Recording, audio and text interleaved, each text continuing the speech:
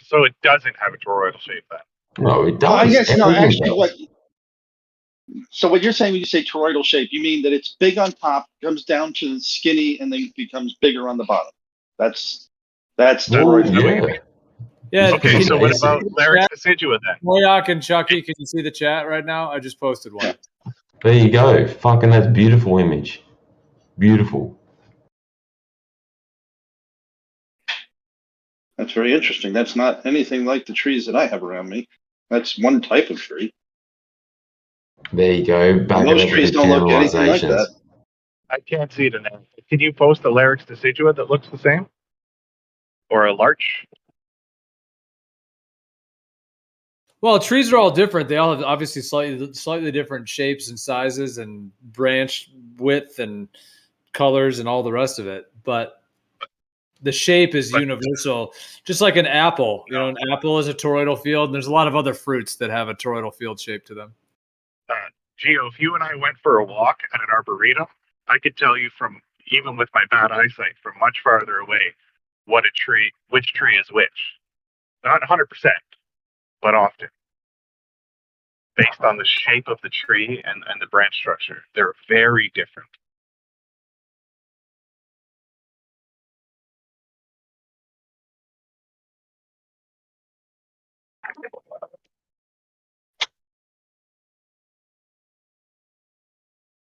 Right on. Well, they're all toroidal. And trees are just one understanding. Like we were talking about everything in general. We weren't just talking about trees. You just made it specifically about trees. So Gio or Gerald, can you post me 2 different pictures of toroids with different shapes? What do you mean toroids with different shapes? No, we're not talking about trees. I'm talking about everything. Look, mate, have you ever heard of the yin and yang? Have you ever heard of north and south? And I completely forgot what the original point was and why this was brought up. Yeah, yes, I have. Yes, I have heard of yin and yang. There you go, mate.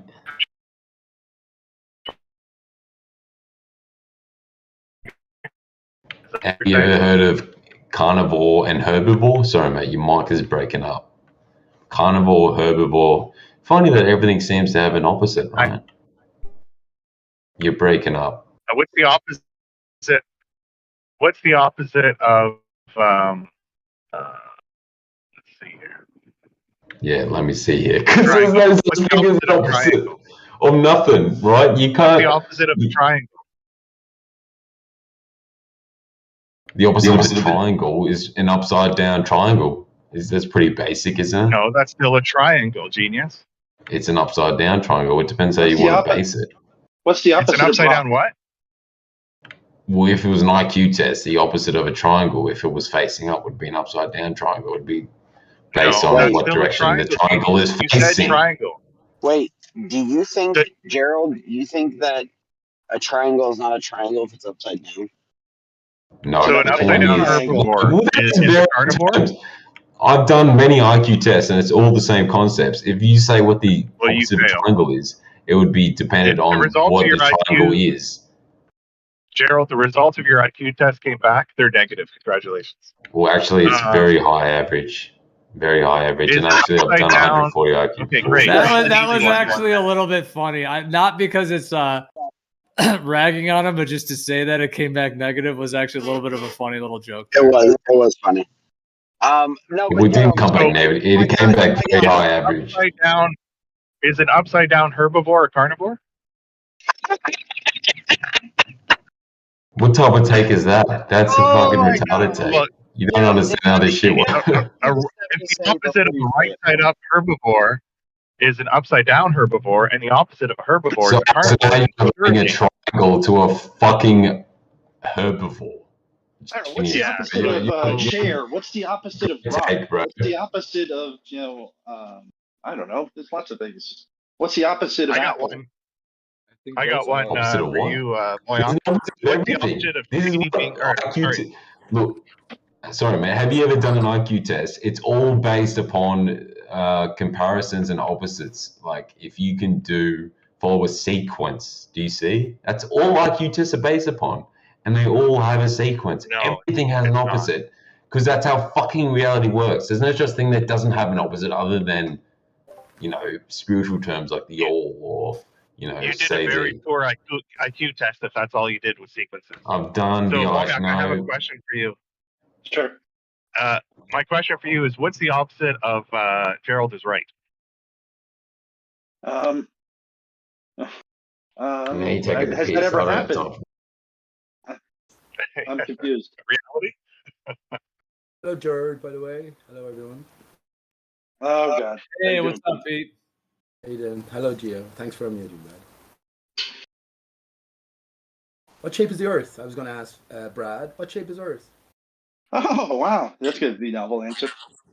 Oh, it's a good question. I mean, if you answer, then I'll get to the second part. So Is what shape I will pizza, is answer you, Pete. pizza a shape? Is He pizza knows. a I'm He shape? knows. almost at work. He's recently had a breakthrough. He says it's a planisphere now. Oh, No, it's okay. toroidal. It's toroidal in shape. It's a It's toroidal. is It's a everything. yeah, it's a toroidal planisphere. No, How yeah, about a and I'm pizza almost at work, planisphere? so that answers your question very thoroughly. It's not running at all. But you already know the Earth is a sphere, right? So the Earth will be spheroidal. But only because you know it's No, a it's a sphere. toroid. Obviously, everything's a toroid shape. Well, An elm in tree, a large tree, all toroidal shapes. You mentioned trees there, you're taking the piss. I was just going to say that coming to flat Earth, because we haven't said what Earth is, how can you say something has a shape? What shape is an elephant? You know what I mean? If you're looking Elephant at a certain shape. aspect of the elephant, you're going to say It's rather usual. elephant shaped. Looking at his Yeah, belly, amorphous. Good point, Pete. What if you're shape looking is at an his elephant? belly, yeah, all you're going to see is rotundity. If you're looking at the bottom of the elephant's foot, all you're going to see is flatness. But you know what the elephant is. So it's Earth. So Earth is it's elephant shaped. Earth is Earth shaped. So Yeah, Gio, but we have to decide Gio. what Earth is. Which Gio, is have we been roughly on shape since spheroid. last night when I was not corrected by Austin? What about it? Yeah, I was listening. I said, have we been on shapes last night since I was not corrected by Austin? Oh no! In fact, I thought it was interesting that you popped in and they happened to be talking about shapes because last time you were on, you were talking about shapes with Austin. So no, it has not been shapes. Gio, It's not shapes all the way down. Gio, did you see what Austin did? He made this big to do about the shape, and I said, okay, well, what should I ask? And then he's like, well, no, it's actually a pretty good question. I was like, well, damn, dude, what do you want me to do? Yeah, but it sounded like you guys kind of came to some new ideas on it. No, he told me that it was a fair question. So I didn't hear the percentages. What percentage of your 17 or 18-year-old students in physics are flat earthers when you start? Or are open to it? So we rank it by percentage, and like percentage of confidence. So the way that I've always expressed it is that so over 30% of the students typically will be under 50% sure that the Earth is a globe. Really? Massive amount. That's a How massive. many? 30%. Wait, 30% are less than 50% sure. Yes, Yeah. that's the way that I Nice. Good That's stat. a massive. But number. after, And at the end? well, no. After investigating flat Earth through Nathan Oakley, Eric Dubay, which will now be Austin Witzett's, I guess, 30-minute rant, and Quantum Eraser, fewer than 10% of the students are less than 50% sure, and I've never gotten to the end of the flat Earth unit where a kid is over 80% sure that the Earth is flat. Is anybody He's a over bully, probably. 50%? He's bullied by the rest of the class, and your tone will be a dismissive, sort of derogatory tone. I'm sure of it. We already Yeah. went through this. Pete's We already right. went through this, Dodo. We don't. It's only flat earthers presenting the stuff. It's not me. I know Yeah, kids but are I know you. kids are ruthless, are they not? They'll make Yeah, fun well- of stupid people quicker than adults will, right? Oh yeah, absolutely, and that's the problem with it. Yeah, but how old are the children you're talking about? And also, you're 17 the and teachers. 18. And what do you 17, present 18, to them? Yeah. I bet you there'd be a different class if I was teaching them. And I bet you a lot Yeah, of yeah, them it'd down probably the- be That is it'd probably an probably be accurate basket statement. weaving. It'd Yeah, be it's not- basket weaving, wouldn't it, Pete? Did you guys hear Fleric? I think Fleric was asking because RC, if you want to, I don't think Fleric maybe hasn't heard about it. Hey, RC man. Yeah. Yes, I heard it actually yesterday too, but it wasn't quite clear for me. So you just showed them content of Nathan Oakley, QE, or Austin Whitsitt, and could you be a bit more specific, like which kind of arguments were brought forward there and what was presented? Yeah, so what I asked them to do is give me an under 45-minute video that they feel like best represents their position as non-globers / flat earthers. When I first created this back in 2017, you know, Nathan Oakley was very much still on flat earth, you know, the earth is flat, like it's a lot of the positive claims. So, like, to be fair, the arguments have adjusted in language a little bit, and they are from like 2017, 2018 eras and things like that. So, but the long and the short of it is they I give them this survey, just ask them what they think the nature of earth is in general, the shape of the earth specifically. And then they're presented, we take 3 days and we watch flat earthers present their arguments. I don't do any commentary. There's no, you know, rebuttal or anything. And then I survey them again. Then we do where like students self-select, do you want to be globe side or flat earth side? And then they research for a week and a half, flat earth or globe earth. They can present anything that they want in terms of their arguments, but then we do a debate.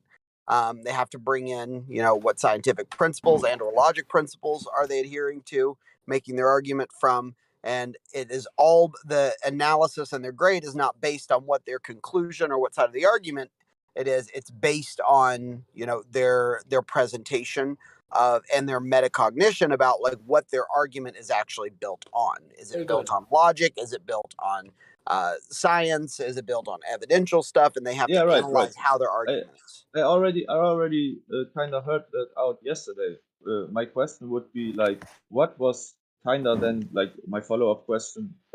What would be the most intriguing subject which was presented to the kids? What caught their attention the most from an argument point of? The one that they were most interested in was movement. Like, you know, I think Okay, Nathan but Oakley had been a lot on the Matt and what's his name bit there for it's like you can't be moving at 1,000 miles an hour and 66,000 miles around 66,000 miles an hour around the sure. But sun. I mean, they were most interested in that argument.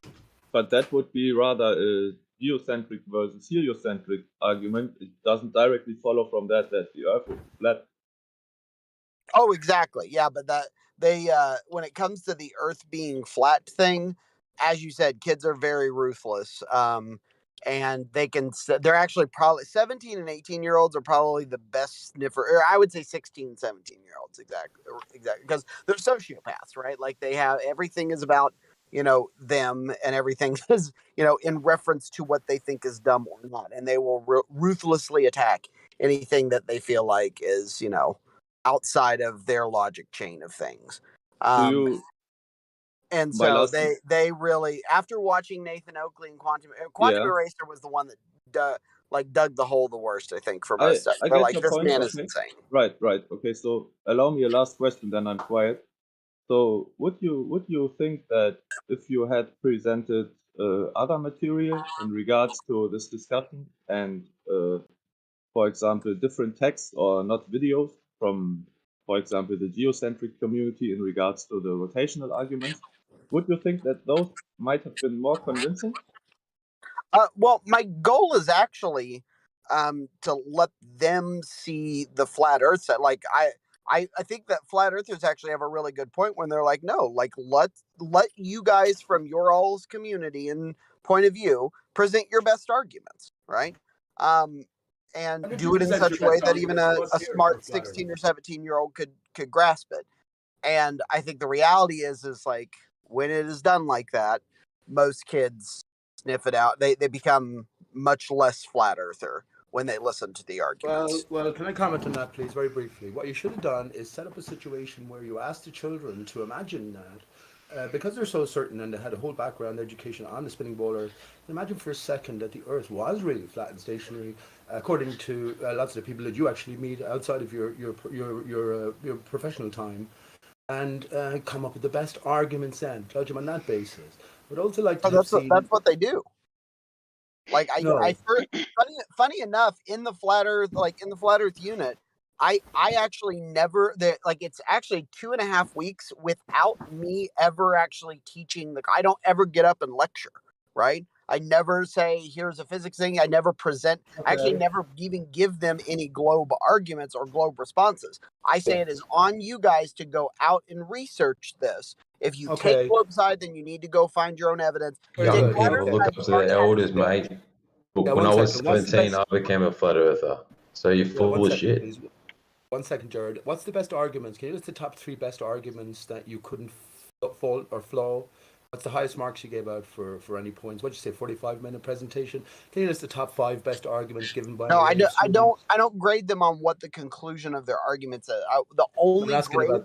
The only grade comes from their metacognition, meaning like their analysis of saying this is how my argument was built. It was built on logic, science, evidence, and they have to say, here is what the basis of my argument is and why that basis they feel like is the strongest for their position. So I don't actually grade them on whether they say it's flat or it's globe or even necessarily how good their argument is. I actually just analyze, or their grade only comes from how well do they know how they built their argument. Yes, I can get that. It's a rhetorical exercise in a sense, but it's bringing up the archaic thought that the laugh, sticker, that some people at one stage you just think that the Earth is flat and stationary. So it's just improving your debating skills, in other words, and just your cognition skills, your ability. Well, it's mostly just the analytical. It's mostly the analytical skills. So can you break down another person's argument and point of view? And actually articulating what are they founded on, what are they not founded on, what is the course of their reasoning versus not the course of their reasoning. Okay, so can you list the best 5 arguments that were given? Forgetting about grades. I'm glad I didn't want my son to go to school because I don't like what you're saying here. But obviously I know you as well. But you're in this arena. You spend plenty of your spare time arguing against the dumbass ballers. Can I finish, please? The dumbest flat earthers. Can you just list the top 5 arguments which were developed to sufficient marks that you give top marks to for pupils that you examined their work?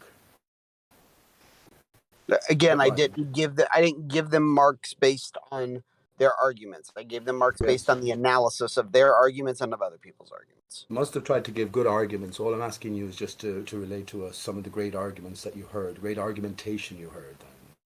Did you do anything at all? Throws a bone at all? I mean, I already mentioned the one on the flat Earth side of things.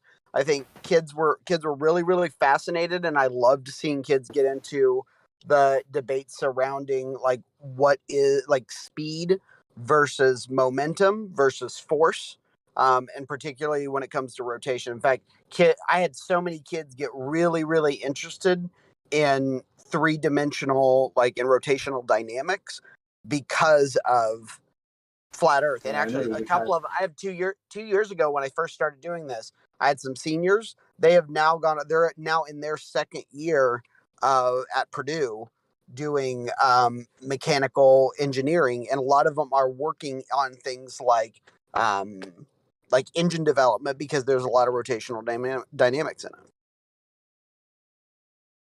And that's terrestrial, that's technology, that's engineering, but we're talking about here the nature of the Earth. Yeah, I know. Did you tell your students that you can't give them one demonstration of? Did you tell your students that there's no practical demonstration to be shown of orbital mechanics in motion, in action? Yeah, I mean, listen, they listen to flat Earth. They leave that out. Well, RC, but is the whole goal of this as kind of almost like a re-indoctrination? Yes, thank you, Gene. Protocol? Exactly. No, it's meant to kind of bring it up under this guise of, we know the Earth isn't flat anymore, of course. I never said the whole thing. Hey, guys, let's do this exercise, kind of practice your debating skills. but are they really in a mindset where they could even go through a transformation this significant of their worldview? Do they have a support team? Do they have any friends, anyone to talk to? Well, Or Gio, are they kind of being like almost put on the spot with this idea from this teacher that obviously is very strong heliocentric, is committed to the heliocentric model, and then kind of having them do this debate exercise based upon obviously what you are already projecting as the false reality? No, well, in fact, Gio, I think that you'd actually be kind of proud of me when I do these things, because you would think that, okay, I really want to like try to push a heliocentric one. If you want to know a lot of my behind the scenes reasons for listening to you guys, because I do spend most of my time here on mute, right? I wanted to actually, what I try to do is I try to push kids in the same way that you guys push Globers. So when they give a quote unquote Globe argument, I will respond in a lot of the ways that I hear you guys respond to it, to make them think and push their thinking towards, like, no, don't just give a textbook answer on this. I need you to find out a why and a fundament for evidence. So you're indoctrinating children. Have you ever heard of the concept of critical thinking? That's what you should teach children, that they can No, think Gerald, for I've been an themselves. educator. And that's not what you're doing. What you're implying here is you're teaching children to think straightforward in a way that is box cutter, No, square. Gerald, that's the opposite of what I'm You doing. aren't telling them to critically think. That's I what am you're doing. telling You them just to admitted to doing that. That's the whole point. I don't think you're listening to anything I'm saying. No, I am. You're not critically making children critically think, and that's By the presenting them problem. with counter information and counter arguments to what they have like largely been taught in school as the worldview that the Earth is a globe, and I'm literally presenting them the opposite of that. So you're a flat and from the earther. community, what people have told me here are the best arguments that are out there. Like, I just put Austin Woods. He said, no, make them watch my 30-minute video. And I took out Eric DeBay's one because everybody says it's boring. All my kids always say it's boring. And so I gave them Austin Woods. I actually already replaced it. And so, no, it's the opposite of saying, like, no, just be indoctrinated. I'm actually making them question. The entire 2.5 weeks is make them question what. So you made them watch the video. Are they all vaccinated? You made them. Are they all vaccinated to attend your class? I wonder. I have no clue about the vaccination status of my students. Yeah, let's not go there. I know, but it seems Totally irrelevant. Gio, this is a serious topic for me, because to what you call it, to misinform the children, to mislead the children, this is the biggest crime. We're told this in the Bible as well. But yeah, my own son went to university, and you could be sure they were blackmailed into being injected. But we can leave it there. We can leave that there. But the point is that obviously it's clear to us, RCMIC, that you're not questioning this with this severity that you should. It's good that you're putting it across, but you should be putting forward your own views as well. Listen, Dodo, I've listened to you guys for years, intently. I don't find any of the presentation of evidence or the argumentation style. Well, the evidence comes from within. Doesn't find any of it satisfactory. That's why we can't list one decent cause. I would like to see. I wouldn't. I mean, I'm just going to kind of say this kind of playfully. I'm not really saying I want to do this, but it's kind of it's just because in this idea, like Pete, you would probably maybe say the same thing. If you could take someone,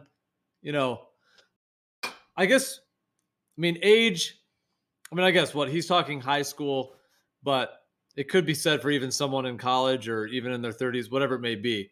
Like Pete, do you feel like if you were able to sit with someone and just drop like an hour's worth of information, and they're intently listening the whole time, they're really paying attention, that you could drop that the Earth isn't a globe and very poignant components laid out to where at the end of it, they are definitely going to be even more intrigued by what their initial intuition even, indicated originally. I'll say one thing. I will just say, because I got to go into work right now, Gio, the reality is like 16 and 17-year-olds, like there are very few, I think 1 out of 300 people can actually handle a group of 35 16-year-olds in one room, right? It is a special talent, okay? and I'm lucky enough to have like worked on it for 15 years that like I can do it. But the reality is like most flat earthers in I've here never would taught not and be I able could to do sit it down better with than you, 3 Bob. of them I've and never convince taught and them I know of you and I can do it better anything. than you. I do it often. I go on servers with young people, Guys, you and I kind of speak to them. You kind of cut off RC. He didn't really get to finish. I'll say one thing. I speak to Globers who are young, 15 years old, whatever, and they say, oh, they're talking shit like NPCs. They're talking shit about the globe. And I present them the information and the sources. And then they come back after gazing it, and they're like, wow, my whole life has been changed. This is amazing. Literally, I have quotes of this. Do you see? And You present I them the appreciate right as well. information and the sources, That's brilliant, and there you Jared. go. That's brilliant, Jared. And I actually have experience in this area in a different sense. I do busk in town. I play guitar. I mean, I meet lots of people passing. And I say it regularly to people about flat Earth, and I get into brief conversations, Gio, and of course I could easily handle the main points, and I have a way about me as well, which will put this interest into the people. But I've met people, who said they were flat Earthers already, but yeah, easily done. You have to take it at a basic level, you know what I mean? Get over the basic points, but within an hour, with an hour of focused determination, absolutely change anyone's mind. Yeah. Absolutely. And just the, like one's energy. I've shared it with people like for the first time in person before, a couple different ones where, yeah, it was just like a complete download that was very direct. And like this one woman, I was at a spring collecting spring water. And, it's like this beautiful spring that came down the mountain and you could collect water there. And a lot of people would get water from there. I mean, not a ton, but because it was kind of out, but it was like a place where people would come. Only people like local would come to fill their water bottles. Anyways, I was there, and this woman was there, like with her children, and I was like, I offered to help her, like carry her bottles and stuff. So her and I just started talking. We were just started getting, just chatting about stuff, and in whatever way, like, yeah, essentially the shape of the Earth came up, like the Earth being flat and everything, and I brought it up to her, and she was just instantly intrigued. And I just shared it in a way that was so direct. And she was already tuned in. She was already a very intuitive person, but she had never really considered this before. However, she did not seem very attached to the globe. She's like, well, yeah, they tell me it's a globe kind of thing. So she wasn't extremely attached to it.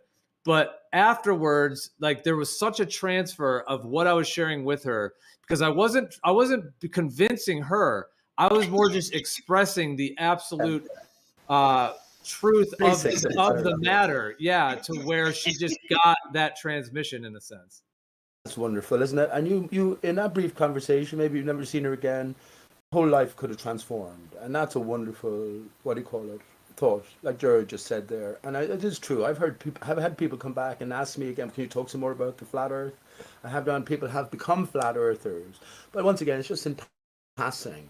I think in general, the sort of the environment is ripe as well. All this conspiracy stuff, all of this, all of these questions that are sort of put to the forefront for everyone to ask. It's sort of made obvious, so it's sort of leading the pathway for the mind, the open mind, to consider these things, and that's why I can see right to RC Meisty. That's why some few simple questions will confound any baller. If I think you have to come in and you have to state your are you a ball earther, a flat earther, or a truther, right, Gio? If we all had information that the Earth was really a ball, we went up to space or whatever, blah blah blah, and we saw it for a fact, then of course we'd naturally change back.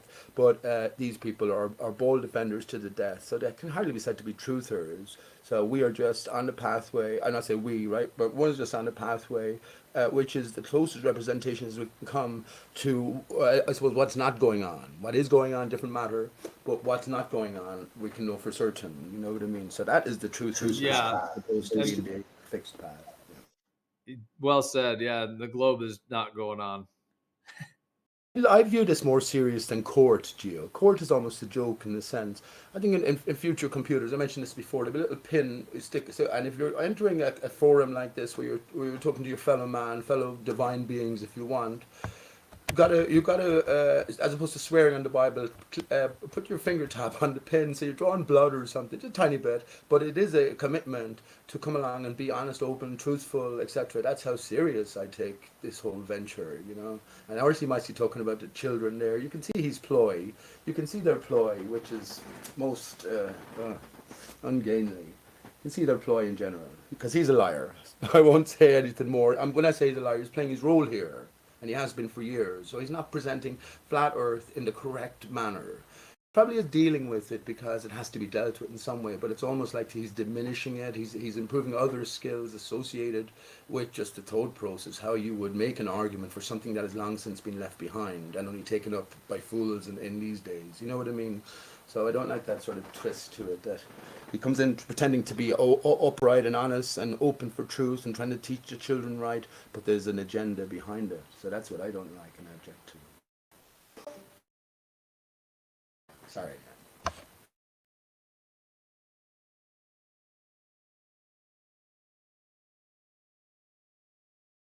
You're only 22 too. Yeah, I mean that woman I was Yeah, speaking mate. to, that one that I mentioned, that woman I was speaking to, what was so cool about it is when I started telling her about the Earth being stationary, like it's not moving, and it's planar in nature, water is level, you have the land sticking up out of the water.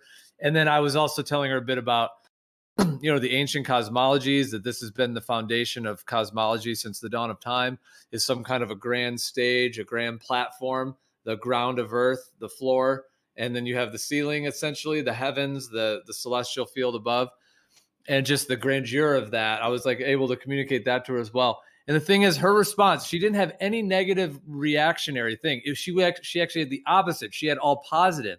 So as I was telling her this stuff, she was like, "Oh my gosh, like that is incredible." And she's like, "I never thought of that before. I never really thought about it." So it was like she was actually just honest about it, that she hadn't really thought about it, and she just seemed very open to it. Now, she wasn't just believing me necessarily. I mean, she kind of said she'll have to look into it or think about it more. And again, I wasn't even being convincing. I was just sharing it in a way, but she was so completely intrigued and just hadn't really considered that actually could be the case, that we are actually just on a stationary Earth, a stationary platform with the sky above. Exactly. It's about being exposed to the information and receiving good sources, right? And that's why they're censoring the information. Not like it was in the past. It's completely censored. You can't receive this information unless you have the right sources, right? I can double speak, but yeah, back in the day, there was all the videos being shared with the algorithm with YouTube. So anyone who even started looking into flat Earth videos was just getting pummeled with all kinds of good stuff. There was all kinds of panels, and like most of that was YouTube shows back then. There wasn't any Discord. The different like YouTube debates, and anyways, that was wild. Yeah, but it was exploding, and you could find a lot of because if you started getting recommended flat Earth videos by YouTube, you'd start getting ODDs and all these different ones. And so a lot of people had like a journey back then, like this authentic journey where they were just watching new videos every day and actually just having their mind blown like simultaneously. Exactly. And I think that's what a lot of us actually came to the conclusion of flat Earth was 2015 to 2017 YouTube, with all the flat Earth videos that were out there. You could look it up and you get the right information, and it was all mind blowing. That's when I could say it completely, driven my understanding based also upon my own life experience with psychedelics and things like this. It all just added up together. And not only that, high school, think about all the things were taught at school. No one likes school. No one's interested in school because it's full of shit. You can tell the people that are smart and that aren't nerds and just, relay information, people that are free thinkers, school's fucking dreading, right? Because they aren't teaching you the real deal about life, because we've all realized it's all lies, right? Yep. There are a lot of more lies than many people would have maybe considered originally. But what is that? Yeah, I mean, I think also like the I was just gonna there was one, what was I gonna say? Oh, just nowadays it's so much harder to find good information. That's the thing of YouTube recommending all these like really a lot of good content and all kinds of in the field experiments and all that stuff. Like nowadays, people are not having that journey in the same way because of the censorship. So they're not able to find a bunch of really good videos, right off the bat, or good content, or just good information, no matter what, whether it's video or no matter, just information in general. And they're getting a lot of the Professor Daves and who knows what else, they're being, in terms of like the YouTube algorithm that they're being given, like NASA stuff just to reinforce, the globe. If that's a component, It's all a bunch of shit. You know what I find funny is that this shitlery cunt has such shit to say. He says I was bullied at school. No, I was actually an alpha in school. I was the leader of my group. I had the hottest girlfriend. It was very popular, very fit. And this cunt here thinks look at him. He thinks he can talk shit about me. I don't know why that's allowed. Maybe I should just give. I'm sorry, but like that's not okay. I was the shit, but the point is, people who are alphas come to these conclusions, right? Because the only people that give into globe and community thinking are ones that are pigs, piglets, sheeps. It's the alpha herder who leads forward and doesn't give in to the the ultimate consensus that it's a globe. Do you know what I mean? Like, you have to be a free thinker, and to do that you have to be brave, right? And there's not many brave people. I can't get over your 22, bud. I can't, honestly. If you're, I take it you won't lie to me, but if you're 22, amazing. As I posted in chat, 2 in Irish is dough, so you've been 22, you're dodo. Dodo. I can't believe you're 22, man, because you have such a great, have a great, almost a wisdom about you, and such a great way of speaking, expressing yourself. So, yeah. Well, geez, man, not many people I can reflect it with, right? That's why I love coming to this server and expressing myself the best I can in certain scenarios. That's probably, I was going to say to Gio, I mean, this is the thing in real life. It's always going to be hit and run chats with people. You can't really get involved. The more you get involved with people, the more there's going to be trouble.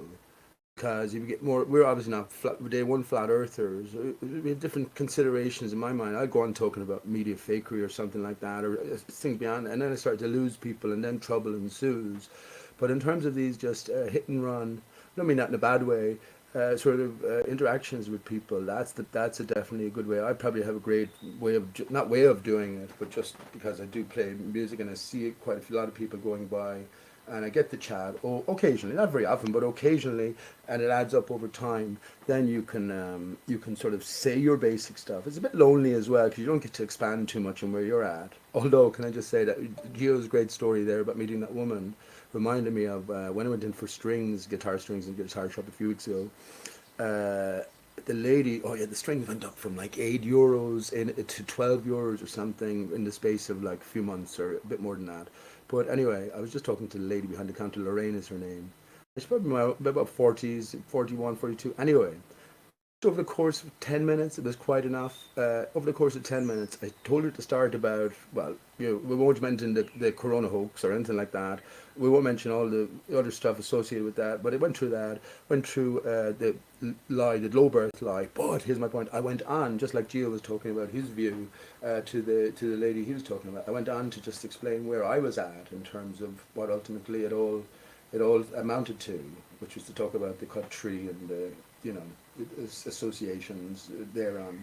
But yeah, she at the end of it, I should have gone. There was 2 of them there actually, but she said, "You blew my mind." I wasn't even out to do that, you know what I mean? But it was again a hit and run sort of conversation, and they're probably the best ones to have. Just, I'm not trying to lie to her, gain anything from it, but at the same time, I'm trying to interact with her and take life seriously and my fellow man seriously as well. So yeah. Can't do it. And Zerd was saying there, this is probably the only place you can come in forums like this, come in and talk openly and freely about the things that are on your mind and get involved. Test yourself as well, because when these conversations finish, your own mind keeps ticking over. So who knows what you've heard from someone else that will coincide with what you've been thinking already along the lines of trying to figure out your own picture of reality. You know what I mean? So that's why, yeah, I think there's a Yeah, I've learned- necessary division. Sorry, yeah, I'm done. Absolutely. Yeah, absolutely. And I've learned so much like every moment. It's incredible. Every day. There's always additional pieces or parts of information that I'm able to consider. At the end of the day, isn't it about our story? We've heard his story. It's about our story and our ability to tell it. Isn't it? We're sort of telling our story and listening and reading our story at the same time. I suppose it could be viewed like that. I think actually, Gio, maybe as George was saying, school is all lies. Yes, it is, but maybe it was a necessary part of life as is. You know what I mean? And now we're in this transformative time, and all those lies were always set or scripted to be written out of the scripts, or maybe a whole new set of lies scripted in. Who Well, knows? I think the creator creates certain eras that have a certain dynamic going on with certain types of entities. Like in terms of what's going on right now, I don't think it's all humans that are doing this. I think that there is another, let's just say, entity involved, species essentially, of beings. The reptoids. So, yeah, so like from that perspective, like we're in like an actual matrix of sorts of these entities, because they obviously, through genocide and God knows what, they've taken over, and they've built this fake empire with the fake globe and the fake science and all of it, the pharmaceuticals, the big oil energy stuff, the agriculture, the media, and then the globe life is the foundation of all of it, and the kind of globalism and the globalists, the whole nine yards. And so now that this is occurring, they, in a sense, they have assumed some kind of position to where their deceptions have been, or people think are true, or many of them. And then we're in this kind of unique era of that becoming known by more and more people. You think that's because of divine intervention, Gio? Or the creator. See, the creator, God, is such a difficult word, isn't it? And who knows where we're really at once we get to flat Earth and beyond. But do you think We have we have to get our sovereignty back and set ourselves free. Humanity does. Because I think our sovereignty has been taken. Like, we have been enslaved in a way by these entities because of the way they did it with the money system, the whole sinking of the Titanic, the Federal Reserve, World War I, World War II, NASA, United Nations, all of it, the whole way that it's been conducted. That's why I was so disappointed. For years, I gave up the legal name, back using it at a minimal level. But I was so disappointed that there wasn't more people getting on board. If there was unification, if there was a sort of a path forward, it was about or getting our sovereignty back and understanding the fraud that is the legal name. And by sort of, I think they don't allow this as well. You know what I mean? It with too much of a flow would occur. But yeah, if something like that did happen, then you'd see. How did the Titanic drive history and drive towards this goal? Titanic? I'm really not asking you, Pete. I'm asking Gio. Why did you come in why did you come in just with something complete? It's not off the wall, but why didn't you just answer something about what I had to say rather than just immediately? Because I don't respond to the stuff you say typically. I'm trying not to, at least. But why did you have to come in a conversation which does not involve you then? Well, no, it does involve me. I'm in a room but you're an when I ask Gio a question. Well, Pete, let's just flow with it. Off you go. Just give me 20 seconds, and then we guys can pick it up. Because I'll answer it. Okay, my understanding is that, okay, first of all, J.P. Morgan financed and funded the building of the Titanic itself and the other two sister ships, the Olympic and the Britannica. And so J.P. Morgan was literally the financier to have the Titanic built. The morning of the voyage that sunk it, when it sunk, he was supposed to be on it, J.P. Morgan himself, and he canceled his trip the morning of. Okay. So he, of course, was not on that ship. However, who was on that ship were several of the wealthiest men in the world at the time. James Jacob Astor, and several of these guys that were opposing the Federal Reserve, the establishment of the Federal Reserve. Okay. These guys were opposing it. So it seems to be the case, in my understanding, that they planted explosives on the Titanic, and there's actually very interesting evidence for that as well. But anyways, I think they actually purposely sunk it. It didn't hit an iceberg. It was purposely sunk. I think with explosives mounted in the hull. And they had to break through the barriers. Because, dude, if it had that ship was built that if it did hit an iceberg, it wouldn't sink because of the chambers. But all of the chambers were blown out, which is what sunk it. Anyways, there's a bunch of okay. So, but without going into all that, bottom line is that the guys on the Titanic who died from because I do think it's a real thing. It really did sink. That's a real deal shit. It's not like a story made up. That did happen, and all those people died. And then they didn't have enough lifeboats, of course, so they couldn't save everyone and the whole thing. Well, the men, of course, didn't make it. Even the wealthy ones. Some of them did actually. Well, there's other ones that did, but the main ones that were opposing the Federal Reserve did not. Now they might have even just had people killed them with a gun or whatever. You know what I mean? Just to make sure they were died. I don't know. Who knows what was going on? There could have been crazy shit that actually went down at that time because they wanted to make sure those people didn't make it.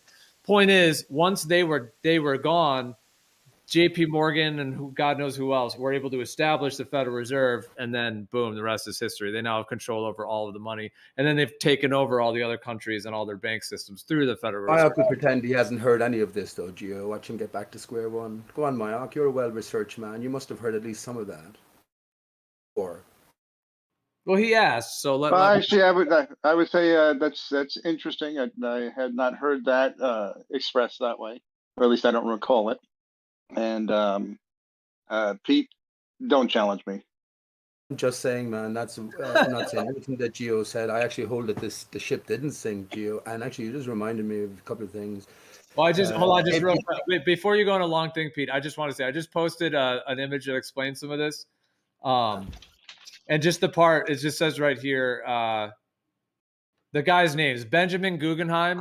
We've all heard Guggenheim.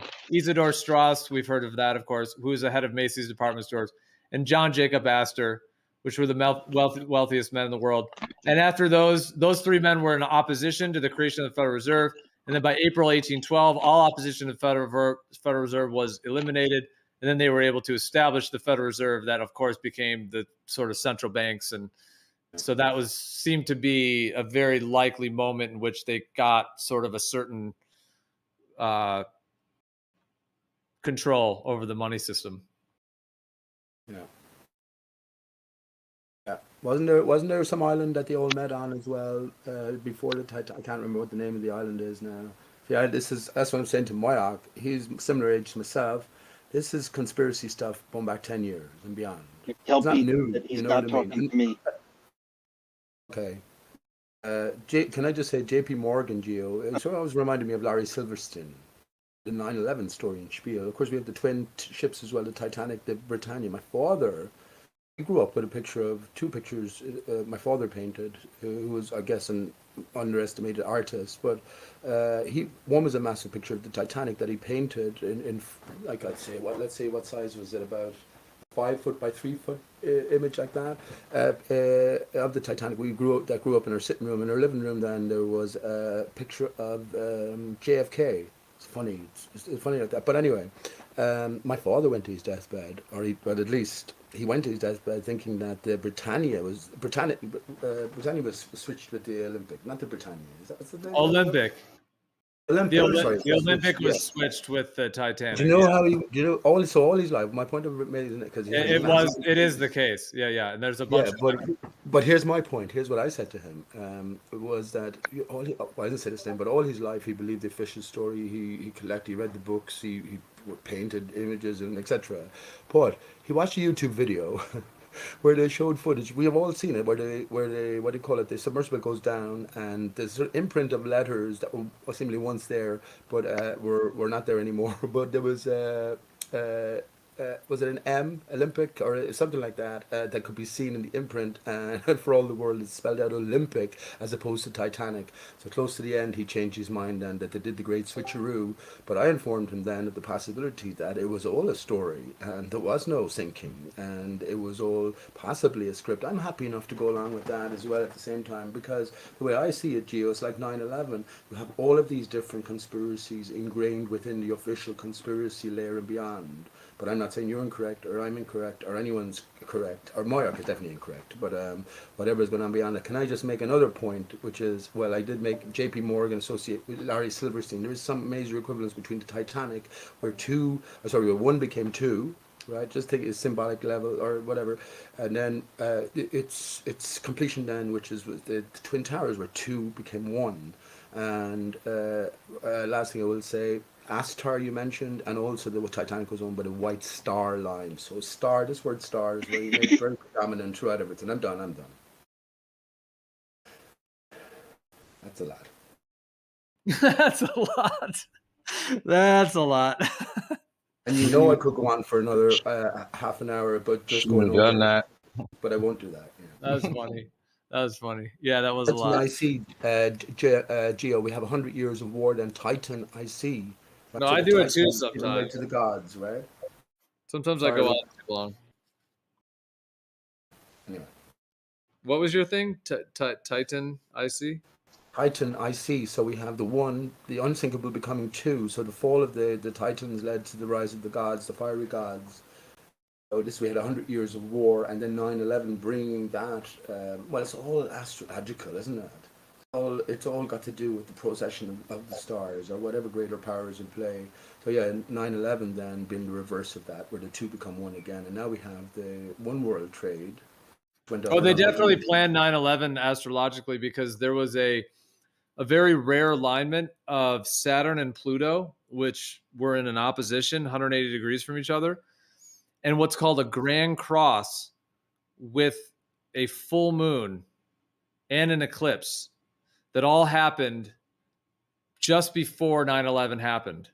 That is, and yeah, that's so mad. Not just before, like minutes before the event started, but it was like the alignment. Because I've looked at the charts for it, were like, I have no question it was planned that way. Yeah.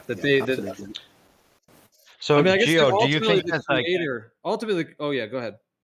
I was just going to ask, do you think that the non-human control that's going on, do you think they are also following astrological alignments and stuff?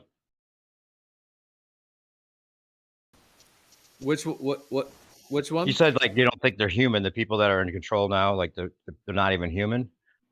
But are they following that same kind of thing with like the dates and everything, you know?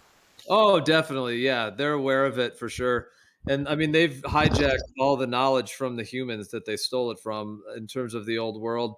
So yeah, they know way more than is even in the mainstream now. I even think they use it in their fake space stuff, because you know how they say that they predict because of their gravity theories. They're claiming they're predicting like the gravitational lensing. But in reality, they just have ancient astrological maps from the actual wise ancient humans that knew about them, these cycles and the different transits and the different light shifts and changes that would happen. So they're kind of using that ancient knowledge and then plugging in and trying to claim that it's their space-time gravity thing. But have they always been here? Like, have they, like, whoever these entities are, is it entities or just like another race of different type of people? Or, I mean, the non-human ones are like, well, how would you describe them? Or is it just kind of a thought that they must be not human because of the way we're disregarded? No, I think they're only here in this time. Yeah, I do know what they are, and and there's not even very many of them at that level. But yeah, no, they haven't always been on Earth. No, they only have been on Earth in this current period that they are, basically. Where'd they come from? Where'd they come from then? So I know this. I'm trying to get you to say out of ponders. You know that, right? Well, here's where I actually think these guys came from, is the underworld. So at the North Pole, there's like multiple different entrances to the underworld, and there's a massive maelstrom as well. in the center. And I truly think these entities, they came out of that from underground. Humans are from the heavens. Like we descended from the heavens, whereas these entities literally come from the underworld, and they are evil. They are absolutely, I mean, not all of the underworld is evil. There's actually positive parts of the underworld too. There's like healing spirit animals and things down there as well. But the darkest, seediest part of consciousness is also in the underworld in that sense, whereas the lightest, the high vibration stuff is in that sense in the heavens. At least the way this world is laid out. So yeah, these entities I think actually came from the underworld. I know it almost sounds like science fiction; it's that intense, but they had to come into this realm somehow, and they also are connected to a very, very, very intense demonic entity. And that demonic entity is the one that is kind of invading humans right now with all the deceptions and the lies and trauma and GMO foods and all these different components. Is this reptilians fundamentally? So are they posing as humans? Are they inhabiting bodies or something, and then like working within the politics? Like, are they possessing like shape shifting? You mean? Well, yeah. Like how do they control things? And if they're so evil, why don't they just kill us off? Like what's their? I mean, they must have high intelligence, and like work within the system. Maybe they're like, I don't know how you confirm that that's what's going on necessarily, but I would think that it could also be like just another type of human that, or same kind of human that thinks of themselves as something higher than us. So they don't, you know what I'm saying?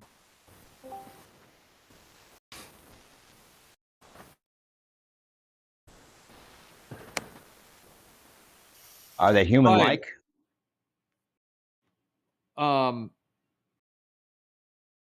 Yeah. You're saying could they like shapeshift into some like a human form, basically? Or could it be just like humans that have, been like they think of themselves as like better than us, so they might as well not be human because they see us as like another lower race, like a lesser race. Right.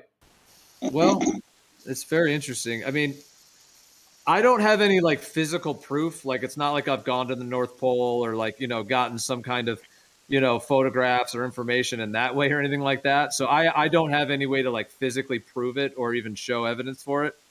The way that I know about it is through my own, I don't necessarily always use this term, but people do know it as this in a sense, like astral travel, and also just like tuning into consciousness in terms of what exists.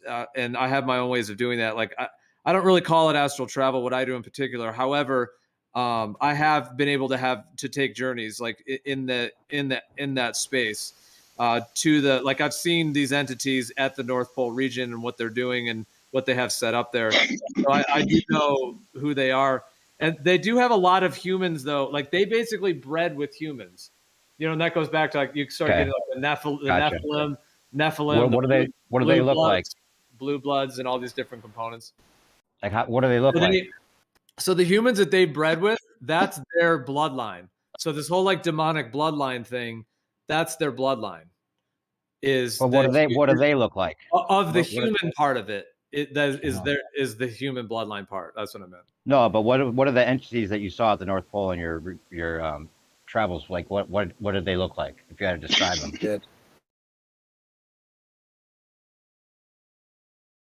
Or the reptilian? Or is that what we would commonly picture as a reptilian? Yeah, interspecies breeding is always a big problem in life.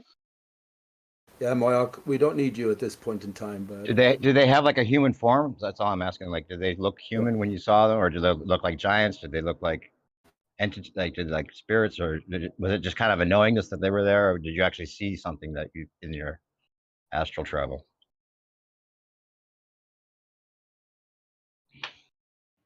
I want to know what to look out for. Gio's red phone just went off. They're about 11 to 14 feet tall. There's not very many of them at all. They live for about 1,500 years each. So that's how they're able to plan this shit over such long periods of time. Mm-hmm. But they don't reproduce very quickly, and they're actually kind of dying. Like they're not able to reproduce, so they're actually kind of going down and like literally going down in numbers. So their species is dying as well. So they have always had issues kind of reproducing in that sense. They're carrying these demonic entities that are very, very evil. So a lot of this evil we see in the world, it's not necessarily humans. It's actually sort of them through that entity. They just have a bunch of humans basically possessed, if you want to call it that, or convinced, you know, in a way their soul is being kind of controlled in a sense by this entity, and they do it through trauma and genetics and modifications and a whole bunch of different things that they've been doing. And what do you think their goal is? Like, what's the goal? If they're like evil, is it just to accomplish evil in general, or is there some kind of goal? My sense of it is that they want to get out of this realm, which is a lot of why they're trying to like build rockets and try to do all the space stuff. I think like they came from the underworld and they're suffering profoundly by being here. And they want to get to heaven, basically, to the, you know what I mean? Like they're dark. They're made of so much dark that they want to get to the light. That's like their food, or that's like their kind of what they want. And so I think also harvesting humans is a way that they're trying to do that. And when I mean harvest, I'm talking about like just all the psyops and all the stuff that's going on, like, you know, weakening us and doing this stuff. It's like, they can't get out of here really, but they're kind of harvesting off of us for another purpose, which goes into a whole nother component of what their actual larger goal is, I think. But in the immediate moment, they're, yeah, obviously control, deception, and trying to build controllable people. Have you ever heard of, have you ever listened to, oh man, I forget his name. He talked about the similar story, in fact, that they were like, they came from another planet, and according to his story, you know, it's similar. They were trapped in this, like, you know, force field that was made to like keep them here. And then that's where, you know, they ended up like making a half human version of themselves, right? Like they gave their DNA. The DNA was like became the reptilian people, and that was like they gave them too much of their own DNA. They were too smart. They weren't controllable enough. So then they made the Adamic race, and the Adamic race was like dumbed down DNA. That's us with the Eves and the Adams and Michael Tessarian. That's what I'm trying to think of. You ever listen to any of him? He's got a similar narrative, at least, that he says is, you know, kind of told in many different areas. So it's kind of confirmed in his mind that this is what happened. I don't know if the spaceship idea is like something that's just like the similar angel idea that isn't necessarily a spaceship, and maybe Tiamat and all the, you know, the different depictions of the planets was areas instead of planets. Who knows? But maybe that was part of the false narrative put in there to reinforce the space lie. I don't know. Yeah, I know some of his work, but perhaps I haven't looked at all of it. But yeah, I do kind of know that he does have some of those kind of yeah, what you were sharing there. Yeah. And they want to get out. They want to get out of the force field or whatever. They want to figure out a way out, like the same kind of thing. But then why would the light be up? If space is dark, why would light be something they're trying to get out?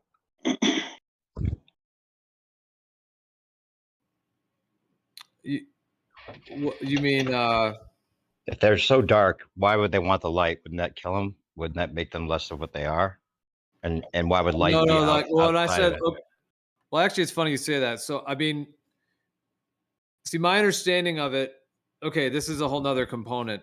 So at the North Pole, you know how all the ancient stories of, you know, that it's like rich, beautiful land there, you know, rivers and waterfalls and, you know, all kinds of different legends of what's there. Doesn't sound like a cold, icy anything.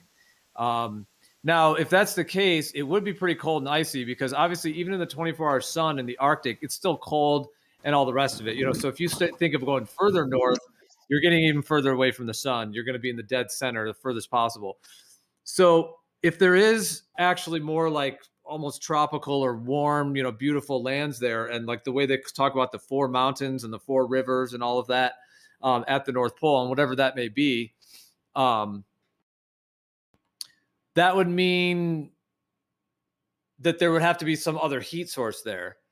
And there are a lot of these ancient legends when they talk about the North Pole that there's Polaris, and then at a much lower altitude, there's another celestial body at the North Pole that's like a bluish, purplish light, and it's just on all the time.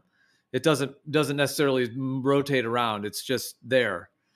And it's said that that is actually like also the idea of like the pyramid at the center that like floats on a quadrupole component to it. And there's like a bunch of other ways in which the center of the Earth, and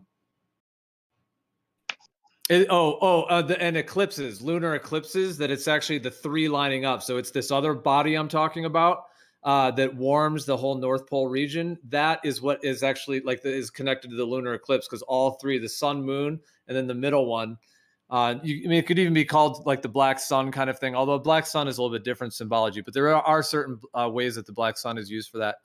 So anyway, so that it's like a bluish, purplish kind of warm, light at the North Pole. And I forget why I brought that up originally. I was asking like, why would they want to go to the light? Like if that would make them less of what they are. Like, and where's the light? Oh, right. So, okay. So I think they came from the underworld at the North Pole. And I'm saying there's another celestial object there. They can live in that environment, but they can't live under our sun.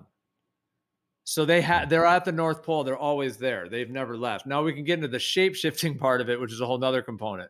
Can they shape-shift and then leave and come into this realm where the sun is? It's like literally vampire shit, right? Like the sun will kill them kind of thing. So they have to but it's actually a thing. Like they can't be. So that's why like we're never going to see one of them. Like they're never just gonna show up anywhere. Like in that, not in their form, because they can't live under this actual sun.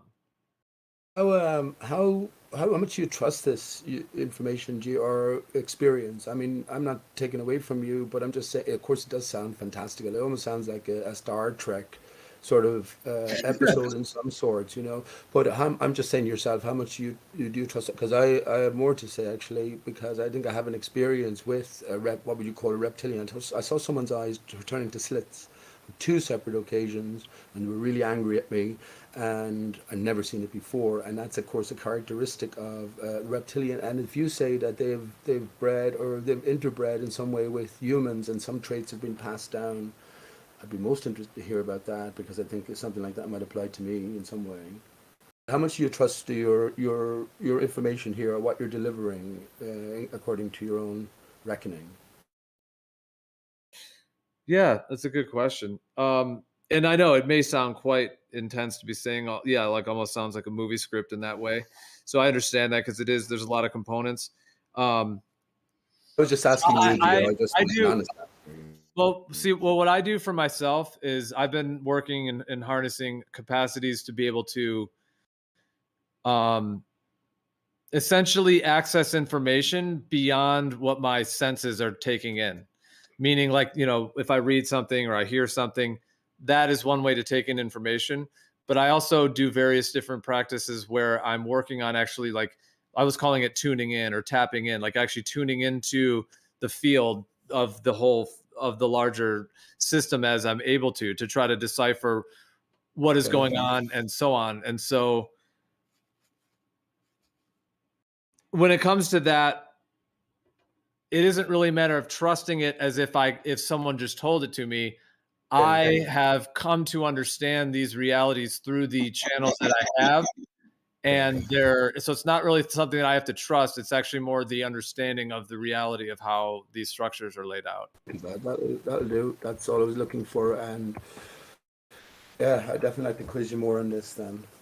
Because, of course, I think everything goes back to the North Center. I have a different view of what's going on. But, yeah, and it's not inside information, any keen information like that. To affect us all. The other question that it came to me immediately, and sorry Dave, just to get this in, which is our role in all of this then, and ultimately the creator's role. In a sense, are we helpless, Geo?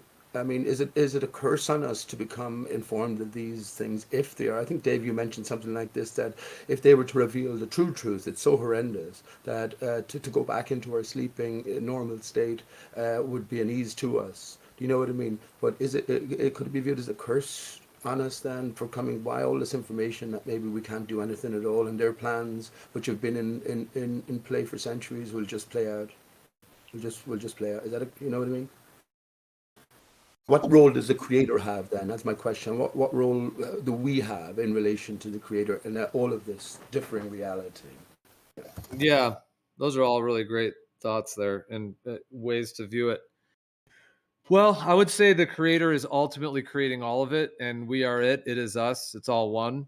So it is definitely fully in tune with all of the layers, and it purposefully, I think, creates all of these different sides. So, you know, whatever the evil or cabal or different groups or different dark forces or even other entities are actually all the same one that we all are.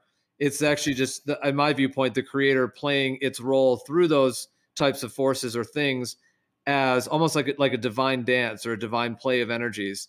And it revels. It seems to revel in this play and in these dynamics and whether it's, you know, different sparring or competitions or different tensions, and especially when it comes to like good and evil, you know, creating like humans that, you know, like we want, like perhaps we have like our human soul or our human heart that just wants to love and be compassionate and care for others and be in synergy with others and joy with others. And then a lot of us, especially a lot of humans in today's world, seem to have a total other side, like a side that's more mischievous or greedy or deceitful or all the other components that come along with that, almost like a dark side.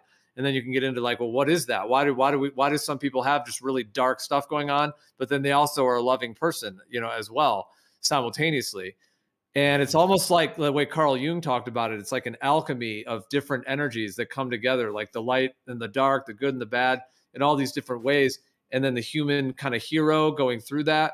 So I think it's all kind of testing us ultimately.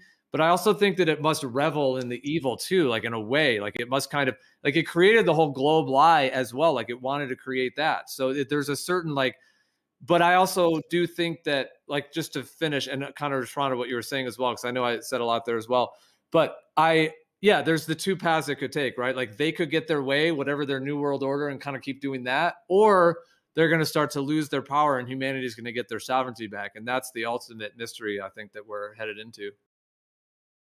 Gio, that was a wonderful answer. I really appreciate that answer. Very good. I could comment, but I let other people comment, of course. I don't want to get in, but it's a wonderful answer. And each section that you mentioned there, you could go along and talk about. And I welcome here at maybe different stages early in the morning where you're at, but you could go along and talk about for another half an hour. You know what I mean? Just explain or just talking about it. It's a pleasure to hear you talk and express so eloquently these sort of beyond thoughts. This is like flat Earth is a basic. You know what I mean? Everything is beyond that. Coming back to our own true positioning, our own true nature within the space around. So thank you for that, Gio. Well, what's it going to take to get our sovereignty back? Would it be like some kind of war or some kind of like, I mean, just demanding it, or is it just going to be like our awareness that gets us there? Yes, your awareness. Are you sovereign right now, Dave? If you are under creator, well then allow no assumptions, presumptions. I guess I have made my own declaration of sovereignty in a few different ways, but it's to the universe more than anything else. You know well, I think Dave, the creator, like the creator revels in going like within large cycles of humanity to go from humans being totally sovereign. And when I say sovereign, I mean just free upon the earth, meaning you don't have to pay taxes to anyone. You don't have to you can just do what you want. Granted, people are going to have their own land areas, and if they don't want you to come into their land area, fair enough. And I think that can be respected. But the thing is, there's enough land for everyone to have as much as they would want, and then you could live in different communities if you want to. Like actually, just being free upon the earth. Like you could live on the earth, hunt for food or whatever it may be, and just be in joy on the earth without any of that. And I think that we came from that in the last phase we were in, and it seems like the creator has rolled out this whole like control. It's like contrasting and contracting, and it seemed to roll out this whole mode that we're in right now, which is like this control matrix type thing with these particular entities and their agendas and all the psyops and all the stuff that's going on.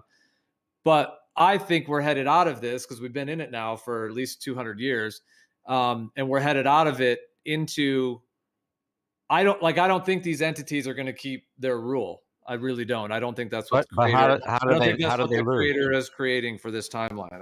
I think What's it take to get them there? Like, well, how do they lose their rule without us doing something physical to them?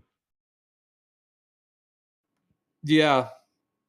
Well, like I said before, they are like dying just naturally. You know, it's like a movie. You know what I mean? Where like it's like the evil is like, you know, like their heart. You know what I mean? So they actually are like not doing well, like in that way as well. So I think that's going to be a factor.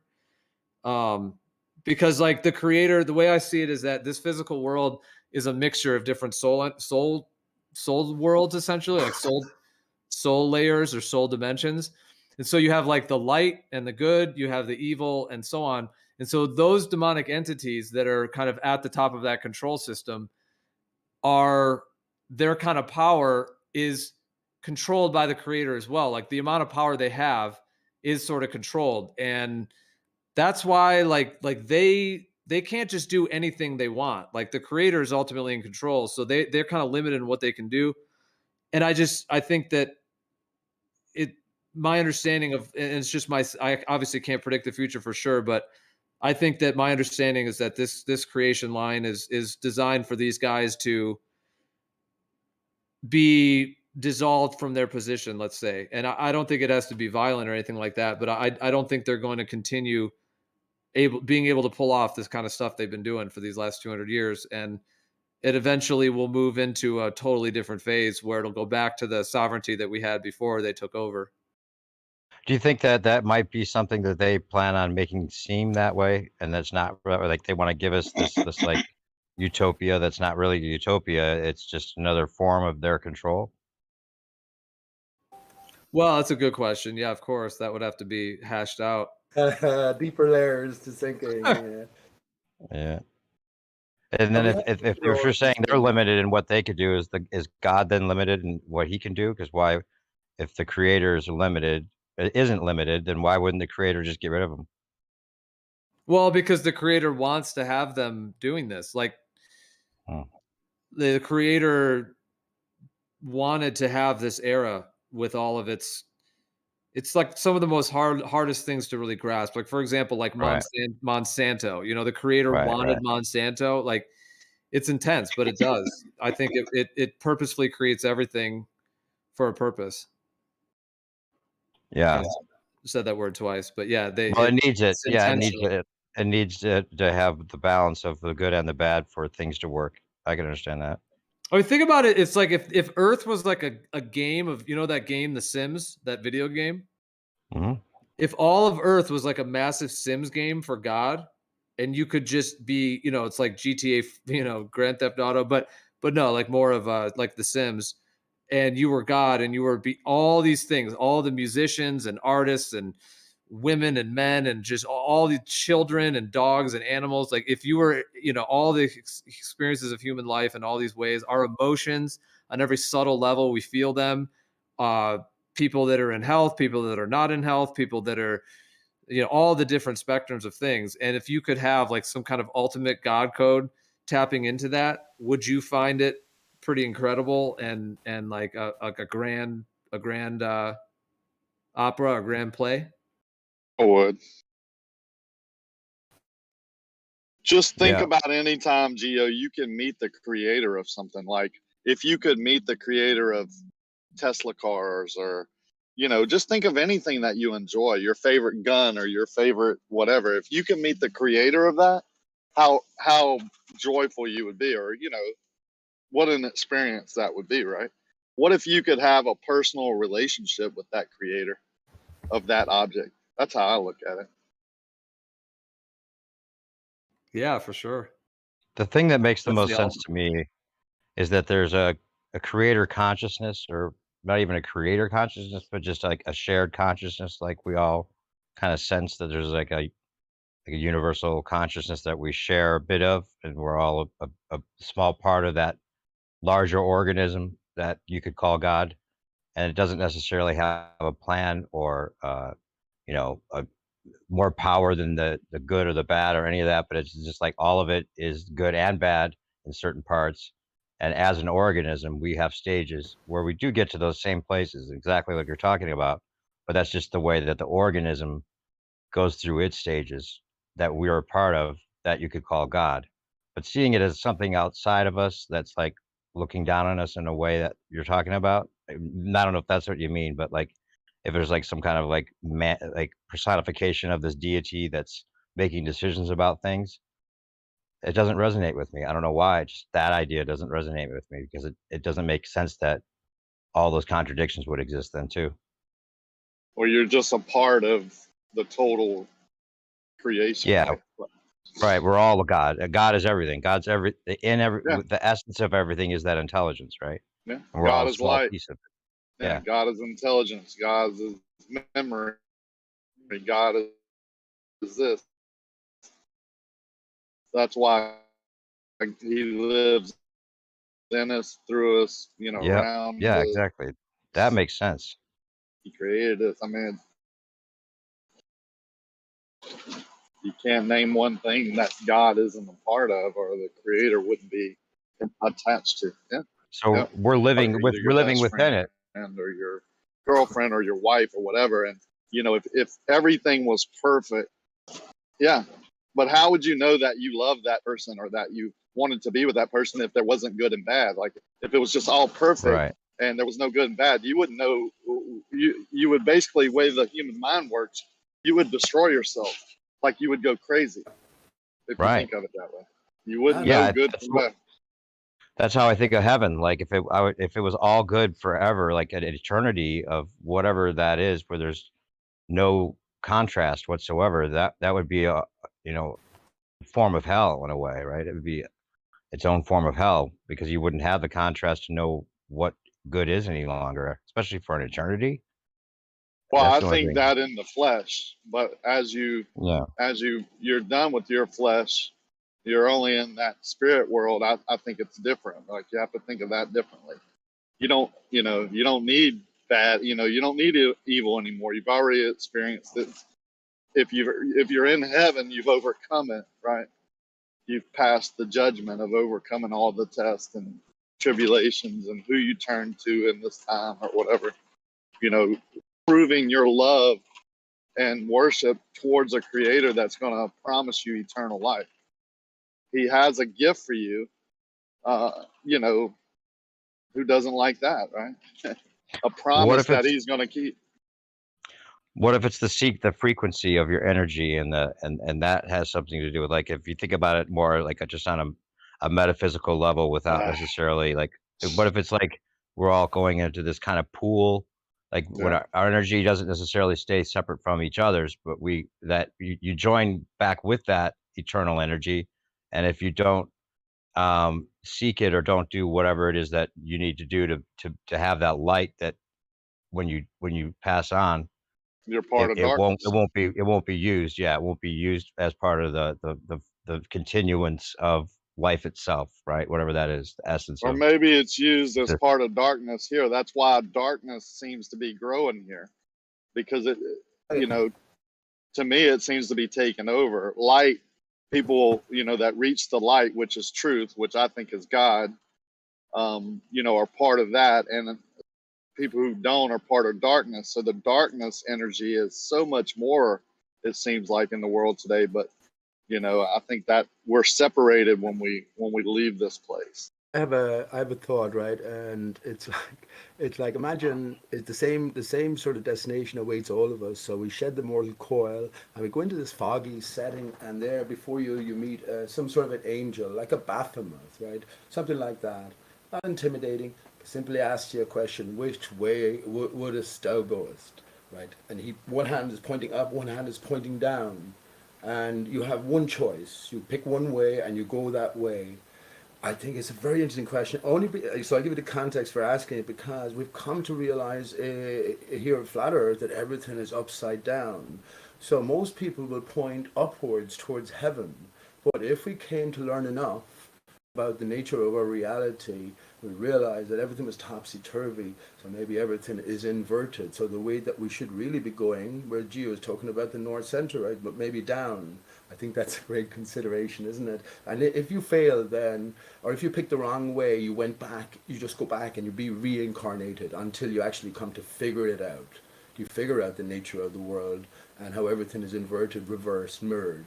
And you just keep doing it over and over again. And because you were always set to finish the game anyway. Isn't that a great consideration? I like that. It could be like I don't claim to know, right? But I do claim to follow what I have faith in. And I think that's a big part of it. I think both could be true, right? As long as you have faith in that and you give glory to your creator for that knowledge, then I think you pass the test. Well, I agree with you, and I don't mean to be disrespectful to anyone. The creator plays a big part of my life, and I don't do as I should do, and give enough grace and enough thanks and enough love towards the creator. But he's definitely the creator is definitely in my life. Well, this is why I think other religions can get to heaven, right? I don't deny like there will be a huge amount of, whatever, faithful Muslims or whatever that pray to their creator, which might be the same creator as mine, right? Ultimately. And they were more devotional. They were, more diligent in their prayer and ties to the creator than I was, more deserving than I was. But the creator knew our heart, knew each one of our hearts and knew our where our faith was, where our truth was.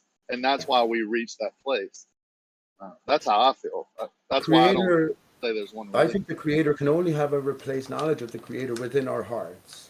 Once we in our brains accept that the creator is ineffable and there's no limitations and we cannot grasp even the tiniest percentage of the creator's capabilities, then we cannot reach or connect with the creator intellectually. You know what I mean? So I think that we have, what you're talking about doesn't matter what religion you are, what you call, as long as you have the spirit of the creator in your heart. And we all know, I think, Dave, every single one of us, even the most heinous of villains or criminals, I say that we know right from wrong. We know truth from lie, and we know good from bad in our hearts. That's another thing people say. You think a person who's murdered 10 people can be in heaven? I'm like, absolutely.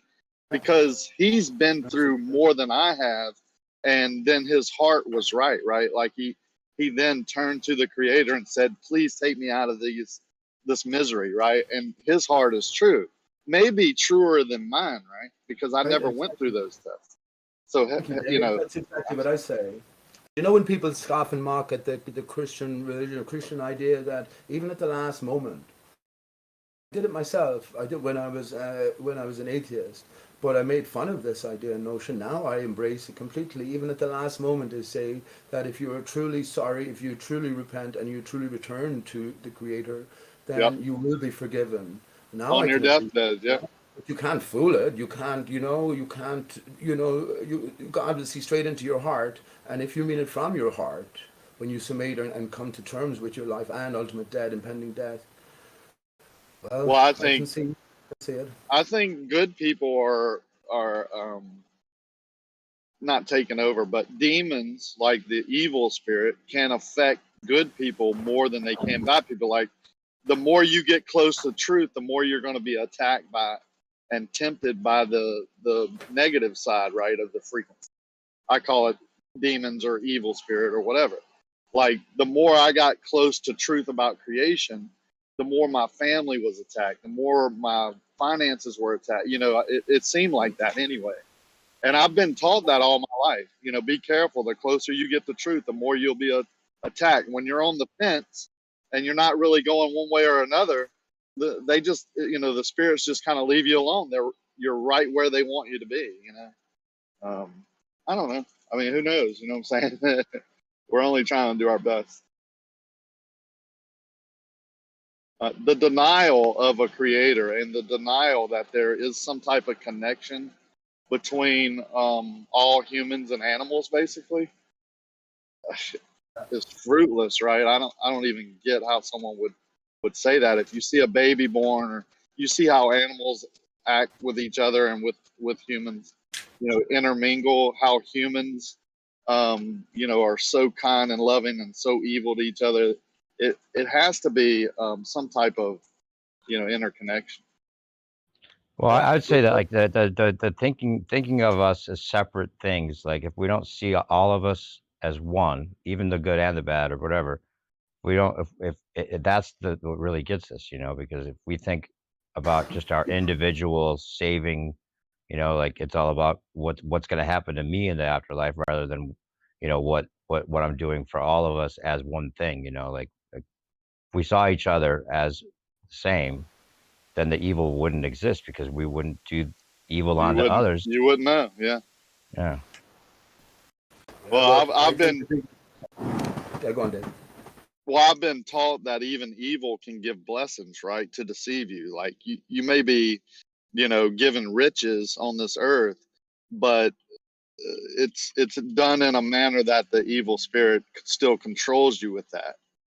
I've been blessed with riches, and I don't think I've been controlled by that. I try and bless others through those riches. Pay that blessing forward every day. Every chance I get, I buy someone lunch. I, like pay for the guy next to me or behind me in line. Or it's those small things that if you pay it forward, people get it, right? They feel it. Hey Dave, do you know those? Do you know you were talking about? Was it some Mexican concrete workers that you didn't really know? Maybe you hired them out as a subcontractor. Did they, as a boss, are you well respected and liked? I'm thinking you are. In yourself, you're fair, you're true, you're honest. You will give everyone a fair chance and a fair day's rate for a fair day's work. Probably even better. Absolutely. I've had up to 80 employees, as a young man. Like when I was in college, I controlled 80 employees. Although I was younger than all of them, they still respect work hard. They saw me, like bringing people, water and drinks and, being a part of something we were trying to build. That's where you earn respect, not from, if you're king or, I think the only safe like way, that. I think the only safe way, and it's very difficult of course, but the only safe way is to try and be yourself at all times without any masquerade. Because why I was thinking about that is just along the lines that you were saying as well. Some good people can do more evil than some evil people can do good. But I was thinking that if we were aware of everything that we were to say, to think, to say, to do, and how it affected others. Sometimes even a glib word could make someone feel so terrible that it ends up in dire circumstances for relationships or knock-on effects, and we don't realize it because it's outside of our sphere of influence, But I think it's because we're sort of casual, or we become too familiar with settings. And I'm not talking about you here, Dave. I have no doubts that you always a fine and a caring man and an employer, I guess, not a boss. I don't like those terms, but you know what I mean. We're dealing with people all the time. But yeah, that's what I think, that the best we can do by ourselves is to be responsible for everything we think, say, and do, and treat every moment as meaningful and with sort of tenderness as well, understanding that you're dealing with your fellow man who are in their own circumstance that you don't know anything about. So as I say, an unkind word or a harsh word here, it could be helpful. At the same time, it could be a great hindrance to someone who's not feeling so good or isolated in different circumstances, which could have a catastrophic knock-on effect in potential. Do you know what I mean? Sorry for waffling on there, but yeah, I think it's a good way forward. Let me just say as well, that's the thing about coming to this sort of information. We don't want to talk about the regular things, the daily newspapers, the media stories going out.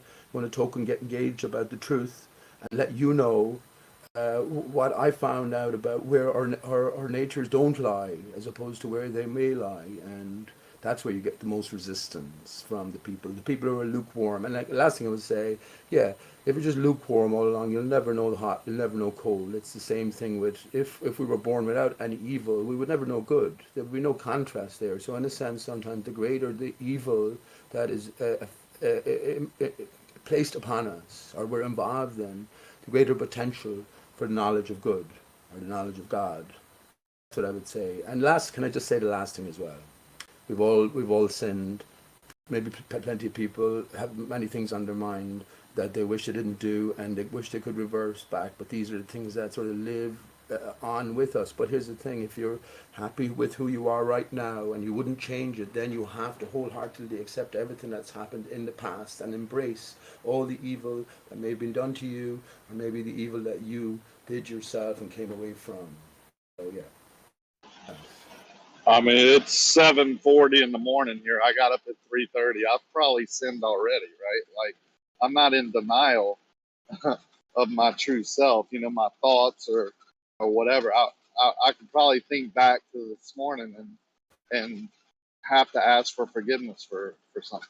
Yeah. Well, that's we speak to God from our closet, you know, from our own rooms, from our own heart. And that's a personal thing. But I'm sure, yes, we live with our past.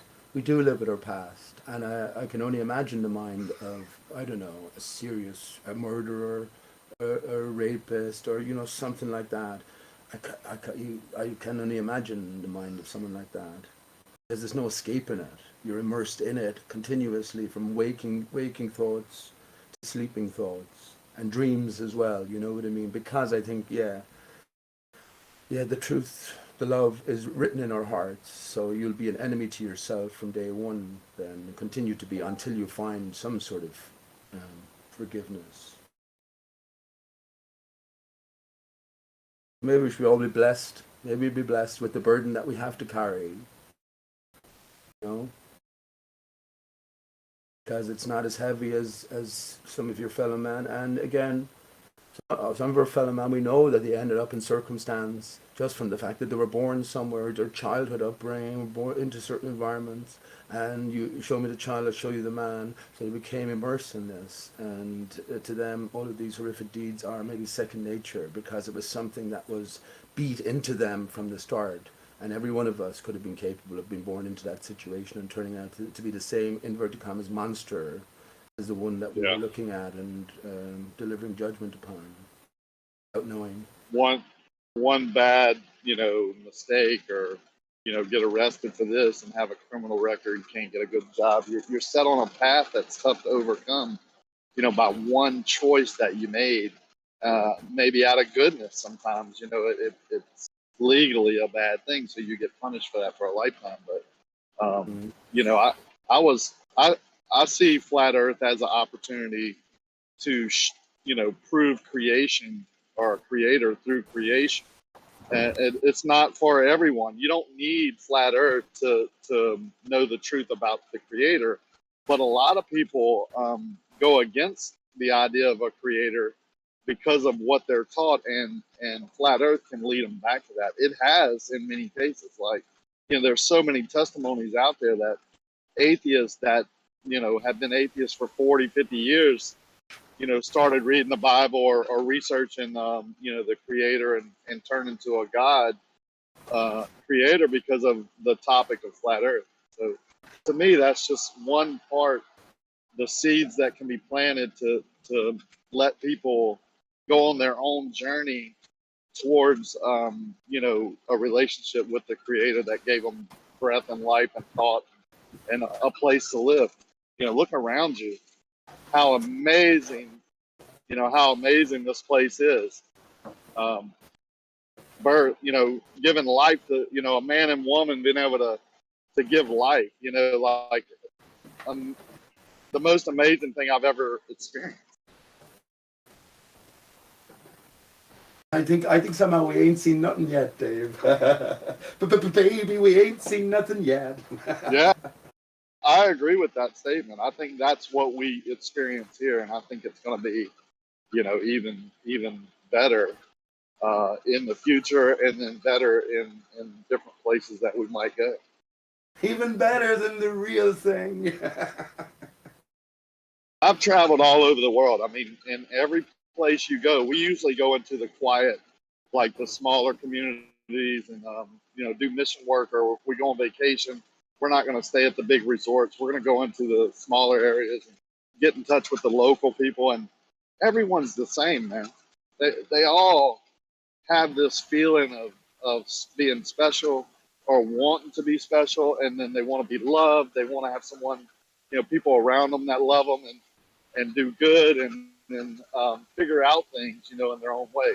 Most people, I would say 99% of people like that basically all the same. And then you have this small group that is just filled with what I call the evil spirit. I mean, they just, no matter what, they're just negative and, you know, want to do harm to others. It's a strange place.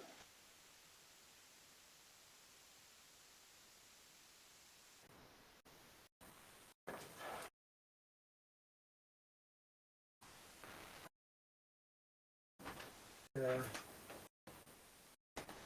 It's a tough one. It is. It's not just an instantaneous sort of coming to awareness as well. I think I'm going to say that to Dave. I mean, how do we regain ourselves? Awareness.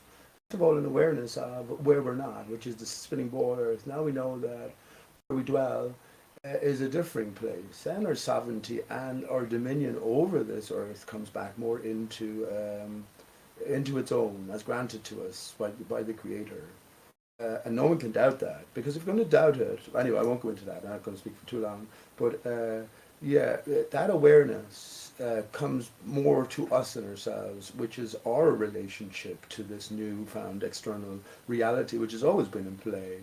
But yeah, we are coming away from the dream or the illusion, if you want.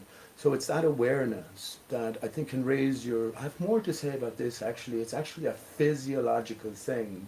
As an association between the mind and the physical environment. I think there's, just briefly, I would say there's an oppressive force coming from above, and we are sort of bogged down by it. This is the ether, if you want. It's a pushing force from above, and we can alleviate ourselves by raising our own frequency. How do you raise your frequency? By thinking. And this is where your heart will increase in cycle, and you yourself will be able to generate this internal power, which will counteract the ether. It's almost like an aura. It's almost like creating an aura. It's like an umbrella around you in the rain. I think that everything is interconnected in that sense, and we have the ability. Not saying, friends, that I have anything figured out. I'm just expressing my thoughts on things.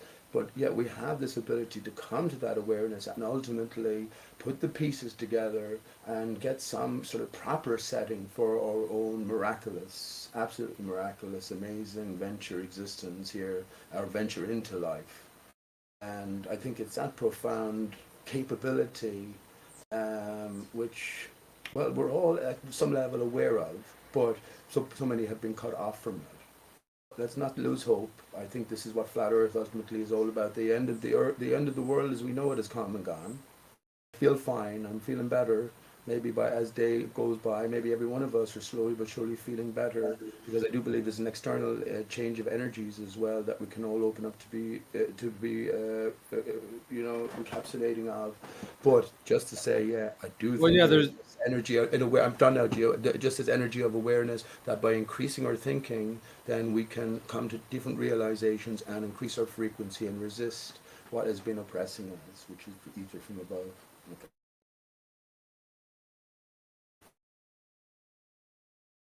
Powerful. I don't mean, sorry, yeah, I know that's a lot. When I say oppressing us, ether is a great power. It's the source of everything. But where it's too powerful for us. It was because we're not in a natural state. So I think the earth is flat because it's a tree stump. But anyway, that's a different matter. I do think these energies are. What can I say, Gio? What can I say? In Ezekiel, they talk about God giving the orders to the angels to cut the tree down. If we live in a fractal reality where everything expresses from one thing, why wouldn't it make sense that the earth is a tree stump? Yeah, I've come to get what you're saying more than when I first heard it. I thought you were a quack, but you know, I know people still laugh at it, but it's because, well, you understand what I'm saying. Like I was like, he's crazy, or you know, I didn't believe it or didn't know it. You know, it's because I didn't have knowledge about it. But I get what you're saying, and I find myself realizing that I have the same thoughts. It's just I don't express it like you do. This one, Dave. Like this one, Pete, that I just posted. It's like that one. That's almost exactly. But the tree is cut. If you bring up the tree's been severed. Yeah, the Great World Tree that used to go all the way up to the heavens. It's been severed. Yeah, which is why we're living. Yeah, and then there's still the magnetic mountain at the North Pole, and it's a higher altitude there. Yeah.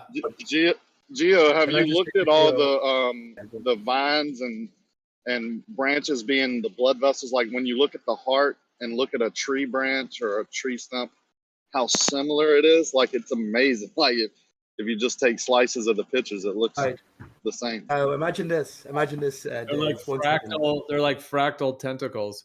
Yeah. So Gio, just imagine this for a second. I was gonna, yeah. So you know the Manly P Hall reference I was talking about. But if you cut that tree now, right at the top, still have the barrier at the bottom because everything's intact at the bottom. But you'll have a much collapsed surround, right? So if you take the scale of it as it sort of diminishes down, you have to make the hemisphere at the bottom much larger, and then you have the collapsed top lens if you want. That's why I say I look at it eyeball Earth. We are on the top iris or something like that. We're on the top, this thin layer over the top, but in relation to the greater structure, which is still in play, holding back the waters. The tree is, root system. Yeah, that's brilliant, actually. I think my own thoughts are, though, Gio, honestly, if you just mirror the top tree and down to the bottom as well. So we have two trees that played in the middle. So the tree at the bottom is intact. The tree at the top is cut, and that's what we do. We get the Christmas tree at Christmas time, we place it on the X, and then everything, all the little, what do you call it's going around, all the spiraling baubles going around. That is the remembrance of how it once was, where heaven and earth are connected. So I do actually think that the tree is intact. If you turn that image upside down, that'd be good. I think the tree is intact. The other side, the root is sticking through the center. And then, it is generating the much reduced barrier. It is generating the skylines, generating the tides because you have an inundated hollow of the tree. All trees rot from the center out, and then you have the ether that we live on under. Its primary expression through that root coming through is Polaris. The tree itself, Aristarchus, Polaris Darkus, and then all of the different skylights are reflections ultimately of the same thing against the watery backdrop. Thank you for that. Very good. I'll post you a visual that you might, it's along similar lines, but So can I just say that the tree is Aristarchus? I didn't pull that out of my Aristarchus. Just as Gio said that this current reality is about 200 years old. I agree with that, something along those lines. But there's a series of clues laid out throughout. Pete, you should do a whole presentation, man. You should do a whole presentation in live stream too. No. When do you want to do it? We'll put it on the schedule anytime. Listen, Gio, I was considering if I was to start writing about all this stuff, I could write about 5 books, literally. I'm no joking. Yo, Pete, you got me on like this little. I always think that time is running out. God. I always think that tomorrow is going to be the end. I thought that 19th of this month was going to be the end. I always think time is running out. Yo, hey, Pete.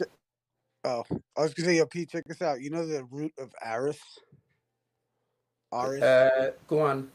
So I'm just you had me looking it up because I was thinking Polaris. I know it's Aries, but what is Aris? So check this shit out. Aris means dragon root, green dragon. Green dragon. Green dragon. That's cool. Green dragon, which reminds me. I did not know that. Sounds like the Parthians. Reminds me of the fucking Northern Lights. Nice one. The Aurora Australis, Aurora Borealis. Very good. Very good. That's weird because I was just gonna say, Pete, are you sure that it has to be like a tree in the way we think of trees, but it could be like the arc, the tree, the arc, the plasma arcing green energy that has kind of a tree form of, giving it like all life to everything because of its source at the center. We paint pictures. That's the best picture I can paint because it's a transition between the metaphysical and the physical. And the tree is the basis of everything, ultimately in terms of growth. And I've said it. So I think it's literal in a way, but at the same time, it is symbolic, metaphysical. It's an interaction, a combination of the both. Which came first? Well, I think the story is first, and the creation comes after that. Well, you know how like the roots and like the veins of a tree are very similar to like the lightning, bolts, branches of energy, right? Yeah. Ourselves, look at our own selves in terms of a tree. We're uprooted though. Our limbs are flailing. Our limbs are at the bottom, and our what do you call it? Our brain, our pod, our seed is exposed. Our head I think we're all upside down, sort of a natural way of being. But yes, that applies to all of us. We have an ancestry. We all live on countries. The tree of life is established throughout all religions. There's a story always for the tree of life. And funny enough, I was talking to a Vedic. I think I mentioned this, but his name is Jack, a lovely man, a Vedic practitioner all his life. A guru, a master. That's what he tells about. He has pupils, but he's very down to earth man. But he was telling me about the Vedic tradition of having the tree upside down. I couldn't believe it. I was going, no way. He does. Yeah. They reference our spine or our torso as the trunk, you know, and then our arms and legs are our branches. Yeah. You know, they often reference that like that. Think about, I think I mentioned this before, Dave, when you were driving somewhere in your family and just suggest the game. Okay, I have a new suggestion. Let's think of how many body parts align or associate with 3 parts. And you could go on with 1, or, you know, everyone goes on with 1 or 2. They're still trying by the end of the car journey. Because limbs. The more parts you think about, the more you will. Oh man, that's why I just linked you this book, Secret History of the World. It talks about mineral to vegetable to animal to human mind, and how all of our body parts are actually like vegetable beings, and how we connect to like a spiritual realm through the plant. Dude, you got to read that book, Secret History of the World. Nice one. I didn't know anything about that, but I actually can go along with that. That we are uprooted plants, plant earth. Our pod is the head. Now remember, we are male and female. So connect your male and female self to one another, back to back, and now interconnect your body where the organs are inside and everything is in one. What picture would you come up with? But now that is the thing. That is the plant, and that is where the head goes into the ground, and the limbs and the spine are in the stalk, if you want. Jack and the Beanstalk are pointing upwards. So yeah, we've been plucked. We're uprooted, upturned. Are cut or severed, right? Like when the fall of man basically severed, you know, our tree of life. But yeah, you know, separated from the tree of life. Yeah, very good. I would say the laughter should never be at the free thinking, just off the cuff, you know, what's on our mind, group think. The laughter should always be pointed at, I already know, right? You know what I'm saying? Like, that's where the laughter should be, because I don't think you can ever truly know. So when people laugh at someone free thinking, I find that, you know, the worst. But it should be the opposite. You should laugh at yourself for thinking you know it, you know, something, and that you're laughing at someone that disagrees with you. Yeah, absolutely agree. Everything is worth hearing, because you never know as an individual where your next clue is coming from. It depends on what question you're asking. And in general, the bowlers here who do the laughing, they have all the answers, Dave, and no questions. That's, of course, how we know that they're playing their part. But yeah, very good. Just seen so many people, you know, a family with 7, 8 kids, big house, travel, blah, blah, blah. And then one car accident, you know, kills one of their family members, and it just destroys them because they thought they had it all figured out, right? They thought everything was known and their future was set. They never stopped to think about how to prepare themselves for the unknown. Yeah. That's there. Each and every one is on their own journey, Dave. I do believe there's only one person alive at this minute. That's me. About that, but I hope that you will say exactly the same for yourself. You know, who else can you vouch for?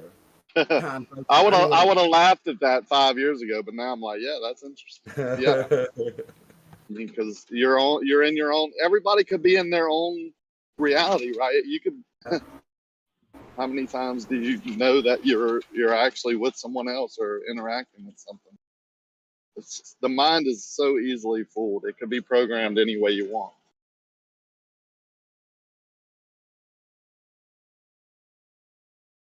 That's what deprogramming, becoming aware. But this is my whole point. Ultimately, is that we were always meant to go down this path. I think the time is right for us now. There was always a conclusion where you find where you're looking at for the end when you haven't found the beginning. Where you find the end, there the beginning will be. Because I think the story is written. Our story is written from the start, and everything is playing out.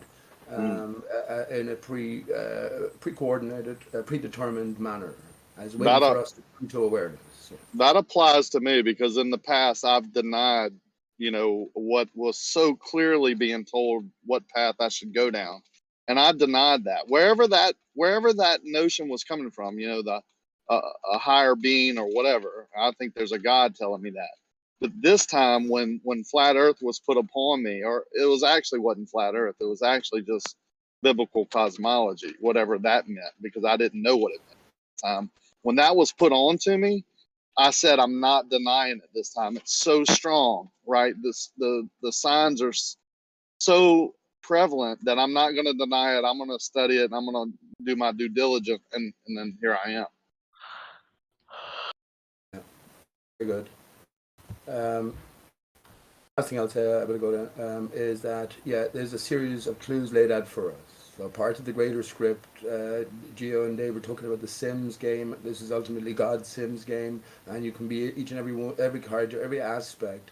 But to recognize that there's a clues, and there's nothing new under the sun, or nothing new under Aristarchus, as I paraphrase it.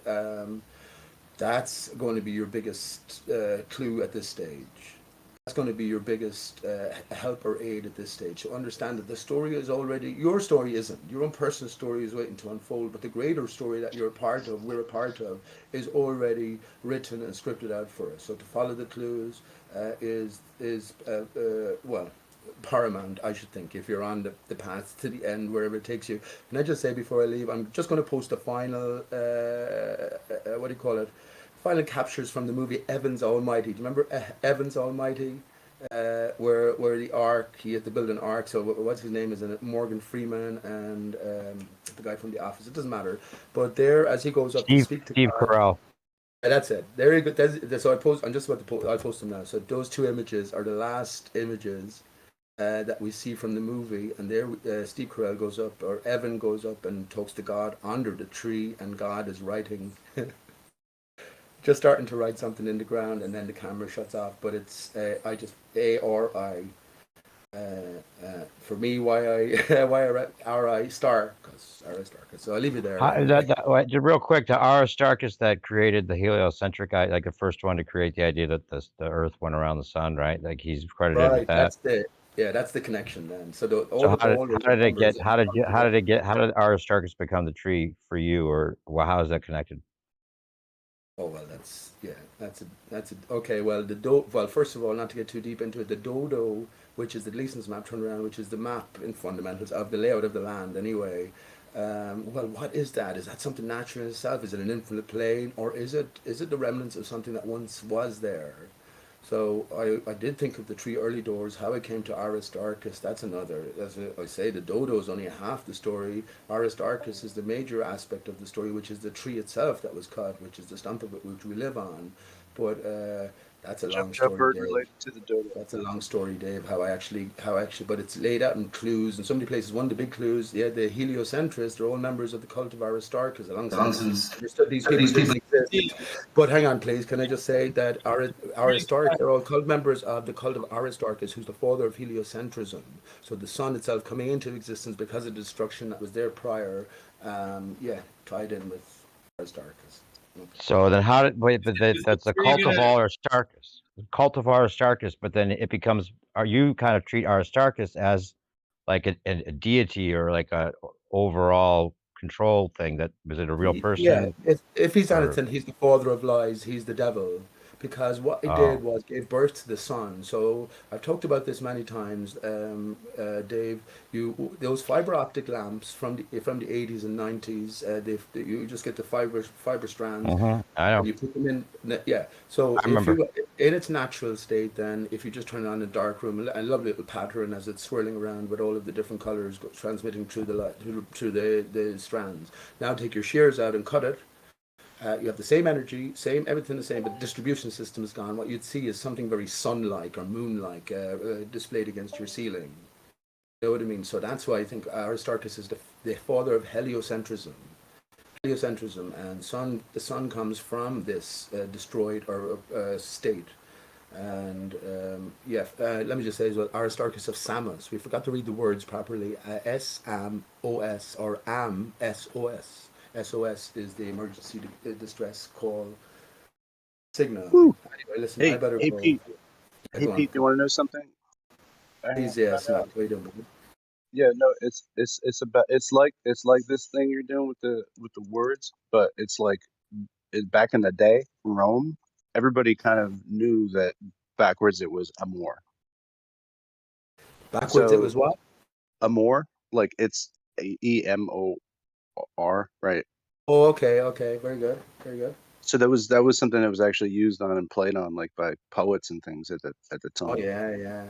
Oh well, that's the key, isn't it? So to realize that everything is inverted and backwards and mirrored, everything is Well, inverted and mirrored, then yeah, we got to take each word and do exactly that. Read it from the back to the I'm front. encouraging Actually, for I'll just give you an example of a word yeah. that I was thinking of today, which is the Go word ahead. fail. And fail in reverse is Liaf or laugh. It's like I laugh at all my failures, by the way. yeah, well, I don't know if you have many failures, Snack. Although if you have had, they will only led to your present successes. I'm thinking, but You're yeah, so I kind, Pete. think it's like God and Dog. A dog always looks down. Do you ever notice that? Dog always, nearly always looks down. His head is always orientated in a certain way. God is associated with the up. So yeah, by taking Well, like each the word, Canaanites like worshipped the dog star, and the say dog star Canaanites, was the Canaanites. tail. It was the tail of the dog. I meant to mention Sirius earlier on when Gio was talking about what was going on in his view of at the North Centre and what happened in 9/11 as well. I meant to mention about Sirius and you heard me talking about that before, Snack. I think did you from the Washington Arch, Washington Park at the fountain at the centre, which they moved. As you look through the archway there, you could see the first tower, which was hit second, come down. And if you turn off, the sun and like the star Sirius would have been directly above it when viewed from that particular location. And 35 Oh, that minutes makes sense. doing the Yeah, same thing. it's like the Yeah. Grand Arch out of Paris, kind of does the Now same there you thing. go, the Arc de Triomphe. Yeah, nice The one. It's actually triple there. arches. They say that they're three separate arches.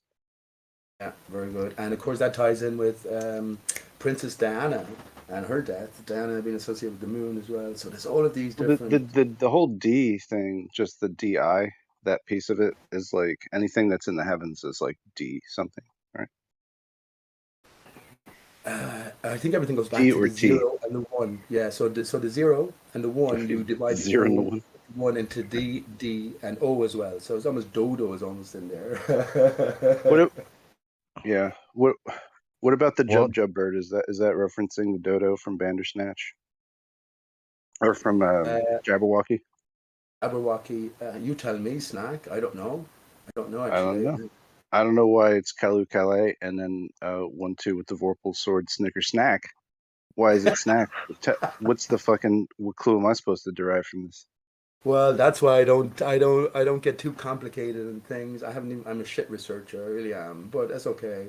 But I went on to discover other things. For instance, the omitted chapter and how significant that is.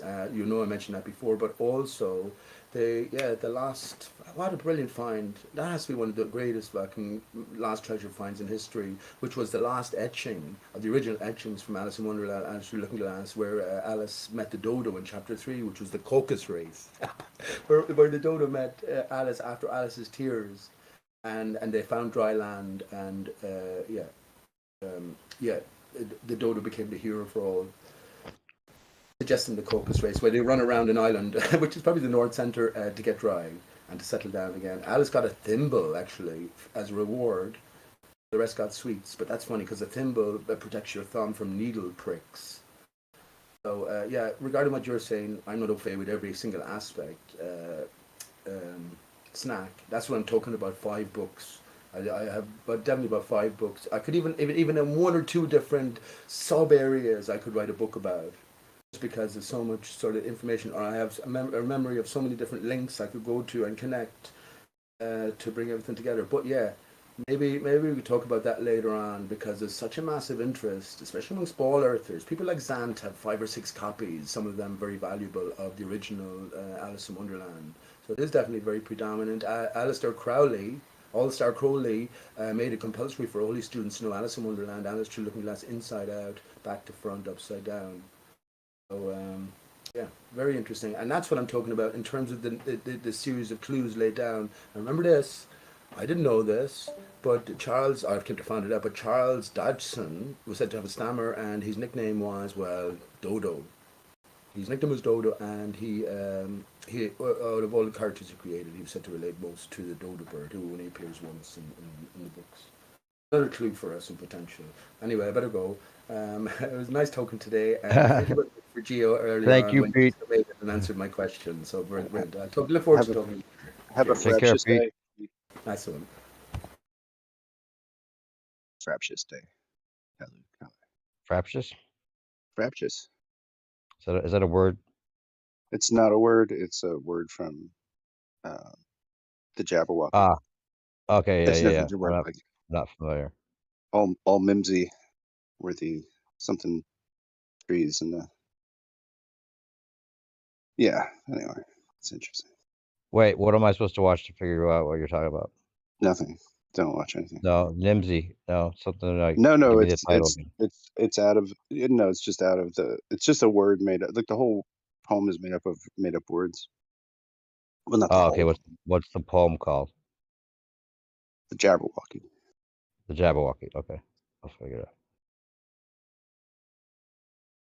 Who's the author? Lewis Carroll. Aristarchus? Okay. That was really interesting, though, the translation of Aristarchus. That's really interesting. That makes me think that it's a handle. It's not like a Green given Dragon. name. It's a handle, not a given name. Like he was Right, called right. that at a certain point, but a certain time before that, he was just Tom Bodnet. Right. You know what I mean? He's just like saying, Or Tom Riddle. Like from now you will be known as Aristarchus. You know, and he's like, rise, Aristarchus, and he's like, yes, I will. Yeah. You know what I mean? Just like that. Right. Kind of. Anyway, sorry. He's got the power of the Green Dragon. Well, no, it's interesting because there's like lots of these other references to green and the dragon throughout different lands and stuff. And my contention is that at a certain point, Pythagoras has to be like gifted this to. I don't even think that's his real name, right? Pythagoras. I don't think so. I think they're just like you rise, Pythagoras, and then he's like, yes, I am the fifth priest of the clan of the serpent masters or something. You know what I mean? Some shit like that went down. That's what I think. They had some kind of like priestly class, and I think Pythagoras is part of it. And I don't know. It's possible that Aristarchus of Samos is also.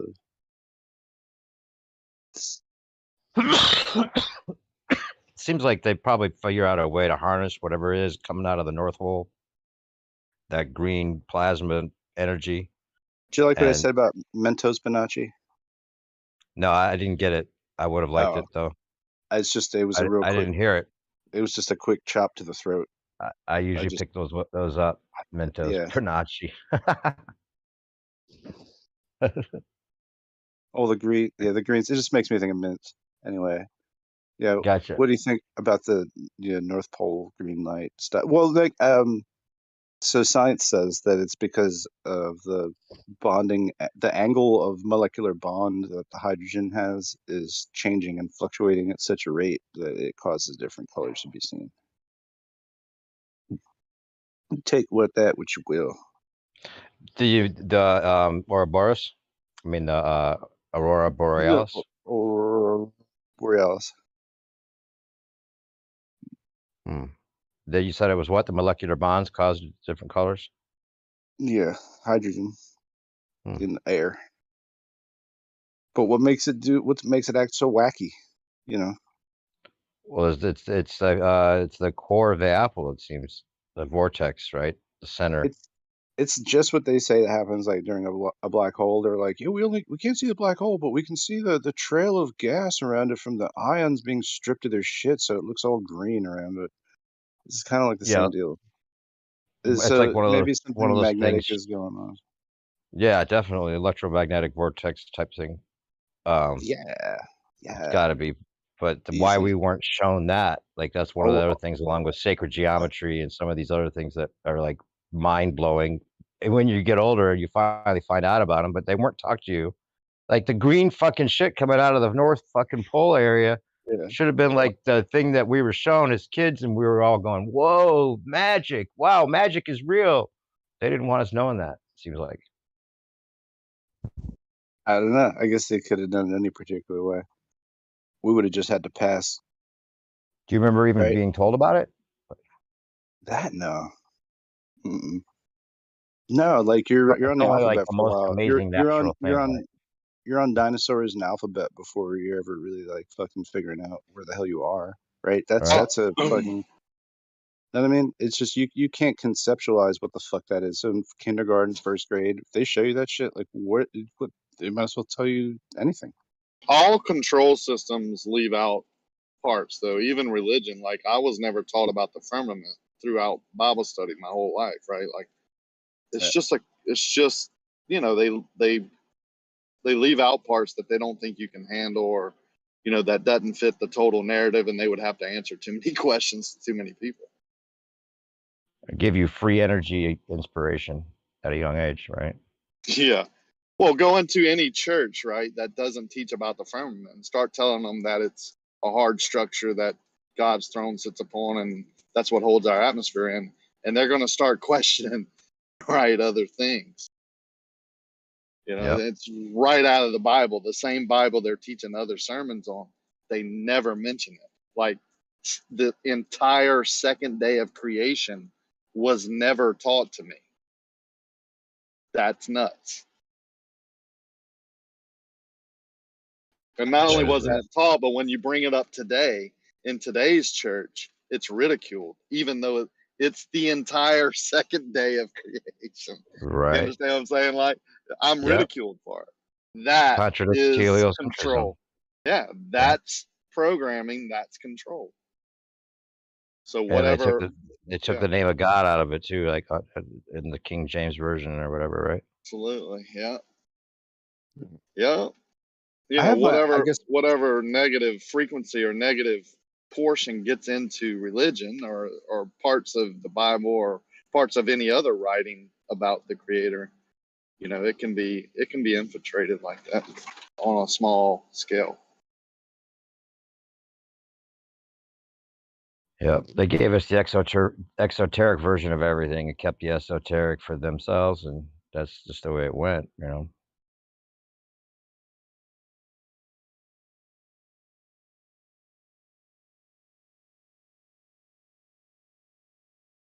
I wonder if they knew that the internet was going to make all that change, though. Like if they knew that it was like all this information was going to be available, or you know, there's still a lot of it you can't get to. But I wonder if that is like well within their plans for us to, you know, be initiated almost in a way to this knowledge. So maybe.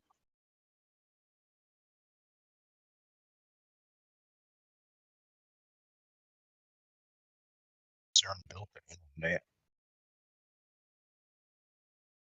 They built that dang internet. That old CERN. They put in a big circle over there. What they doing, I don't know. Well, we got to deal with them hive minds now. They got a hive mind going over there on Earth Awakenings. We got to do something about that. We got to go throw a grenade in there. Let's send Moyak. Right. Or a character with a similar name, right? I want Moyak to like if aliens ever get here, I want Moyak to be the guy who's like dealing with them. Do you understand what I'm saying, right? Just think of the characters that come in here to disrupt the hive mind. Like just this conversation alone, if it's in the afternoon, is being interrupted and destroyed by 2 or 3 different, whatever you want to call them. I call them trolls, but will not let this conversation happen. Rakia, how come you don't like talking about people when they're not here, and yet you do it? You think I don't tell Moyak straight right when he's here? That well, why don't you mention me? I didn't know you were here. I was just using Moyak. I can use any one of y'all that disrupt and do the conversation that may or may not be true. Like, but it's still a conversation. Like a hive mind, free thinking, right? Seems to be shut down for some reason. No, it's free because it's worthless, not because it's worthless useful. to you. There you is go. why you try and shut it down. Not worthless to me or someone else. I'm not trying to shut it down. I'm just laughing at it. So Right. Yeah. Well, some others try and shut it down. So I obviously wasn't talking about you. If you're just here to laugh at morons, and that's where you get your jollies off, and to think that people are beneath you and retarded and moronic, and that's what you're laughing at, then hey, man, you do you. I didn't use any of those words, but yeah, feel free. Hey, you know what's interesting? That's how you feel, though. You must, because you're here laughing. Yeah, you know what's interesting? The term like pole as a prefix means city, right? And then it's city, you know, so it'd be like, let's say, like Polaris. Aris meaning like green dragon, right? Which would be like your Aurora Borealis. So Polaris would mean like city of the green dragon, right? Right, the Emerald City. Oh shit, that's pretty cool. Some people are laughing at that right now. I couldn't care less, Rakia. I know, but I was just. I could not care less. Like, that's the first time I had heard that, and it made sense. Like, everything we've been talking about, that adds up, right? But this is yeah, but dude, why? You ever heard this saying? Bees don't waste their time explaining to flies why honey is better than shit. I get what you're saying. You know what I'm saying, bro? We're all here for a purpose. Remember, dude, they're all God's creatures too, bro. I understand that, but I was called to expose deception. So you do you, and I'm gonna do me. I hear you. Fair enough. But I just think, you give them, I'm not going to delve into it. But I thought it's like interesting, the etymology of Polaris, Yeah, that was cool. The city of the green dragon, let's say. Like Latin, it means green dragon. Yeah. So, like, let's say they observed the fucking night sky with the fucking, I wonder. Well, like in the Chinese cosmology, it is a green dragon. It's a dragon in the middle. Is Polaris anyway. Oh, cool. I mean, so that checks out. That meme checks out. That meme checks out, no doubt. Yeah. That's so. How fucking cool is Ancient it all? memes. How fucking cool. Check out the Emerald City I just put in the live stream. It's got the Polaris kind of star right behind it. It looks like Mount Meru almost too.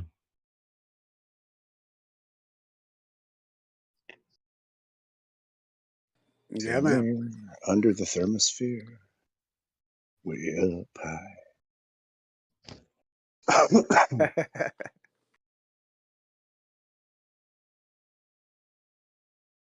It also looks like Superman's crystal,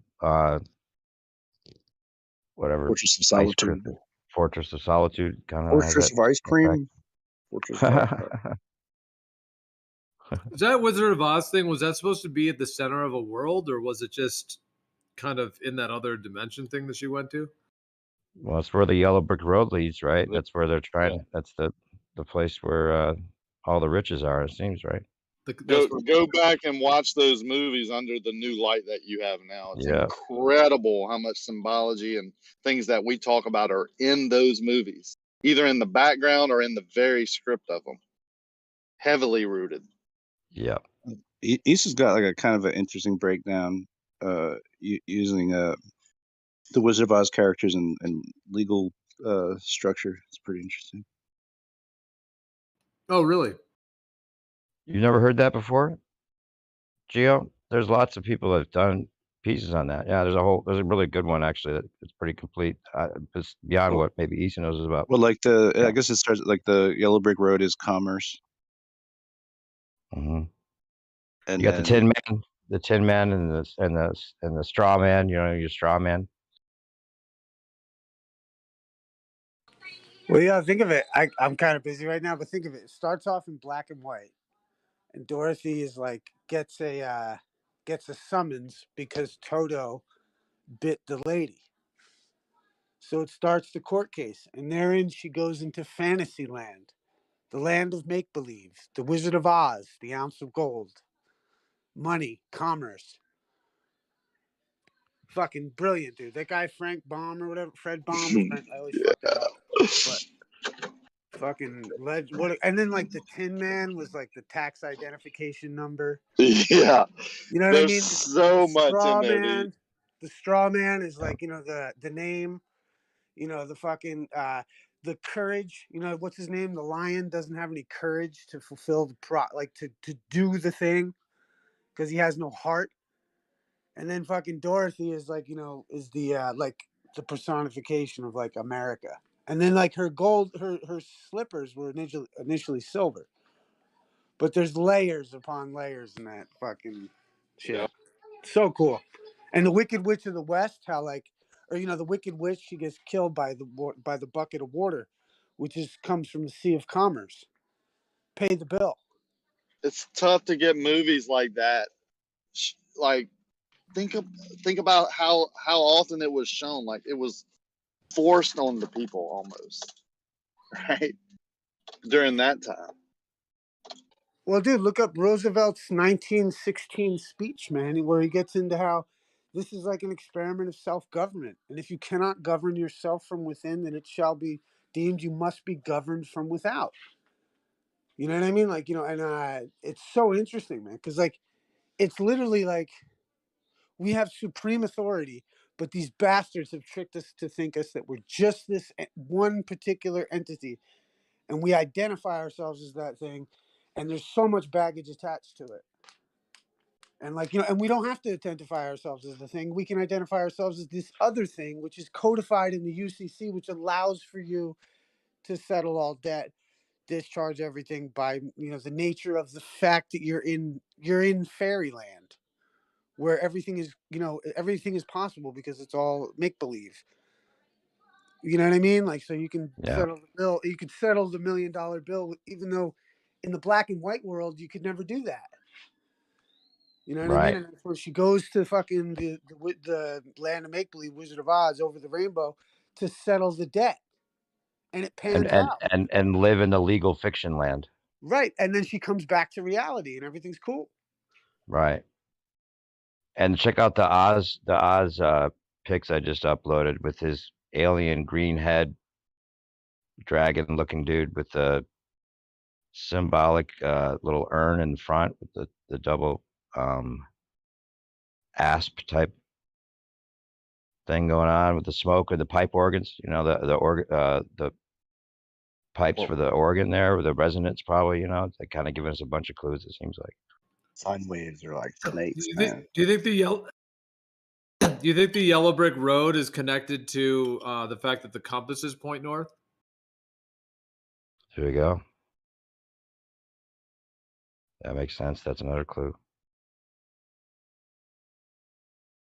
It's also like I don't know. It's weird. Like that song is almost like it's almost like that thing from the Lego Movie. Everything is awesome. It's like a song that joins people together. Like let's all participate together. So like this group participation yields like this commerce idea kind of thing. Am I wrong here? I don't know. Yeah, currency. Just in the way that the song is itself, the song form. You know. It's like trying to get people to join in. Oh, if Pete was here, you know that Pete would be saying, you know, Toto's the dodo. Well, no, just because it's got so many like repeating hook structures in it, like the follow, you know, it's like it's repeated. So it's like for a simple mind, right? If you're a child or something like that, you're like, oh, like by the third fucking time, you're like, you got it, maybe. Right. Toto has to be the dodo. Yeah, Toto's the dodo. He's revealing the Oz. You know, see, he's like, oh, Toto is Dodo 2.0. And Oz is our Stark Oz. Our Stark Oz. Mr. Rain's down in Africa. Kilimanjaro. He's revealing our Stark Oz. I hope you're listening, Pete. We love you. like sometimes I'll listen to like Catholic radio just to hear them. Like sometimes it's good chorale music actually, and then it like breaks into and they start reading the Bible, and I'm like, But sometimes I'll just like listen through. But when they say Jesus, they're like Jesus. That's how he says Aristarchus. So he says Aristarchus. He's like, we believe in Aristarchus. Which if you just overplay that a little too much, it sounds almost Chinese. Crazy. But there's like there's like this whole like lost part of like Christianity that kind of mixes in with like some Asian flavors in the Mani Mani. Yeah, it's like so interesting. He's like, I knew it. It's all about me. Right, it's like I'm Jesus, but also I'll just like absorb all of these other like Asian sort of contrivances of spirituality, and it's just like their heritage. I'll just jack that shit. I'm putting There are many gods. Everyone knows there's many gods. There's also 72 virgins, but there's 12 apostles. Go ahead. Do you think the same thing happens to people that go to the North Pole, or do you think it's like different for different people? Wow. I have no how idea. many people do you think actually go to the center of it in their life? I don't know. Gotta be very few. Like if we all went there, would we experience the same thing? I doubt it. I don't know. I mean, what do you think that we'll experience? Like, what would you imagine it could be? You remember when Quasi-Luminous and Devin Majdi and whoever the third guy was went up there There's trying a to lot jump on the North Pole? They had the did they ever get up there? compass. Nope. And they took a bunch of money and got kind of the reputation's fucked. So they disappeared for like 6 months. Never. People gave them money and they never said anything. So I heard a bit about that. Really? Wow. I don't know all the details on it though. So like for a few days, he was like telling the other guy like, "Okay, tomorrow we're leaving." Right? No, they had like one. I wasn't really. I just happened to kind of get on the tail end of it happening. I didn't give any money or anything, but they had one. They had one thing on their voyage that looked like they were trekking up in the snow, and it was like kind of a short little thing, Right. and that was Probably got all it from that happened.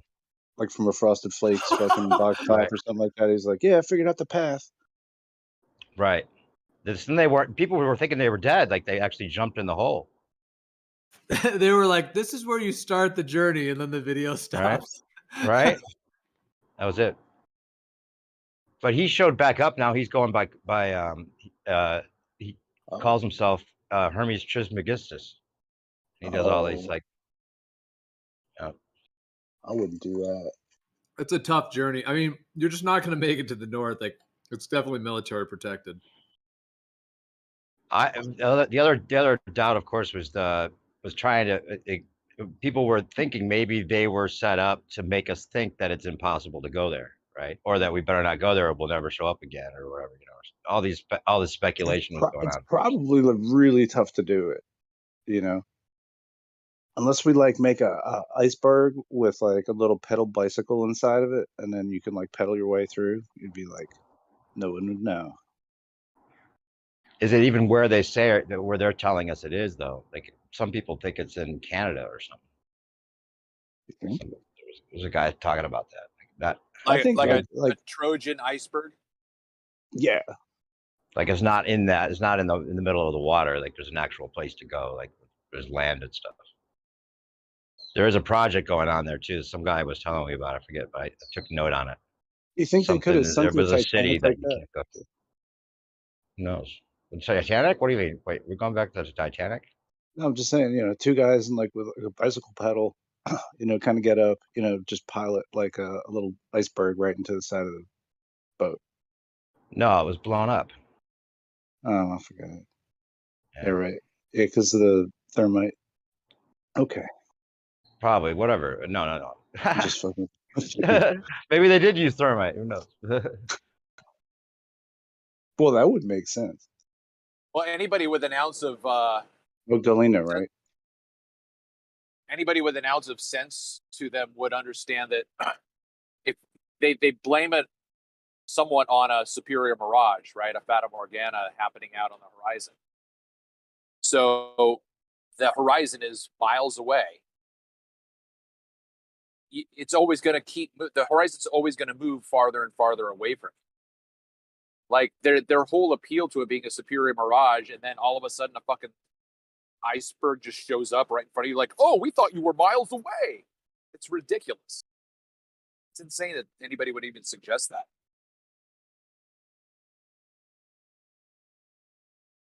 You know what I mean? It's like that scene in The Holy Grail where the knight is storming the castle and he's running and he never gets closer and never gets closer, and the guy is just standing there watching him like he's always in the distance. And then all of a sudden he's right there in front of him and stabs him. Ah, tricked you. Yeah, that doesn't really happen. Just in movies. So it like would have ran aground on the iceberg itself then. Well, also that ship was designed to be able to hit an iceberg. Yeah. Because it had all of these like different compartments that, like the blockheads that tried to block off the water. So even if like a certain part got damaged, it would be able to lock off the other, like quarantine off the other areas so that it wouldn't actually sink. Yeah. So and it's such a big, piece of metal there that like you need a pretty good size ice cube to fuck with it.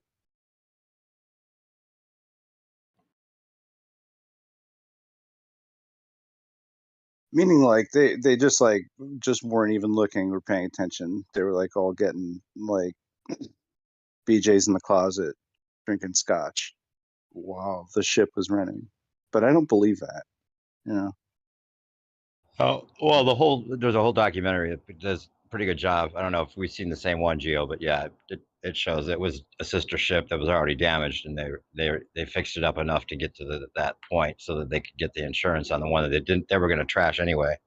Switch the names over. Yeah, the Olympic. Yep. Yeah, they swapped it out. Titans on Olympus.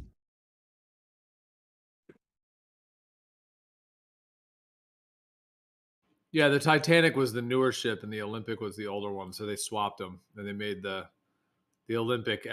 They renamed it to the Titanic and then took the newer ship and called it the Olympic and kept that one. Yeah, it seems like that's the case because there are a lot of like photos of the two ships, and then you can even link that to the pictures that they show on the bottom of the ocean of the actual one that's down there. If those are legit, obviously one could question those too, but All the what were all the insurance policies worth on all that shit? Like probably like a whole bunch of money. enough for them to do a little financial reset, which I think is why they do those insurance things. I don't know. It'd be almost enough for them to like build like a breakaway culture if they wanted to, and just like go to, I don't know, some crazy island somewhere. Outer Ponders. Yeah, they just headed south from there, straight to Outer Pond land. Do the timelines for that match up? Yeah, and then they would just use all the insurance money to fund things, from the outside, have handlers, and then just start it from there. Dave, with the Outer Ponders, couldn't you kind of make the idea that if they did exist, why wouldn't they have revealed themselves yet? Like if there's a whole other civilization or multiple of them, or beyond the ice, the Antarctic and all that, or whatever that may be, like the idea of Outer Ponders, why haven't like any of them come here? And like just maybe they are here. Yeah. Well, there's like there's this sort of how idea have you like kept that all like from us though? That would be a huge that would be even bigger than the Earth not being a globe of a deception. Like, be holding back entire other civilizations from us.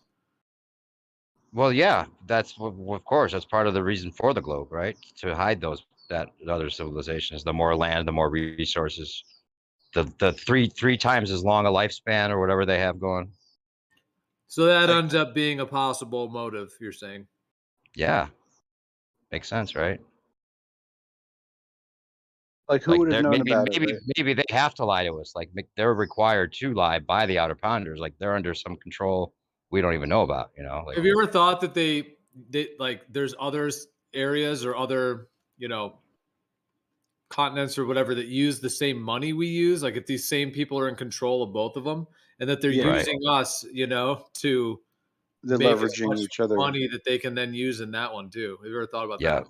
Yeah. Yeah, I thought like there could be just as much land in this pond that we're in now as we know about. Like a whole nother half of the world is another set of continents that they go over there and wait. And then when the reset happens, you know, they just like take all of the goods and they destroy everything that gets destroyed. But they're over there like, you know, sitting pretty, waiting for the switch over, and then it's just like, you know, completely open game for them to come back to this part of the world. Yeah, I'm sure that's got to be going on, something like that. Yeah. Hey, like with Bacon's Atlantis and stuff, what he was saying is that they would operate in secrecy, and then just like send people in there to like do things, negotiate or whatever. But I guess other people theorize that same kind of idea would be going on. But Yeah, like, why if wouldn't you it be that think way? about it, well, how many times like is like 100 years after somebody in science like declares something that they just accept, somehow they find it, but not really, you know? But like, don't you think somebody would have tried to build like Atlantis from like Bacon's Atlantis? You know what I mean? By now. Oh, did you see that the smart city like looking thing that I think it was Musk or somebody has something built that has like the rings with the city, you know, the center and all that, with the same kind of like ecosystem setup or whatever. It looks like exactly like that, like Atlantis. Yeah. Have you ever heard of the idea that when there's great floods in this area, it basically floats people to other areas? That makes Like sense. just think right now, like if all this, like the land we're on just flooded, whoever has boats and, you know, that consider like Noah's Ark and stuff, but like whoever has a boat is like floating, you know? And if all this land is underwater, where are you floating to? You got to float somewhere. Right. Right, but also another continent has just opened up because you've just opened up part of the sea floor. That's possible. Like new land opened up when some of the other stuff went under. Yeah. Like a subduction or something. Like a big shift in a plate, maybe. If there are plates, which are flat. But I mean, it would make sense that like the people in the Orient would have known, maybe because they would have been running like routes out there. You know, maybe they'd done some exploration past there. That logically, that makes sense. Like where there could be like a whole chunk of area, land there, that operates as like a over nation or like a just a, I don't know.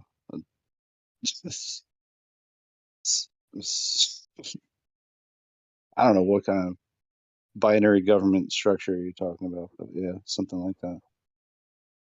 Or maybe they just like know that it's like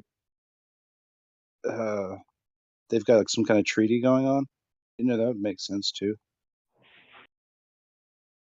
But the Antarctic Treaty is actually just a trick to hide the fact that they actually have a treaty with some other civilization.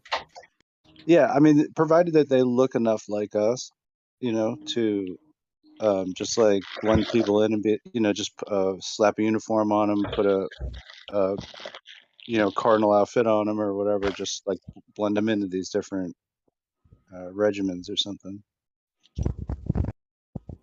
Talk to who they have to talk to, and then just be out, you know.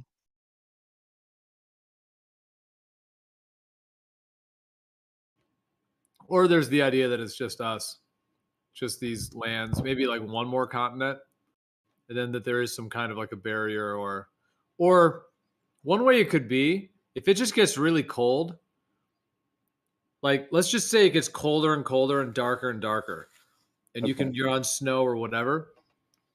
If it just kept doing that and it kept getting colder and colder, there would be a way in which even if you know, packed an airplane or a snowmobile or whatever you want with the best equipment you have, and you just keep going.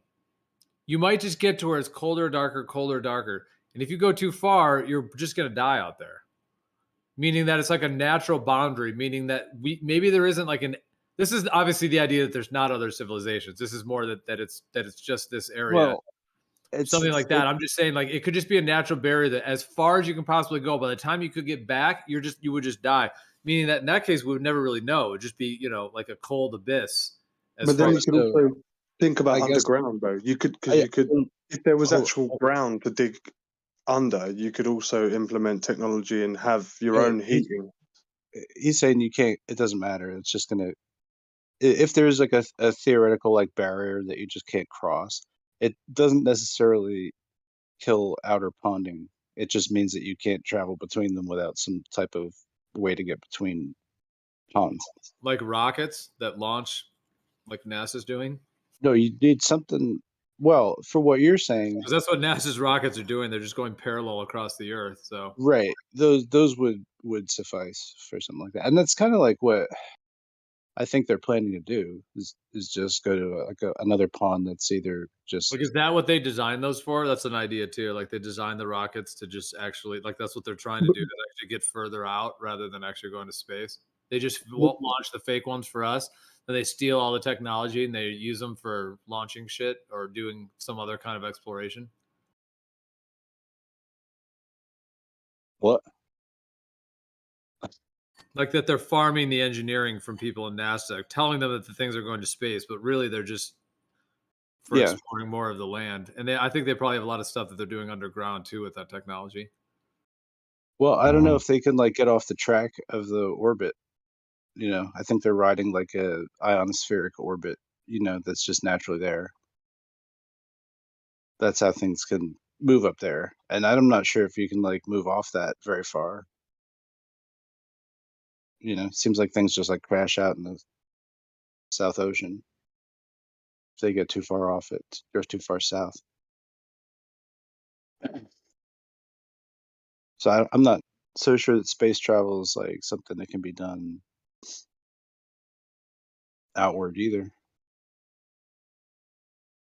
Outer space. If there is, right? I don't know. I just figure it's like if it's like a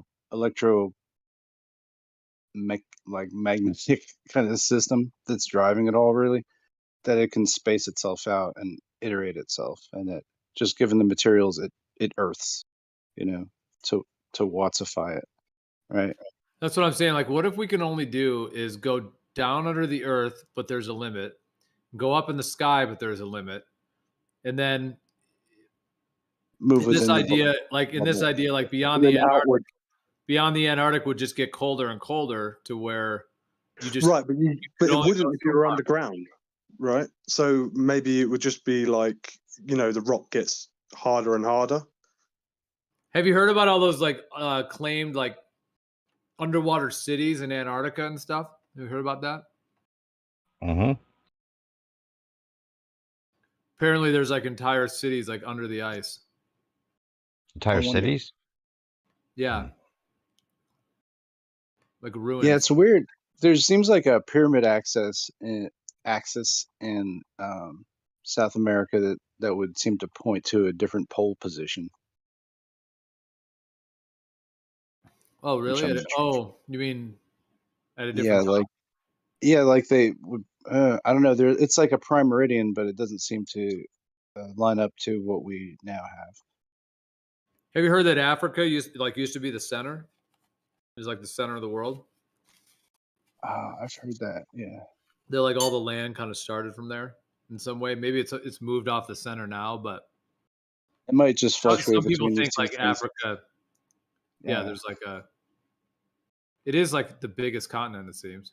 Yeah, maybe I don't know. And that could also the perception of that though could change, just like what we were saying before with water. If water, an ocean moves drastically to a different location and it opens up another continent, it completely changes the outlook of where the middle would be.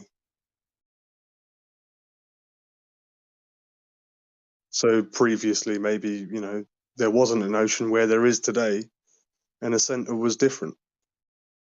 Right, with different water levels. Right. Yeah. Yeah, it's ripe for speculation. I mean, it's beyond the boundary of like where recorded history starts, you know. So anyone's guess is legit. Yeah, and how much of I our don't know. history has been hidden from us? Like, It's like, do you think that what, there what was way like, do we have to know that the Greeks even lived? You know, the Romans. I mean, it's pretty sketchy at best in terms of what we actually have to even prove that they existed the way that they were told they did. right? Yeah, because because lands got like conquered and flipped over a lot. I think it's hard to know who settled them first and who got absorbed, subjugated, and then like buried ultimately in the gene record. If you really even think that Right. like the hap2 genome shit, you know what I mean? Whatever they do for mitochondrial DNA, is that even effective? You know, or is it just paying attention to one thing and omitting a bunch of other connections? You know, like hereditary connections. So because it features that like some sort of Asiatic group would have first like settled the Aegean Sea before it ever became quote unquote Greek, you know? Like all these little islands were like inhabited by sort of separate tribal cities that they became island cities, you know? And that's the cool thing about that like area, you know, that it can do that. You ever heard about the Eleusinian mysteries? No? It's also pronounced like illusion mysteries. Okay, maybe. Well, they were claimed they would take place like Oh, once the every Aleutian Islands. Eleusinian. They used to take place like apparently like once every 4,000 years, Okay. and this was in like ancient Greek, and it was a time where all these different like artists and philosophers and people were coming together, and apparently, as the legend goes, they would gather in like this huge auditorium of sorts that had different levels to it. You know, like a massive kind of like a bowl shaped of some sort, like an auditorium, and they would Okay. make this pilgrimage, and they would drink this potion, which was called kikayon. Okay. And the kikayon, Like it's an a bit of a entheogen or mystery something? as to what it exactly contained. Mhm. But one of the very likely ingredients that, in terms of a lot of the different uh, tools that they found and so on of what they were making, there's Yeah. some researchers that have led to think that it was the oliloquy seeds. Oliloquy is they're similar to like morning glory seeds. They're these little they're seeds, and they contain LSA, lysergic acid, which is similar to LSD in some ways, but this is a plant form, so it's not synthetic. It's usually when they make LSD, they use LSA, lysergic acid, as a precursor to make the LSD. So basically, the oliloquy seeds contain natural LSA, and then they think that perhaps they blended that with like alcohol. It wasn't really like a high alcohol type of thing, but they may have used the alcohol to break down the seeds and Gotcha. process them in a way. So perhaps it was some kind of a potion but there are different ideas of what it contained. And basically, they would have these like rites of passage, like these rituals, these ceremonies where they would all drink this kikayon, and they would essentially all be tripping, you know, like full on. Mhm. And they'd be getting just insights about, like, you know, architecture and artistry and Right. philosophy and the You know, creator and, it's you funny know, that like languages and all of these things were yeah, all came together kind of during that period. right. I mean, you've done like, or have you had experience with like ayahuasca or something like? Well, I don't know. I guess say like you get suggestions of geometry, and sometimes just geometry will appear in your head. Isn't that weird? Oh, definitely, yeah. You know, Sacred you know, geometry, just fractal. through.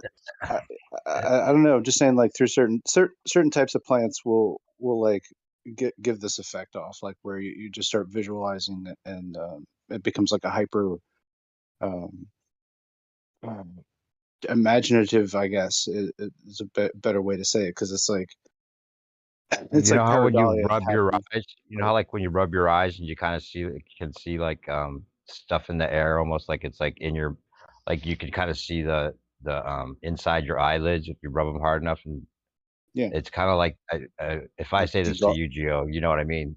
Neon green grid.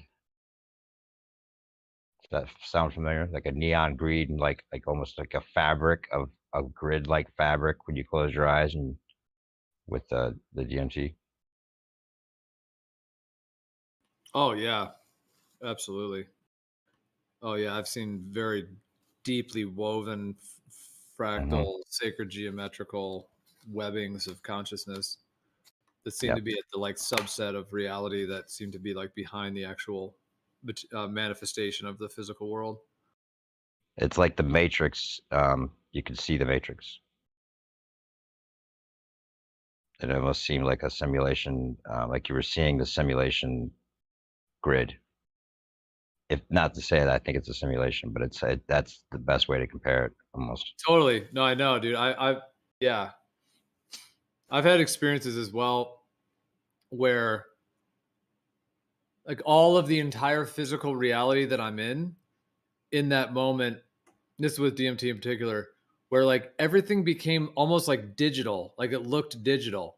And it wasn't actually digital. It wasn't like a computer world, meaning that if I were to, when I like look around the room or look at my body or whatever, like it's really hard to describe, but everything was like sharp and clear and like just was like perfect lines, like architecturally perfect lines. It almost was like I guess almost in a way like a simulation or like a digitalization. It like was it was like showing how reality is not, or like that the physical The matter fabric is, of reality. Yeah. it's not really like physical in the way that we might think, oh yeah, that's just a physical thing. Like it's actually just manifesting that way. And then like with the DMT, it's sort of like you're in this like hyperspatial component of like the base level of the matter. And it's really all just like light and sound vibration rather Yep. than actually being the physical thing. Like it's just like that's why I keep saying digital, but more than digital. Yeah. It's more of like a different frequency of light that seemed to be just glimmering and sheaming with that kind of just intelligence and like pulsating energy in that way. Yeah. Right. It's kind of like an altered state of cognition, you know. So, and I think we're just kind of all wired that way in a more universal way, you know.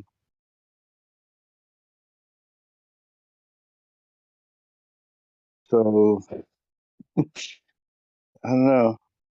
It seems like other things like kind of can get tapped into as well, like maybe even like not past lives, but or maybe like hereditary memories or something like that, or passed down somehow. So you might have like weird partial remembrance of something. Yeah. Like I was gonna suggest maybe that the past lives that we have, like, or you talk about multiple lives, Gio. Like, what if it's not like you've actually lived multiple lives, but you, whoever you become, is partly a, a bunch of different energies combined that have had different lives. You know, it's not like you individually had to live that many lives over and over again, but like the soup that our souls go to, and then part of that, part of that goes into the new person that not you become, but that becomes the combination of all these different and soul energies. Like soul fragments in a way, or Yeah, like it's kind of like a soup, right? Your energy just goes into all the other energy, and then some of that energy gets put into the new person, but it's not necessarily you, just you. It's a combination of a bunch of different people, a bunch of different souls, just a certain amount of it. That's why you feel like maybe we feel like we have several different lives, because it's just a combination of different experiences that energy is containing. Yeah, if you think of how many generations back, like well, ultimately, how far does anybody go back, right? Like, you know what I mean? Like, if it wasn't, if not just on a direct line, then it's like, oh, shit. Yeah, Yeah. it's like infinitely long, right? Just like as far back as people, right? They call it family or bloodline connections, but it may well as well be that the kind of energy that you have in this life connects with energy of people in the past, and that in that way it becomes like a family because it's known to you in a certain way, and you expand on it or try to resolve things. And yeah. Yeah, I just take that for granted, like that's something that goes on, because we're constantly like updating whatever we're delivering, you know, to make the genetic information for another person to happen.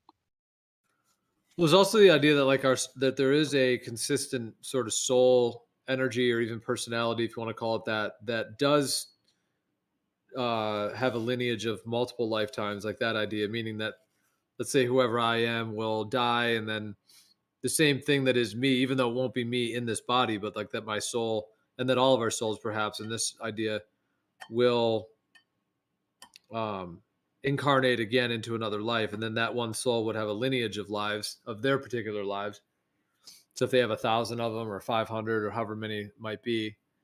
But then there's also the idea, like Dave, like you were talking about, where there's like perhaps different layers as well that could be happening, where like, because when you incarnate into a body, you're coming into like a vessel that has a genetic lineage and the ancestors and your race and your blood type and all of these factors that are coming together for you, and then you're coming into your family line as well, so the memories of your grandparents. And But like, but too, Geo, like this stuff can be like in caste systems where you're just like, oh yeah, these people are farming for a while, you know, like this line is like, you know, for 400 years they were just like, you're doing a pretty good job farming stuff, you know. And so there's a lot of that just knowledge maybe that translates differently, you know. Maybe I people wrote that this. are more hands-on, you know, like you develop more like of a capacity for working, you know, with your hands, maybe more so than you know what I'm saying, like, or more so than like running track or running long distances. There's totally different skill sets. And so so just funny how the heredity kind of can go that way too.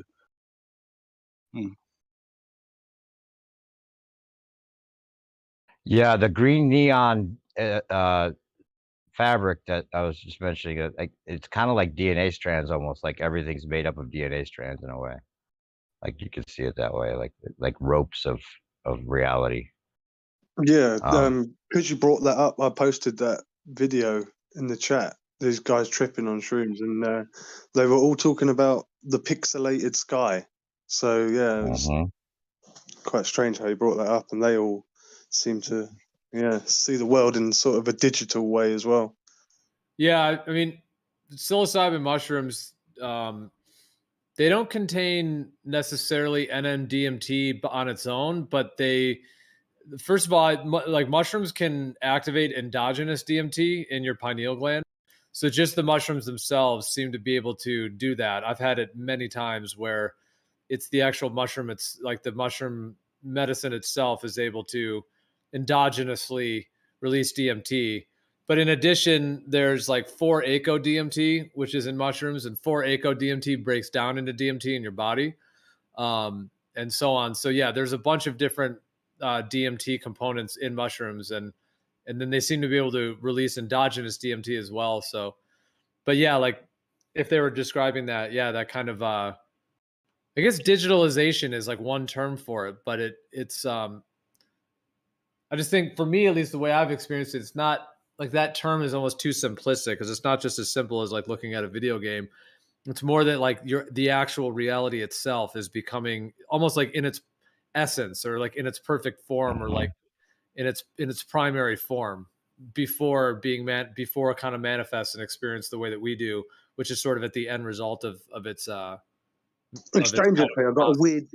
I've got a good analogy for this because I was watching this the other day, like slow mo vids and like super close ups, like and they were doing TV screens, and you could actually see that, you know, the individual like pixel blocks. Yeah, like white isn't actually white, you know, and the fact that we don't actually see it. You know, we don't actually see that there's actually colors behind there. We perceive it as white, but it's almost like, are you unlocking, you know, you're piercing through a veil or something. Like when you take them. I don't know, because I've never had them, so I've never experienced it. Gio, you might know this. I've been hearing lately, because some of my friends are doing microdosing and whatnot of mushrooms. I'm hearing more and more people talk about them and the benefits from them. One of the things that was brought to my attention was that it can help with dementia. They're finding research on. And I was told this because my mother suffers from dementia. But have you heard anything related to that, Gio, or anyone that might know something about mushrooms and dementia related? Yeah. Hey, what's up, Stacey? Hey, sweetheart. Yeah. For sure. Psilocybin, they have found that it's actually like neurogenic, so it can create like new neurons in the brain. And so, yeah, like with dementia, when there's a need to rebuild those actual brain neurochemicals. Right. And there's also something called iboga, which is a root bark. And yeah, there's been a lot of interesting studies done with that, with Alzheimer's as well, and dementia. Hard to say whether, yeah, like in terms of like, you know, it's just tough because of the legal restrictions on them to get all the research that really needs to be done, you know, even more fully. But yeah, I mean, Yeah. it's interesting even at the microdose level as well, like you were saying, to where, you know, you're not even really having an experience, but you're still able to get the actual physical benefits like that, like the neurogenic effects. Exactly. Well, thank you. I appreciate it, because it's something I want to look into, but it's also something that's very hard, like you just said, to research. There isn't much research necessarily on it, and there's a lot of, just like with cannabis and other things, they already have their predetermined, presupposed, you know, feelings on this. A lot of people just feel like it's a psychedelic, you know, trip. You're hallucinating like it's acid, you know, and shit like that. And I think there's many benefits that I'm hearing along the way, because it's, you know, from this earth, that we can get something from it. But a lot of people just turn away because we've heard too many stories growing up, you know what I mean, and stuff, instead of really diving into what the benefits can be, though. Yeah. But thank you for that. Yeah, it is very interesting research and the potential that it may have in a lot of different ways.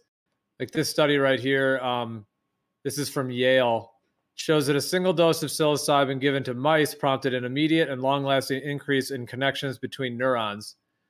And it says we not only saw a 10% increase in the number of neuronal connections, but they also were on average about 10% larger. So the connections were stronger as well.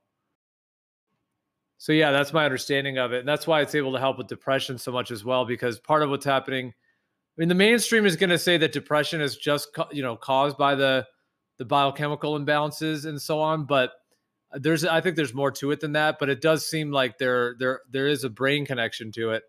And so like some people have been able to do like microdosing with psilocybin mushrooms, for example, where they're not necessarily having like a strong visionary experience.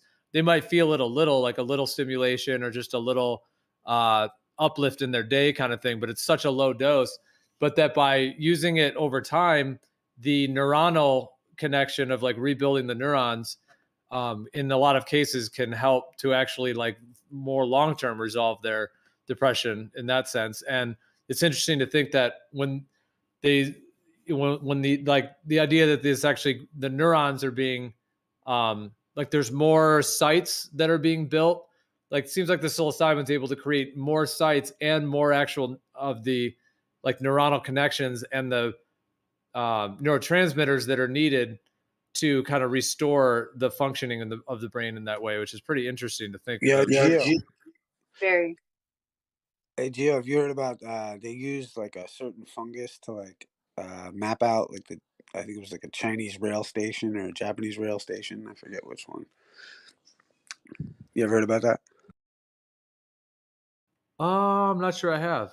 Yeah, so they programmed some fungus to go through mazes, or not programmed it, but put them in mazes. You know, and this one fungi figures it all out, and so like they put in this generic whatever of their landscape, and the fungus created a network that ended up the government took that as their plan for the railway.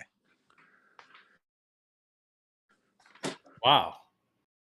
Yeah, it was some guy. I just saw a clip of it. I want to say like Semets or something. Some guy who's into the fungus does all the studies. He was just on Rogan, and there was a little clip I saw of it. I was curious if you heard about it because they used this fungus, put it in their like maze of what their city would be, and then it mapped the whole subway system, and they used it, I guess. Wow. Do you guys know what documentary I'm talking about?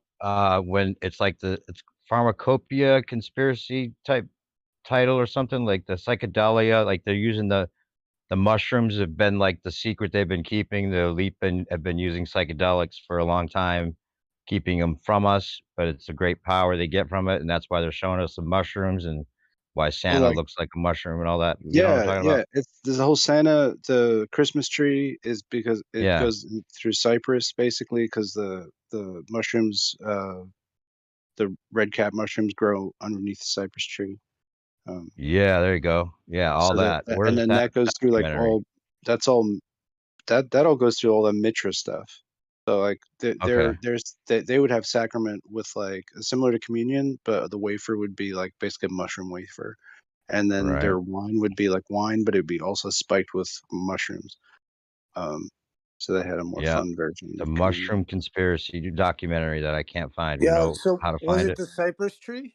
Was it actually a cypress tree? That was the tree. From what I get it, yeah. Cool. But like evergreen trees generally, like But that's interesting because I was just looking up a picture of a cypress, and it seems like they're like more prone to like not just dangle everywhere. Like it seems like it's a straight up kind of a tree, I would say. So you wouldn't be like concerned about having it in your house or you know what I mean? yeah. Interesting. Well, cypress is great because it's like it doesn't, it's really skinny, but it bends, but it doesn't break. So I think that's a lot of their. I mean, there's like folk wisdom built in there with their whole culture and stuff, and the cypress tree.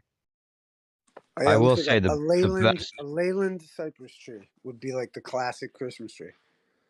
I'm looking at Right. it. Leyland Makes sense. cypress. All I know is that Christmas lights are the best when you're tripping. That's for sure. Playing with Christmas. Do you mean like nobody else? You mean like when you walk over and like snag them and then fall over? No, like when you're tripping and you get the Christmas lights out and you start like flinging them around and shit. The tracers and shit. No, nobody else. Oh yeah, every 15-year-old with like friends who trip balls had like Christmas lights in their house in their room. Absolutely.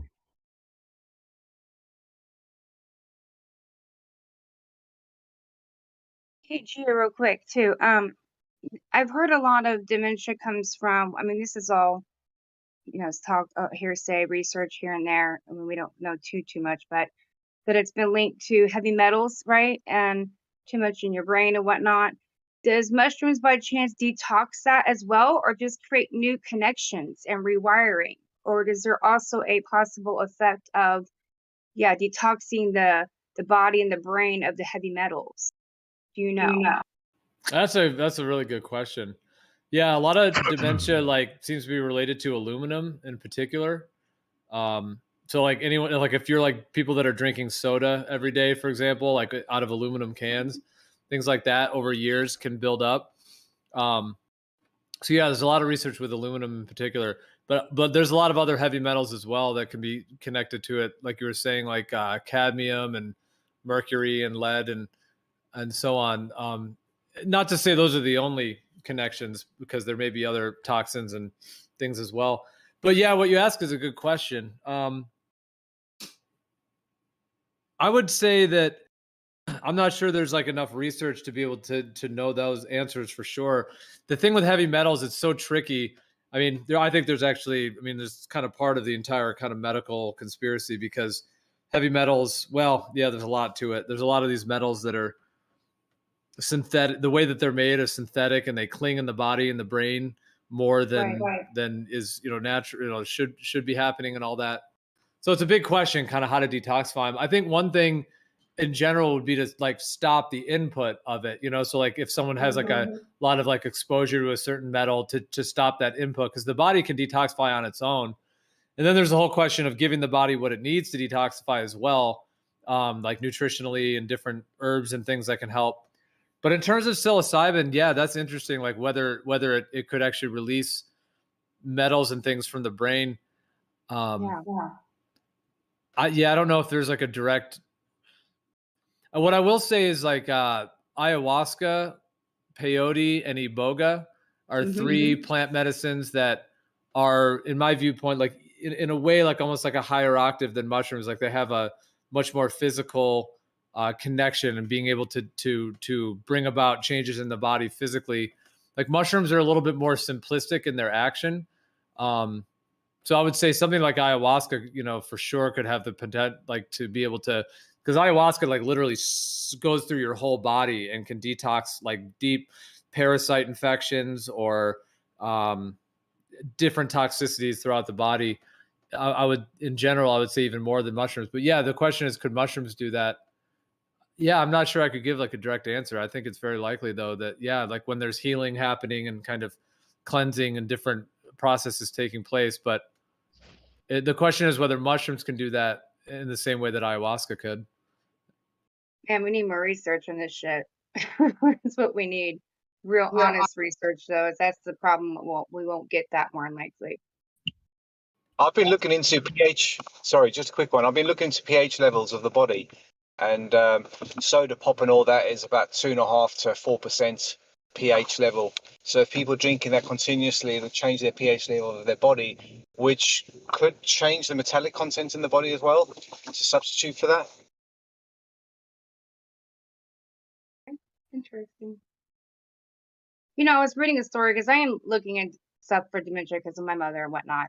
And it was a story about how most people who have dementia actually could have been saved from having it because it was actually lead poisoning. I'm like, what? So a lot of them are dealing with lead poisoning, like you mentioned earlier, and it could have been solved ahead of time before it, got into dementia. But it has to be a way then to alter this, to go backwards. Hey, You know what I Stacey, mean? have you ever heard of Dr. Sebi? Can you say that again? Dr. Sebi. Sounds familiar, but I can't say I have for sure, honey. You should look into Dr. Sebi. He was like, I would just say look into him. If anyone knows about him, speak about him because he's fucking awesome, man. And he was yeah, he used to he had like a like for instance, right? He it was basically through fasting and all this stuff. And if your mother's not too old or whatever, and she could handle fasting, but look into Dr. Sebi, fucking fascinating guy. He allegedly he said he could he advertised that he could cure HIV. He got sued and he won the case because they asked for 7 pieces of blood work showing that HIV was negative, and he showed 72. Damn. And then Interest Cat was up in New York City in like the I guess 80s and 90s and shit. Hey Stacy. Yeah. You should just for regular mushrooms that are not psychoactive. You could check out like lion's mane mushrooms. Okay. They're good for they've got the types of effects that like I think are neurogenic effects, like that it helps build like neurons and neuron connections and shit. Yeah. Good for That's awesome memory. you brought that up, because I was about to say that next. Yeah, because I was going to mention that, like lion's mane. Yeah, it's called like lion's mane, and it's it actually looks like a brain. It's like a white fuzzy mushroom. It literally looks almost like a brain. It's interesting the way that it actually looks. But yeah, like Snack is saying, like it has something called NGF in it, which is nerve growth factor, and that nerve growth factor is like what is required for producing acetylcholine, which is what's needed for creating additional neurotransmitters and neurons in the brain. So, but yeah, lion's mane, it's just wild how it kind of looks like a brain, like it almost looks like like brain tissue, and it's just profoundly good for, like, this article I just am looking up on it here. This is right on WebMD, so it's kind of mainstream, but it's actually talking about lion's mane in particular with dementia. So that's one, like, and the thing is it's a food, so you can't really necessarily overdose on it. Like it's not obviously it's not psychedelic or anything like that. It's just a medicinal mushroom, and it is a food to the point to where you really, I mean, I'm not obviously recommending any dosage or anything like that, but I'm just saying that, like, some people that have certain, like, very challenging issues going on have found that doing like in some cases fairly high doses of it, because it's a food, like you can eat as much of it as needed, could even have that much more of a potent effect. And I'm not saying like a massive amount, but like a significant dose of it. And something like with like dementia with lion's mane, it'd be amazing to see research like that, to really see, like, And we're dealing with, my mom's in a nursing home. I was put there by my aunt, and so she's on drugs that they were giving her. God knows what they're giving her. I know a little bit of it, and it's very psychedelic almost in itself. But when we're trying to get our mothers or family members to get help outside of the mainstream, I'm not going to be able to go in there and be like, "Hey, mama, you need to take some psychedelic mushrooms." Like, it's not going to work like that. I'd probably get neglect charges or some bullshit from the system. But something like that, the lion's mane stuff, is something natural and food source related, where we can give this to our family members and not get in trouble and see if there's some kind of benefit from it. The only problem is they're still on the, pharmaceutical drugs that are going to have the effect, God knows, and may have a counteract where it's not going to work the same like it should. But it would be interesting to have family members and doctors to work with stuff like you're talking about and fix their health in that way and see if there is a change, because dementia is becoming bigger and bigger, and it's one of the hardest things to deal with. I'll tell you that. When you lose your mind, like we talk about all the time, that's our free space, guys. That's our sanity. When you lose that, you lose touch with everything. So I appreciate the help. It's not just going to help me. Anybody listening that's suffering, and a lot of people are with their family members, it's going to help them. So it's very important. Yeah, absolutely. And like you said, it does get complicated when they're giving, there's other pharmaceuticals involved. And then there's even the question, could there be, contradictions with different things? That's why I would never just outright recommend it, recommend things to anyone, just because people have different situations and it is kind of sad too, that the doctors don't, that this isn't just the first thing like, this is one of the first things that should be on their prescription list, would be lion's mane. So ideally the doctor should be prescribing it and right off the bat, but they don't. And then it's challenging because then if they're on other pharmaceuticals, and then there could be some contraindications. So yeah, it's kind of like between going the natural route and then the more synthetic route as well. That could be a challenge. Because they have many reasons why supposedly that the dementia onsets, whether it's a stroke or whatever's happened in someone's life, but there's a reason why that happened, and there's things wrong in the body that can be fixed. Instead, they just leave it almost like it's a permanent death, you know what I mean? And this is what you're going to deal with for the rest of your life. And I think that's bullshit. There's always some way of fixing what we're dealing with here that's been put upon people, and people think this is just natural, hereditary, that people just lose their mind. And I think that's just total horse shit. But we've fallen for that narrative. That's what it is. but that's not the case in many ways. We're starting to see. So I think this research is something that needs to be done. I don't know how to be done, but I wish there was more people that would be willing to step up and do it naturally or whatever, away from the pharmaceuticals too. You know, my mom's on a lot of pharmaceuticals because of her 11 mini strokes. But there's a reason why those 11 mini strokes happened. And that's what we got to get to in rewiring the brain, fixing it, fixing it. It can be fixed, but it's the fact that they almost leave these patients as, this is your life, you're not fixable, here's a bunch of medications, and basically be a zombie. And that can't be the answer. You just can't. Yeah, it's definitely a heavy set of circumstances in a lot of cases that people are going through in these different scenarios. One other thing I would mention, which again, this is something that like our ancient ancestors and even, would have been much more connected to. It's another thing that like just the nutritional side of it. Like, for example, like eating brain, like animal brain. I know it might sound kind of nasty and whatnot, but like just might sound kind of, the way that like Hollywood has made it sound. But I mean, when you think about it, like an animal, like if you're eating meat and things like that, the brain tissue is because usually like they would eat the whole animal.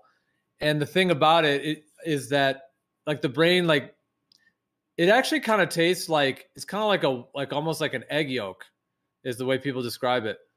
And yeah, and even though it might be kind of hard to think about stomaching it, like some people like they make like in Europe and stuff, they would make like scrambled eggs with it. So you make like put the brain and then the eggs and mix it all together and cook it all, and it tastes actually pretty darn good. Actually, a lot of people really enjoy the taste of it.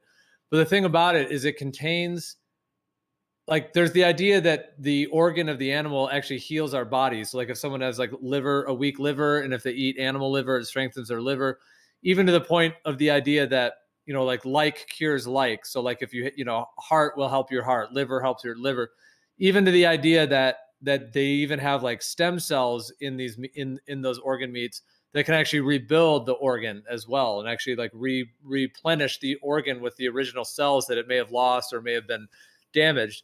And so in terms of like, of course it would have to be from a very healthy animal and all of those factors, ideally like a wild animal too, instead of these like not like a factory farmed one and all that. So it's complicated to get a clean materials, but the brain itself contains really high levels of a lot of different brain, like neurochemicals in the brain, and even the idea that it could help to rebuild the brain or like reestablish the neurotransmitters. One of them is called phosphatidylserine. That's one of the ones that is kind of well known in the whole supplement world for like increasing memory and all these different factors. But the phosphatidylserine is found naturally in animal brain. So like the chemical version that they have like as a supplement is not quite the same, but the real source of it is very high amount in brain. So yeah, I thought I would just throw that out there. I mean, it does sound kind of, in our kind of modern world, it's not as common, I suppose, to eat the brain. They do in other countries. They still do in Europe all the time and Asia and stuff. It's a regular part of their diets. But in America, it's been kind of like worked out of our diets. But anyways, I figured I'd throw that out there too for things like dementia and stuff like that. It's like you're eating the actual organ meat that corresponds to that organ. So I think there's a lot of potential with that as well. Very logical. And when you think about it, it sounds also like you were talking about Hollywood mainstream. You start almost going into, oh my God, cannibalism. But in reality, if you think about what you're talking about, it makes perfect sense in many ways. And you would think you would go down that research, and people should, and we would as human beings, to see if that's a possibility. Yeah, makes sense. It just makes me think it's like in our culture, it's like doctors, when someone has dementia, they're just starting to give them drugs and all that, which is its own thing. And, not even trying to get into that or like judge anyone, in that situation. And I don't mean judge, but kind of like, just like, if that's their choice, I'm saying to do that route. But just makes me think like if doctors were like, when someone has dementia, if they're like, all right, we're going to get you on 6 ounces of fresh, raw, organic, natural, wild venison brain or whatever it might be, like the cleanest brain possible and the good dose, and then really good adequate dose of lion's mane mushrooms and and then try to get out the toxins in the body as much as possible. Also, like saunas, like doing saunas, like sweating is actually really good for getting out toxins. That's one of the best way to get toxins out. It gets toxins out of the bloodstream, of the whole body, of the brain, just sweating, basically, like a sauna. So it'd just be interesting if doctors did that, you know, like, all right, let's get your nutrition spot on, you know, organic. Be cool if health insurance paid for that. And then things like those medicinal mushrooms and different herbs and things that could help actually rebuild them and put them, you know, actually help them recover. Doctors to help us. That's what it's like. What? It's so crazy, you know. Not that they don't help people, by the way. I remember ever saying, you know, not saying that doctors aren't there or haven't helped somebody, or if I have a broken arm, they can't fix my broken arm or any of that shit. But when it comes to your actual health, I'm not seeing them do much to help mine or help others. Nah. Hopefully one day we'll get there, but I don't think so. I think it's going to have to be done by our own account, our own experiences, what we research, what we do, and then this kind of conversation back and forth. Humans' experiences are the most what we're going to get out of it. That means the most.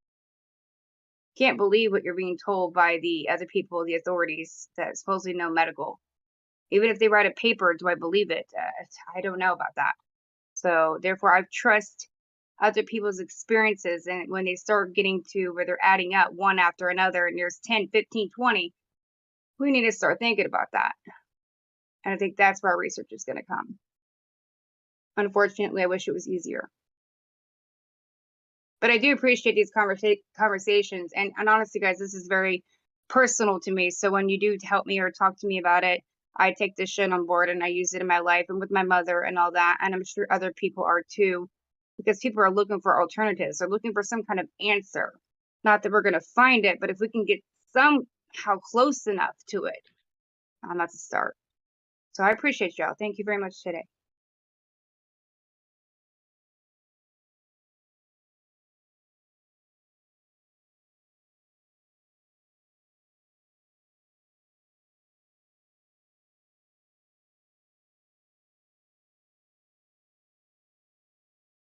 No, I will say though, it's very interesting that out of nowhere in the last probably 6 months, I've heard more and more people getting into mushrooms of different kinds and the microdosing and all that. I don't know if it's something that we're all like finding research on, or other people just talking about it, but it seems to me in the last 6 months to 8, maybe tops, there's a increase of this. I don't know where it's coming from, but I'm not saying anything bad against it, but we definitely have a few people around us, even in our own communities. Trust me, I know them. I've talked to them. Who are completely against it. They look at this stuff like, how you guys are crazy. You guys shouldn't be talking about it on streams or anything. You know, I have a friend of mine who's gotten rid of his depression by doing mushrooms, and he's a completely different person in 3 months. So how can I be against something that I've not myself experienced? People judge too quickly, but there is something to the depression and to helping people rewire their brain some. I've seen it happen too many times.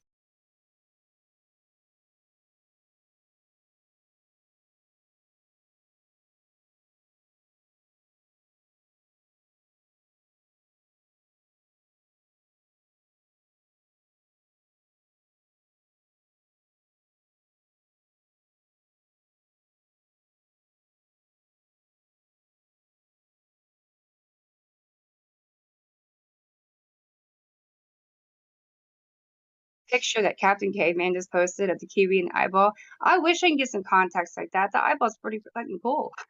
Just look at kiwi though. I wonder if that's real. No, it's got to be a contact of some sort. Yeah, it's Could be cool. something they did that is a contact they can put on your eye though. It'd be really cool. Yeah. Great for Halloween. It's like the Grinch. Exactly. I like it. Yeah. Yeah, there is something interesting about the foods that look like body parts though, and what they do and the benefits from them. I grew up in a time when my father would go out and go mushroom hunting, and he knew which mushrooms to pick and not. Never got sick, never never had to worry. I wish I would have paid attention more.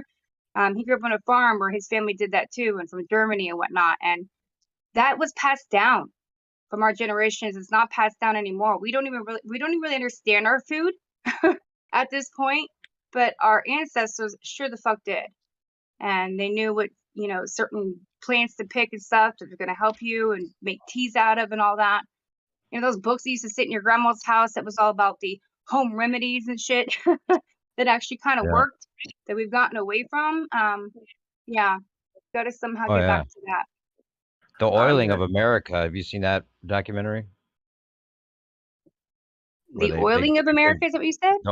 The Oiling of America, yeah, where they just convinced us vegetable oil was much better than butter, and the whole idea that fat contained cholesterol and that cholesterol was bad for us when it actually feeds your brain and all this. Right. Just a total takeover on the advice with the food pyramid and everything. It's a good Absolutely, very interesting you say that too, because I've heard of also a study on dementia where they're giving people, older people, cholesterol tablets and stuff to lower your cholesterol. And in reality, when you get older, you need more cholesterol so that your brain can keep the memories and whatnot. And that's why, as you get older, you have higher cholesterol. But they're lowering it and making people have dementia. I've Yep. heard so many different The things. medication gives you the dementia. The medication, the statin drugs usually are what give Yeah. you the dementia. Yeah. Yeah. Statins. I just wanted to relate that I met a 76-year-old lady at a funeral who ate all organic all her life. Looked like she was not a day over 40. There you go. Oh yeah, our food is killing us. That's a for sure. Well, I could just go to Monsanto, another country and you already realize that very quickly. Like, oh shit, we're being killed. yeah, we were talking just the other day about how, like, if you can't get people to figure out that fluoride's bad for you, the sodium fluoride's different than calcium fluoride to begin with, and that it's actually a conspiracy, and that that Monsanto is not good, blatantly not good. I guess they're DuPont now, DuPont bottom, or they're merged or something. But I mean, it's just blatantly out there. It's something we live with all the time, but not really much can be done, and not many people even know it's a thing.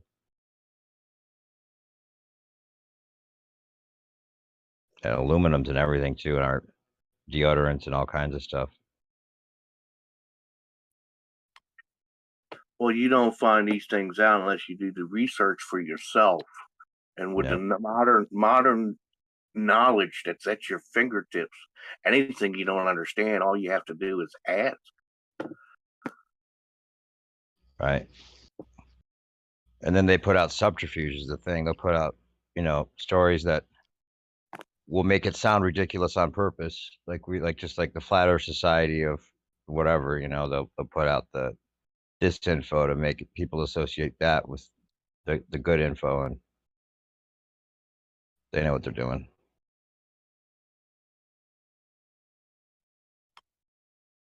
And the whole thing with the Monsanto, with the seeds in the soil, you can't grow the seeds without their soil. Do you know that? Like the seeds won't grow in any other soil but their soil. That's how Monsanto's got it worked out. And then there's a whole thing somebody was telling me about, like, if you have, like, the farmers don't want to take the risk of the seeds of the other farm next to them getting into their crops or something, because it'd mess up their whole, or they could be sued or something. Like, they've got this total fucking, like, stranglehold on all they farming can land. be sued. They can be sued. They have patents. Yeah. Crazy, isn't it? So it's not even worth it. Like, on top of that, they're going to come and sue you because the wind blew some of the seed into your area, and like you're stealing the tech or something. Is that the whole idea? Oh my God. I'm out on the run. I can't. So. Yeah, we're living through right now. It's a manufactured food crisis, and then there's this whole thing about how they had that Event 201 like simulation thing that Bill Gates did, about the pandemic and stuff. Well, I guess there's another one that my friend was telling me about that's like the same thing. Like, they're simulating the news and all of the different things that'll go down with this food crisis that they're creating. and how they're going to deal with it. So it'll basically just put out any of the small farmers, and it'll all be industry, you know, an industry solution to a manufactured food crisis. If you go right to the World Economic Forum and you find that strategic circle thing they got, they tell you how they're going to do it right there. All the studies, all of the reactions, all the counter reactions. It's all laid right out. All you have to do is read through it. Where'd you say to go? The World Economic Forum, to their home website. Oh yeah.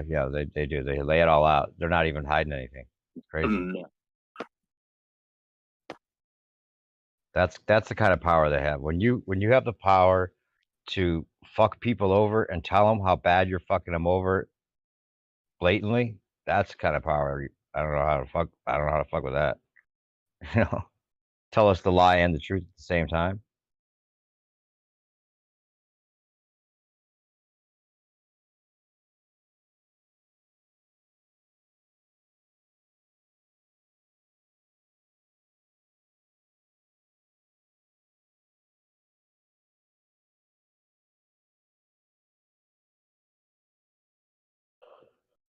Yeah, it But seems it's a like they're beautiful they're world. like playing with fire. It seems to me like they're playing with fire with how bold they're being, and as they keep pulling these things off, and more people are becoming aware. It's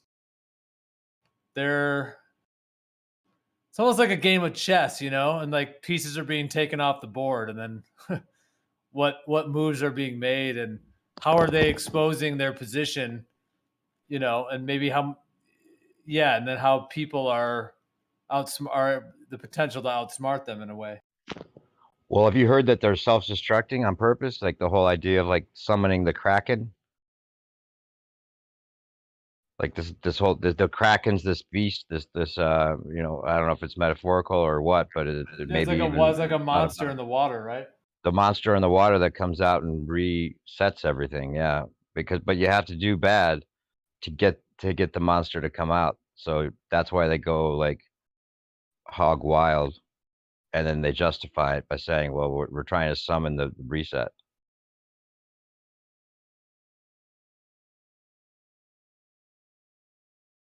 Pretty crazy. I think they know I just thought something. of kind of a wild idea. Oh, sorry. Go ahead. No, I was gonna say I think they know something's gonna happen. Maybe like that, but I was pretty convinced that there might be a plasma event coming up, but I don't know. Go ahead. Oh, you mean that they know of some timing of like a change in the sun or something that they're gonna link? Yeah, some kind of yeah. That does make sense with the melted buildings and stuff. Or they make it seem like it's a natural thing that they actually do with the. Like we've talked about this before. But what were you gonna say? Don't lose your thought. I bet you did already, didn't you? Oh no, it was just going in a little bit of a different. It was like sort of similar to this, but it was more just like it's kind of an idea where. No, it's kind of a whole different topic. I was just thinking of like kind of an idea where we overcome.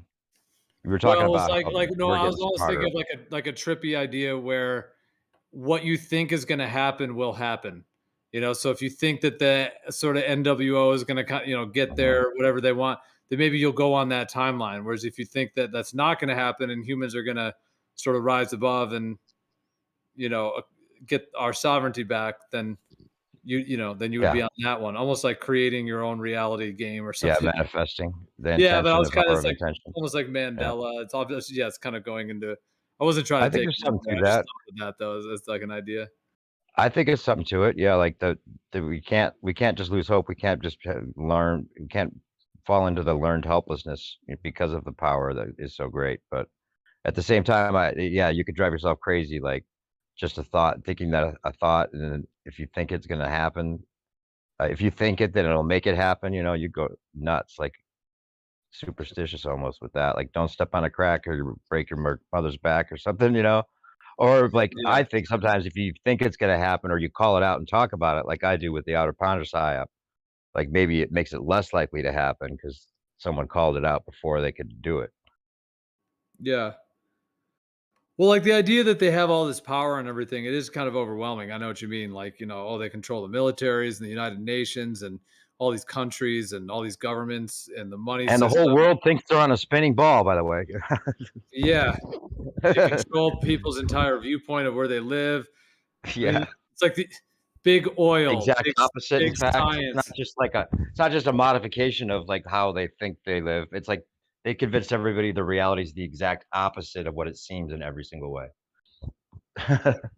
Yeah, and then they use the control over the media and the oil and the money, the banking system. Yeah, it's pretty intense combination of factors. But what about this idea too? What if they, like, in a way, crumble on their own? And I don't. What I mean by that is just like in terms of being able to kind of traverse through this in some way that brings like freedom to humans in a sense.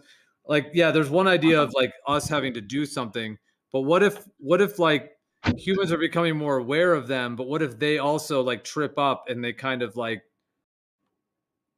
they kind of dissolve from the inside or something? Like what if like within their own kind of plans or within their own thing, you know what I mean? Like they crumble on Yeah. themselves to where like we don't even have to do it. Like We don't have to summoning the do Kraken. anything.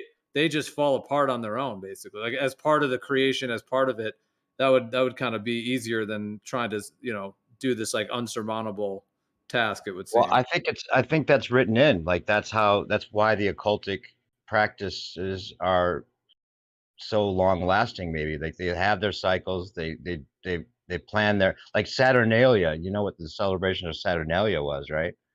It was where the elite became the servants.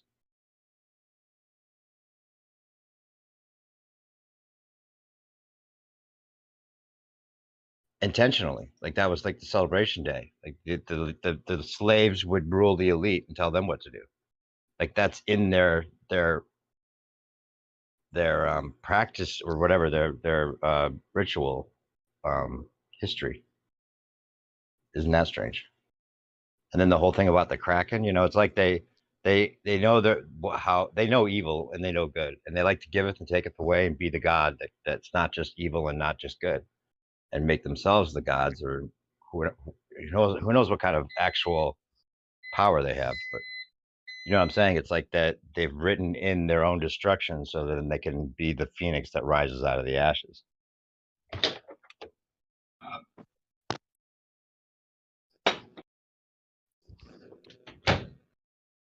They wrote a secret covenant 200 years ago. I dropped it in the chat.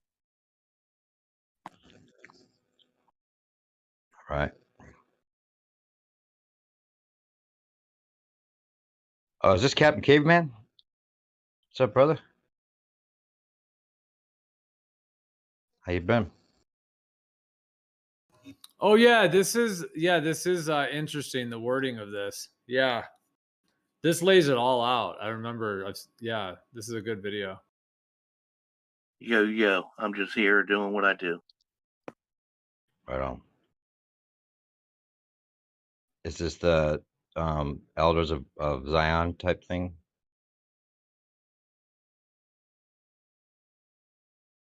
Yeah. I was dropping a link to this thing just the other day, another server that everyone should look at. The Real Families of Control. Geo, you know who they are? You know who the Grey Pope is? Heard of the Grey Pope? Yeah, I've heard of some of these I gotta ideas. drop this link. There's like all these the Orsini family. There's like all the bloodlines, and there was another guy that was talking about how even their Italian sounding names were fake. Like those were pseudo names, and they're actually they're Persian descendants. But anyway, this site breaks it. I think it's a blog of somebody's that's given some real truth, and it breaks it down pretty good. And then there's another page that has the Elders of Zion type stuff on it. Learned Elders of Zion.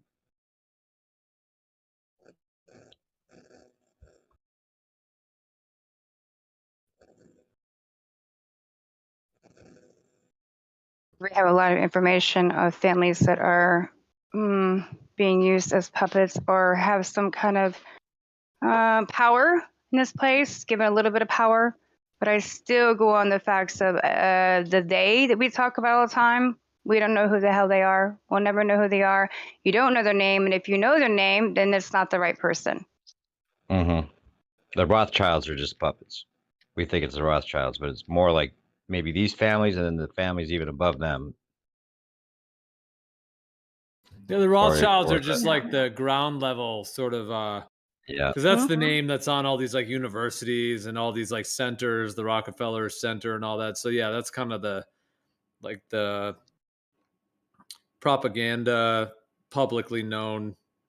Yeah. It's not even the real name. It's a pseudonym for like the Orsini family. And in the story we were given, like the whole Mayor Rothschild with the money, they had to have that story to figure out. So we would know like, okay, these people, this is why they have so much money, but it's older money.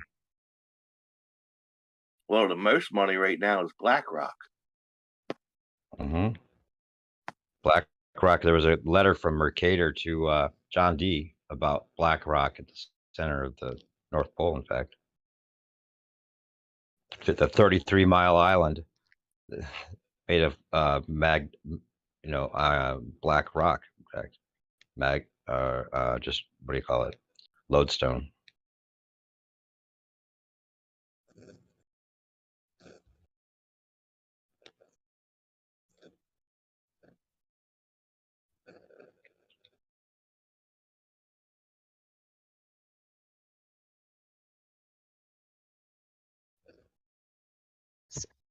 Money is power. Money is the control. But really, information is the power and the control. Money is just an illusion. Yeah. I like the idea of the magnetic waters under the ground in the north that give you immortality, like Geo you were talking about, also seeing in one of your regressions. That's a beautiful idea. Maybe if it's just magnetics, maybe that's the big secret. Just not just structured water, but something like, with the water being magnetized to a high, I don't know, to some other extent that could maybe actually reverse aging. I know it sounds kind of sci-fi. Well, the idea that like this like even when like Pete was talking earlier about the Great World Tree and the Earth being like a stump of a tree and those components, and then thinking about like the center of the magnetic field, that's like the stem of the world. Essentially, it's like the center. It's like the core of the apple. It's like the center stem. And so the idea that like there could be sacred waters there that have essentially like stem cells in them, and like you're talking about the electromagnetic charging, kind of charge component of it as well, and whatever else the field at the center there might do to the water. But I was just also thinking of that idea of, because like it does seem to be the case that like stem cells are what can help reverse aging and all of that, because of the way that they're the foundational like growth regrowers. Yeah. For the cells And the to actually be able telomeres. to regenerate as in a way that's more efficient than one would currently be able to, because those core stem cells that we got, really we should have gotten them through the umbilical cord, but that was cut off early, sadly, because that's where most of the stem cells are to get loaded, for your whole life. You want to get loaded up with those as much as possible. But I think, just because of our modern world, that process I'm sure has declined in that sense. So yeah, being able to have some kind of rejuvenative waters like that from the stem of the earth, pretty cool. And you said that was one of the things you saw, like you kind of had a vision of that when you're one of your travelings. Or yeah, knowledge I've had came to you. That was the like case. multiple different layers of that as well. I mean, it's also, there's like certain ancient legends that talk about that that refer to that in terms of like Shambhala and the sacred waters and lands at the North Pole. So there's in addition to like different, kind of healing than healing Yeah, about water in hydrotherapy. general. Like when I went to Maine and I was drinking water straight from the mountains, I felt the best I've ever felt in my entire life. I felt like I went backwards in time. Like it was, whoa, I just lost a couple years. So if you were to have something more powerful, yeah, it makes sense Yeah. that it would reverse, or at least not necessarily like you're aging, but you're just healing the things that are wrong in your body. Yeah. Makes sense. The hydrotherapy was a big thing. Like, Unfortunately, no, go ahead. Go ahead. no, they got rid of hydrotherapy. Was kind of like one of those things like Tesla. They got rid of, and no one even knows it was a thing. Like with the electrifying the water so that you would bathe in and everything. All I was going to say is that with like these tests or whatever that they've done with effectively where animals being held in close captivity alone, just proximity alone being one of the cofactors of effectively things becoming disheveled, not looking after themselves, not really caring, eventually dying in a shorter period than what they originally would have. Like proximity alone, like when you take like how you feel when you drink the mountain water, when you're in an area like Maine, the problem with that is like we don't fully know yet. We haven't like deciphered whether we feel better due to the very environment that we're in, right? Our proximity to other individuals. And if they found out, right, that via proximity people were adversely affected because of that, right, what would it be about being close to people? Would it just be the fact that they're there, that they're annoying? Or would it be their electromagnetic frequency that they give off? Maybe that's why we find pairs, minus and positive, we become one flesh. Married, that's what you do when you're married, and that's why they can stay around each other for long periods of time. Then obviously their children are going to be within the same magnetic polarity as them, that they'll fit in. But the idea that like just by being closer to people, it would be the electromagnetic frequency that they give off that would be the irritating factor is interesting due to and the reason I say that is because obviously what have they done now? They flooded us with different frequencies and no one knows which way's up or down. So maybe they figured that out. It's masking the healing frequencies, the ones that make you live longer or have more, harmony. It is something that could be too, because I mean, I wasn't surrounded by a bunch of people, even though it was a different environment. It's totally different lifestyle when you're in Maine compared to where I'm from in Indiana. It's really, really different. It's almost like Michigan and England mixed together. It's a weird vibe. So it's different vibe. You're automatically at a different frequency, and there is less. There was less spraying. There was less everything. I mean, I could literally go out into the woods and there was no signals, so you can literally hear peace and quiet for the first time, what that actually sounds like. So those different things can help. Yeah, align your body and all those things and healing processes and stuff. I will tell you this too, I was in a very stressful time because I was also homeless during these moments. But so I wasn't surrounded by people. But yeah, it was a total different environment. So there is something that could be taken onto account for that. There's a possibility, absolutely. But frequencies were the different as well where I was at.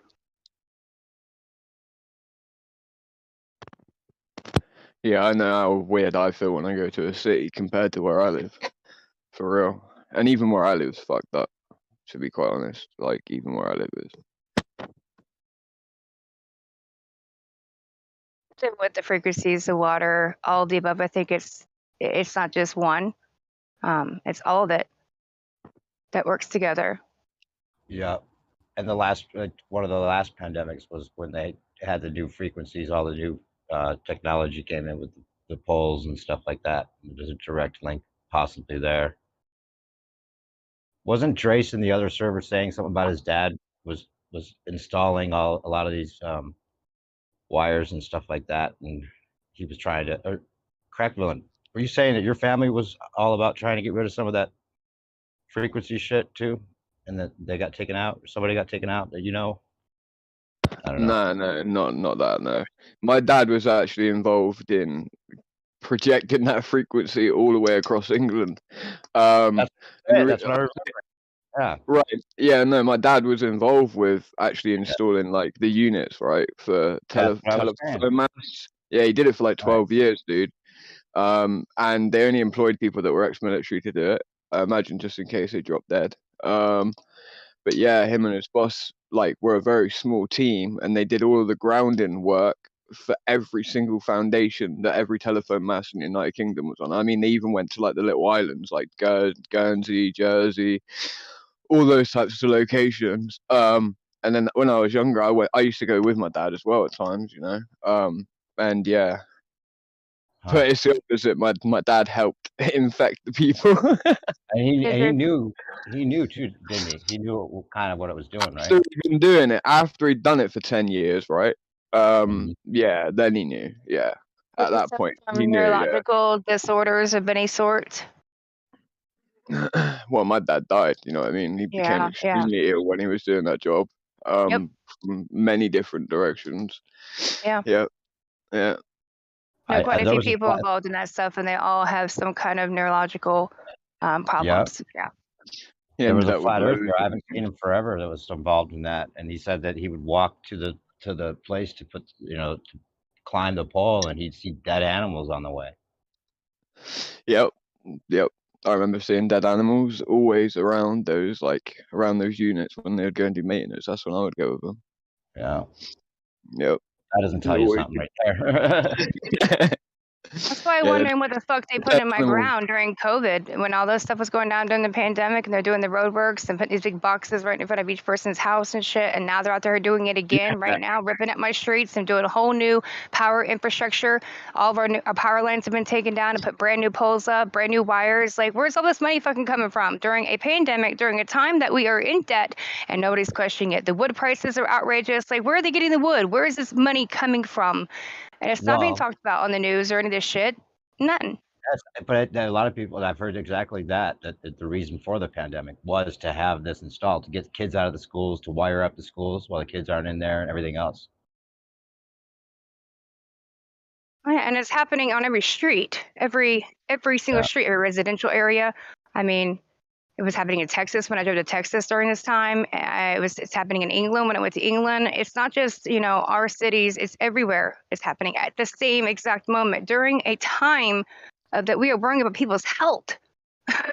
And there's construction workers out here. It's the excuse. Yeah, the pandemic was the excuse to do it. I mean, that's the reason, at least. Yeah. Yeah. It was funny because we're talking about, I don't know how many locations across the world. All of us were saying at the beginning of the pandemic, we're like, right, what are we noticing that's the same? And I remember even Stacey, this obviously between me, Sven, Jedi, all of it. In England, it was covered. You know what I mean? Yeah, we did a big video on it, and it actually went pretty large. That video did 1,000 views on the roadworks. Yeah. Yeah, it's pretty insane. Hey, Gio, that's what makes me think this can't be the only place. This can't be the only land. They have outer ponders that they have places where they don't do this, right? They don't do any of this shit because they have another place that's paradise. They keep that good and clean. That's why you can't put garbage anywhere near Antarctica or whatever. They keep that pristine, and this is the dumping testing ground for all the shit they want to figure out if they can use over there.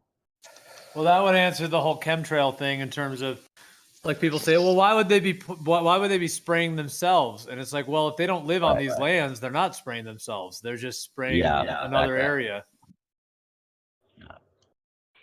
Yeah. Did I ever tell you what happened when I went and so I've got a very good friend, right? And this is really interesting. I was never told that their dad was a Freemason, right?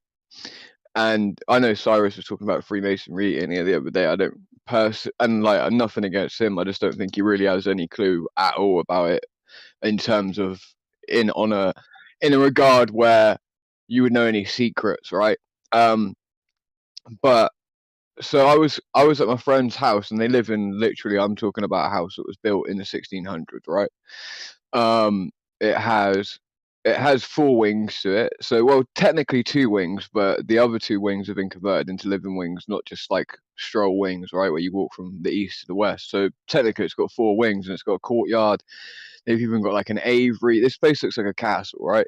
So I sprayed a certain chemical, right, on a window to clean it, a window cleaner, at the front of the house, and this fucking huge Freemasonic symbol just shows up on the window, right? I've got photos of that somewhere actually, and I remember questioning my friend's dad about it later on, and I'm like, "Did you know that was there?" And he was like, "I didn't have a clue." And I'm like, "Are you a Freemason?" He's like, "Yeah, I am." I'm like, "You're telling me you didn't know that when you spray a certain chemical in your window, a Freemasonic symbol appears, like a huge Freemason, like like the blood on the door of a lamb, right? Like the lamb's blood on the door, like the Passover." It made me think about that situation, that like maybe they had marked their own doors, right? That maybe they put symbols on their doors. I don't know. But put it this way, where I live, we never see any chemtrails ever. I never see any where I live. I see them everywhere else. Like I never see them where I live. But there are a load of millionaires where I live, so who knows?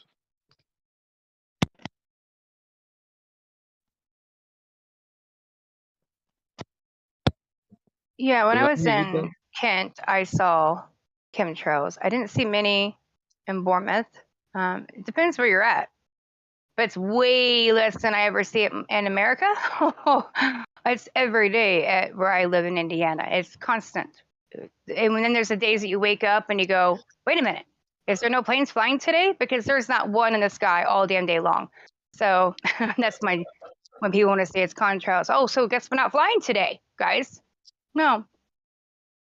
But every other day, it's constant.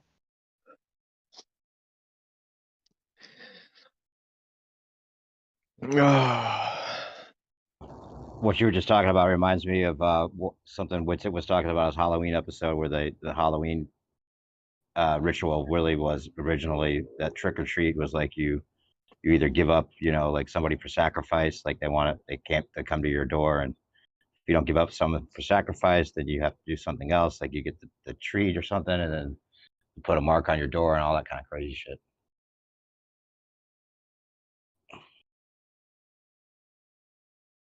Those are the outer ponders probably right there doing that kind of shit. So you think the outer ponders are evil then? Is that what you're saying? Not necessarily. Not necessarily. I think there's probably good and bad, at least maybe that's what they'll tell us. There'll be like the heaven outer pond and the hell outer pond. And they'll have like Right. a real judgment where you line up and you either go to one or the other. They could go that far with it.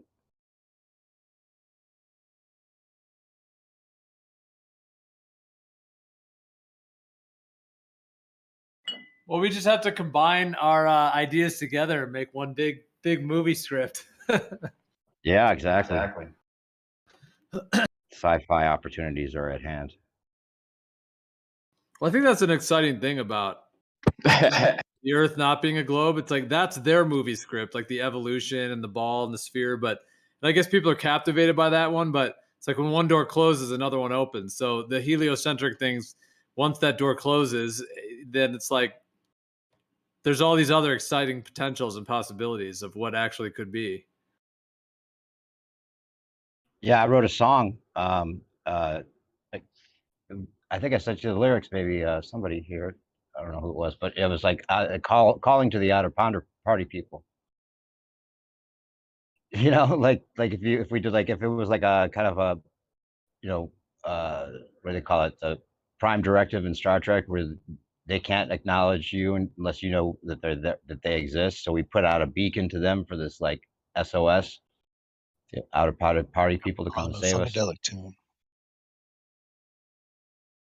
Yeah, the Funkadelic. With the Funkadelic in the background. Yeah, I remember that. Was it you, Snack, I sent it to? Outer party people. Have you heard about the Iron? I'm sure you do. You know about the Iron Republic? Yeah. I still have yet to read it. Actually, I know about it. That's what it's about. I mean, they claim this was like published in this monthly magazine in 1902,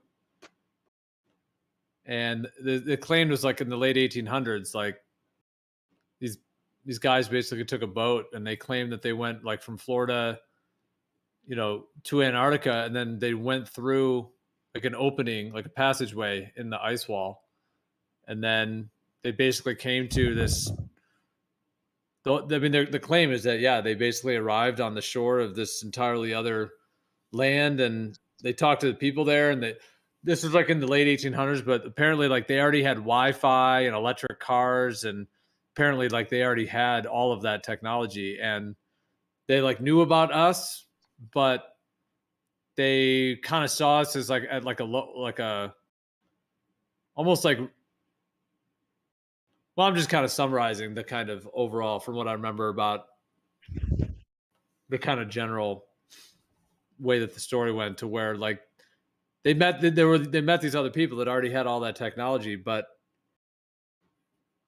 they like those people knew about us, but they didn't really want to interact with us because they kind of saw us as almost like savage in a way, like kind of, because there are a lot of like criminals and all the stuff that's been going on, and these like whatever this current like takeover thing is going on. So it's almost like they didn't really want to interact with us, but they knew we were here. That was what he. That's what kind of how that story went. The way he's. There's another one. What's the other story that Dave High used to talk about, where we were quarantined off from the rest of the lands? You know what I'm talking about? But yeah, there's something else. There's a whole other story that goes with that whole idea that we were, quarantined. This is basically the dumping ground or whatever. Would make sense the way everything's gone, the way a lot of things go. It's not all that bad though, to be honest. I guess it could be worse. But if we actually are supposed to live a lot longer, which does seem like, you get your prime and 20 years later you're on your way down. It doesn't feel like that's the way it should go. It feels like we should live a lot longer. Maybe that's part of it.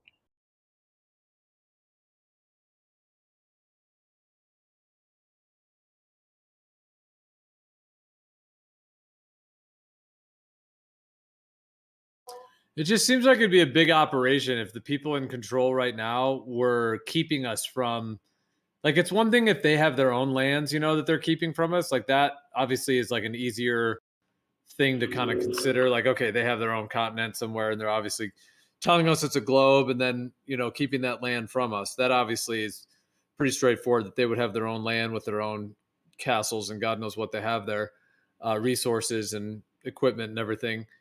But then the next step, the idea that there's actually other lands with other civilizations on it. Well, now then you would have to kind of imagine that the people that are, sort of in control in this area, the controllers in that sense, would then be also the ones that are keeping them from us and keeping us from them. And keeping us from. Yeah, and it seems like that would be unbelievable, but they're definitely keeping us here. So why couldn't they keep someone else somewhere else?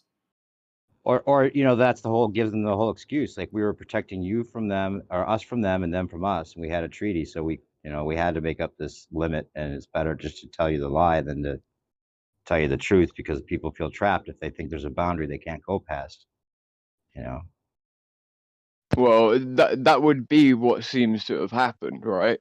I don't know why so many countries would unilaterally agree to a treaty. I really don't know. And then it seems that America assumes complete control of that, almost as if that, like, and maybe that is what, like, how do every military in the world know who's the top military? Because we haven't been fighting for years, right? This is something that's always troubled me as someone who, this is literally what I analyze, right? Like, trying to consider one weapon system versus another, right? Like, what is it that gives us a status quo of the strongest military in the world? Well, it seemingly would be something like a treaty at one time, and then one group somehow above all the others was better at holding the mantle, Like, that's the only thing that I can think of. But we don't have any examples of that at all. Obviously, we have this, like, overall example, which I believe is like more like because of this is more like a thing that happens because of that setup, which is where America is like, the leader of the free world and everything like that, right? But what set it that way in the first place? I don't think, and after analyzing it, well, there's not enough there to set it that way, is my point. It doesn't quite make sense. Well, they had John Kerry and a bunch of other people like rushing off to Antarctica for whatever reason, and they never said why. That doesn't make any sense. I was like, oh, they're meeting with the Outer Pounders at the time. They're gonna run that psyop soon. That would be the thing that would make sense, is that there's another superpower somewhere else, right?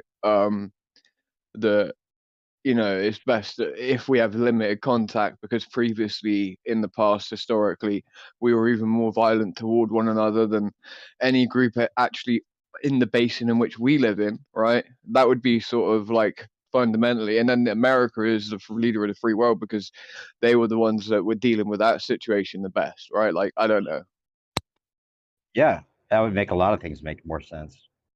The fact that we were lab rats, you know, that there's another type of being that is just our ancient ancestors, ancient aliens. They're telling us about it in plain sight. You know, technology is given to us right at the right time. All the tech comes so smoothly. There's not any big, huge tech mistakes because they've already got it worked out somewhere else and they know what they're doing. They got the iPhone 7, 8, 9, 10 planned like years ahead of time. Makes everything make sense. Hey, Craig, you might know because you do a lot of research. Man, it's been years ago. I don't even know.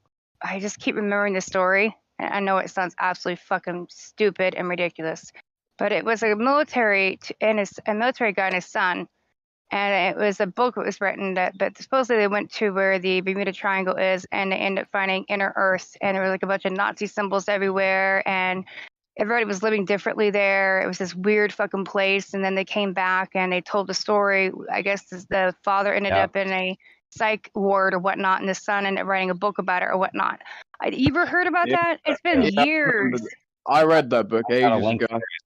What's the name of that book again? I don't know, and I've been thinking about that for fucking I don't know how long. Excuse my language, and I can't remember it. New perspective might know. New perspective might know. I have a video all about it. I'll send it to you as soon as I find it. Thank you. That's awesome because it's been like 2013 or 14. It's been a long time since I looked at that. Yeah.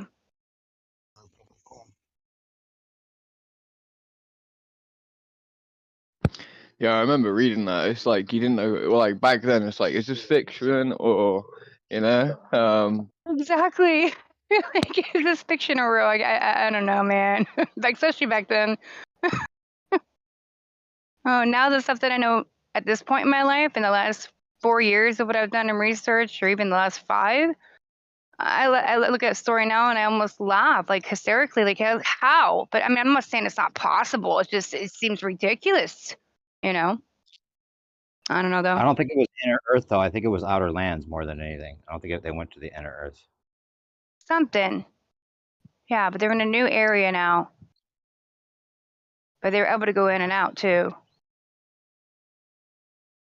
That's why they keep you away from there. I mean, come on. I mean, I don't know. Listen, I definitely don't know. I'm not saying that shit's Well, there real was that because whole everybody weird goes story. it's fiction. You remember that story about the Ark of Gabriel being unearthed and like the electromagnetic plasma beams coming out and killing people, and they blamed it on some kind of like you know, stampede, and a bunch of people supposedly died, like 1,400 people or something, and then the Pope met with the other Pope for the first time in 100,000 years or something like that, and then they Story like that. I both love it. got on a Yeah. boat. They had the Pope on a boat at a little raft going to Antarctica in the little church. What the hell is that all about? They were bringing the Ark of Gabriel, the 2 popes on a boat with the Ark of Gabriel going to Antarctica. That's not outer pond or fodder. I don't know what is. And then they had a bunch of predictive programming and a bunch of things, especially Game of Thrones at the very end where they're walking off beyond the ice wall, and then the younger sister wanted to go west. She said no one's ever gone. Maybe she's going true west, you know. Well, Admiral Byrd himself said inner Earth for north and the lands beyond the South Pole the size of the United States. Yeah.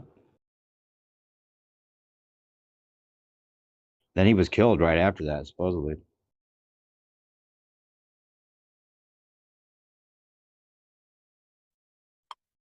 Well, they did the same thing to the guy that found the water under the water. Remember that, Darren? He went up next day in his helicopter and boom, it blew up. Oh, yeah. They still showed it to us, though, didn't they? That's key. Always a key point. If they're showing it to you, they want you to see it. They don't show Right. you something unless they want you to see it for some reason, whether it pushes their narrative or it's for some other reason. But it's always a reason. Seems like. Yeah.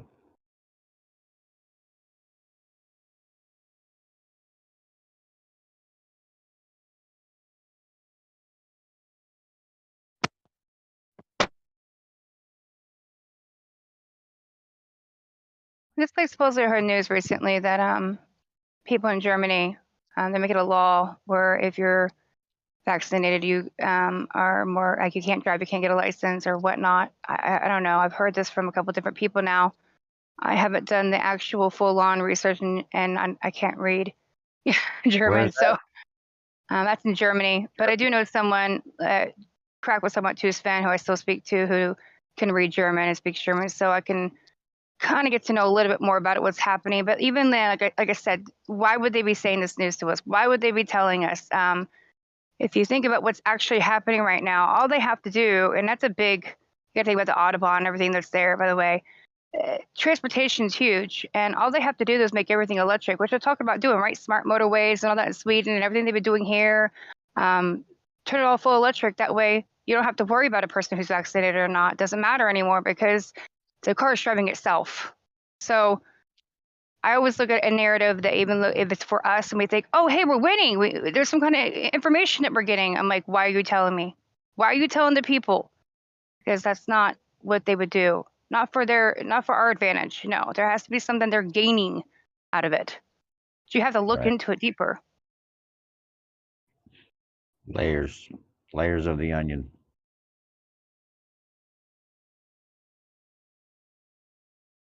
Just like when you got alternative like nurses coming out and saying, oh, I'm against this. You know, there's vaccines, there's people dying.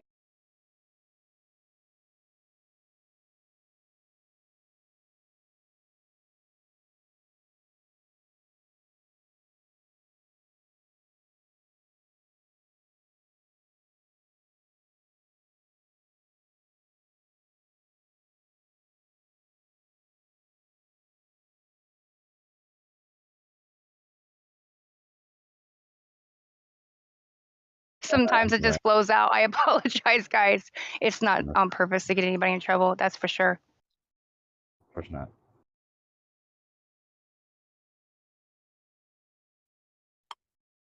You're saying you said the C word? Not that one. Oh, trust me, I use that one. I hear that one a lot because I speak to people from England. I hear it all the time.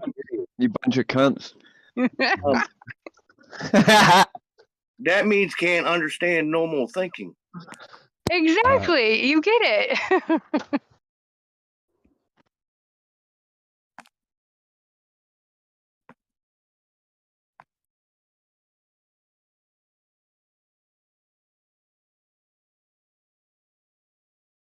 But what is normal? Never really knew what normal was. Never really agreed with the normal before the new normal. So kind of on my own little weird life. I don't give a shit about normal. Yeah, I'm with you there. You're in Indiana still?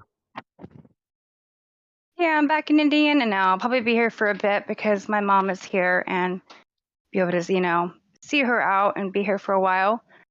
But definitely ain't gonna stay here. No, and I like to travel. So it's just right now it's not a good time to be traveling anymore. I miss it deeply. I can't wait till I can again.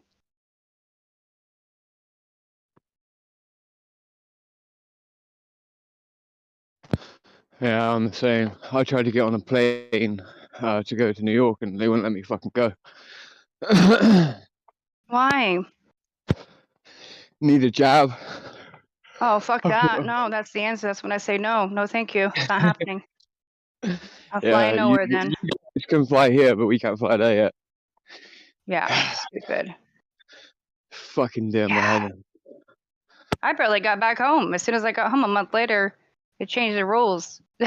You had to be. I was like, well, I'm glad I made it home. Yeah, it's not easy traveling right now. It was a fucking mess too at the airports and everything. Not good. The CDC are reviewing shit at the moment for international travel, so I just gotta wait for that. Yeah, it sucks waiting, hon. I waited 2 years to fly to England again. We had a plan, had a tour set and everything, and then boom, had to stop everything, and life went haywire. But I was glad to have the opportunity to be there. It wasn't what I expected it to be or wanted it to be because of the timing and things that happened. you can never predict. But I had a great time. But next time I come, it's going to be a lot more boots on the ground kind of thing. You know what I mean? But there was a lot of personal stuff that was going on. But definitely a place that I want to return to. There's a lot of work that needs to be done there. A lot of shit that's happening that's just way beyond what's happened to America. You know, I think you understand that more, Crack, and people from the United Kingdom and places like that who have suffered more, who've been through more during this time. It's been a lot for everybody, but a lot of countries have had it a little harder than we've had. That's for sure, especially during lockdown times. And the biggest thing for me, though, is what it's done psychologically to everybody. Has nothing to do about anything else. The psychological effects have been the hardest, and that is what is going to continue to happen to us. That doesn't end. Yeah, like in England now, right? Because of everything with Ukraine, we come back out of this, and it's like finally allowed to make money again. But yeah, basically now, like all of our energy bills have gone through the roof. Like I mean, through the roof. Like ridiculous, like a 600% increase. Yeah, I'm hearing you guys. Your freaking rates are way bigger than ours already. We talk about ours raising. It's happening harder for you guys right now. I know. A lot of shit going on. Still happening. Just cutting trees down, man. Crazy. And they're putting new surveillance systems over there too and stuff and what's happening. It's just like it's nonstop. But but that's what it's always been. Especially if you look back the last 2 years, all the shit's happened. It's just been one thing after another that nobody can even keep up. Got a story for you actually, based on the new facial recognition, right? Exactly. Yeah. I was walking in a city like about an hour away from me, on the outskirts of the city. I'm not known there at all or anything like that. And I walked past like a big camera. A few times I walked past it. And I was wearing like a neck warmer. It's not very long ago because it's freezing, right? And the police pull up next to me as I'm walking, and they're shouting my name to me. I'm like, how do you know my name? Like, my face is covered. Like, how do you know who I am? I'm not in my local area. I don't live here. But they were calling out my name, and it said facial recognition. I'm like, okay, cool. Do you remember 2 years ago when we were on 24/7 and we had a conversation about how the masks could now up their systems for their surveillance if they wanted to focus on eyes? Exactly, yeah. Yeah. Yep. Seems like it's coming into fruition and play, yeah. No, it's happening, yeah. Yeah. Yep. We've been right on it. I mean, the information's right there in front of our faces, though. And the more we communicate with other people across the world is where we're finding out the information most. And that's happened dramatically in the last 2 or 3 years. So it's a beautiful thing that everybody went online and we had these conversations and we discussed what's happening. That is something beautiful that we got out of it. However, we're always being listened to. So it also is an advantage for them. They always know where we're at. So we're never they're always like 10 steps ahead because they can listen. So as long as they have information, they're always going to be in the front. You know what I'm saying? So we're gaining something out of this, but we're also standing still, if you get my drift, because there is no way to fight something that has just come out of control at this point. Yep.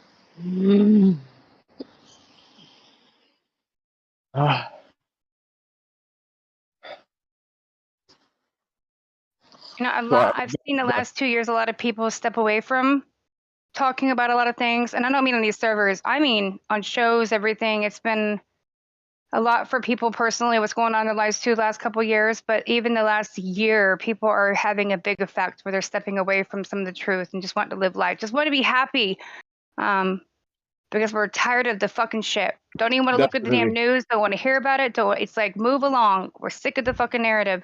However, we are getting away from that, and that's what they want, for us to stop. And I've noticed a lot of us, even myself, have stop some things.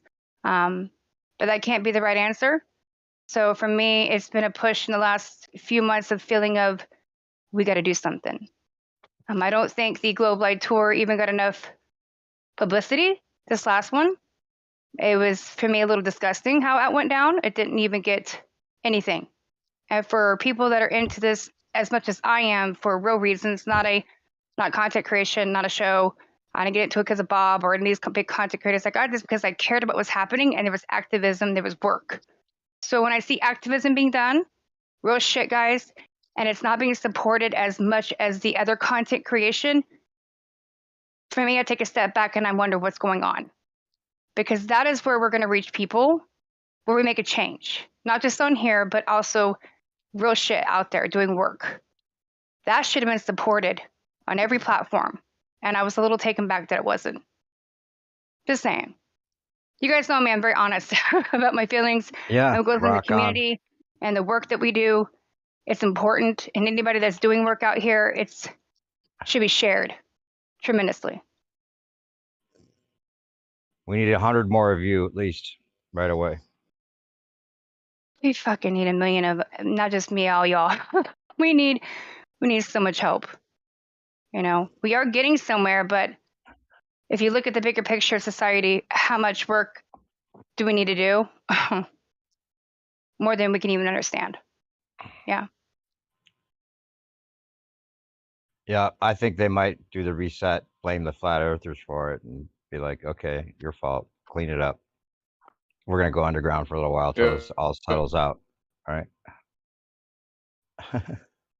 I mean, that's pessimistic looking outlook, but it does seem like they might be leading there if they have to. Well, they kind of already did when this happened.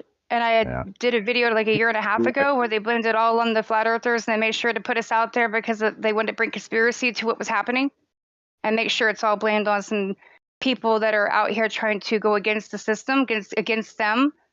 Yeah, they already did that. Yeah. But it doesn't mean they're going to push it more. They might fake a win for us too. Is the other thing. They might give us like a fake win, admit that it's flat, and then give us the new version of flat Earth with a bunch of other lies. That's what we got to watch out for. And they turned it on us like that. We were creating a psychological games. We were creating a psychological warfare that's happening. In reality, it was the other way around. It's what they do, though. Yeah, they're always 10 moves ahead. Yeah, we're being masturbated. Debated. We are though being baited. Right. True though. True story. It's crazy because you can't do anything but tell the truth. But telling the truth is what they want you to do. They're showing you the truth, so you'll tell the truth, so they can use the truth against you. That's probably what's going on. It's actually a really good tactic when you think about it in a bigger picture. They're fucking brilliant. Yeah, it is brilliant. Bravo.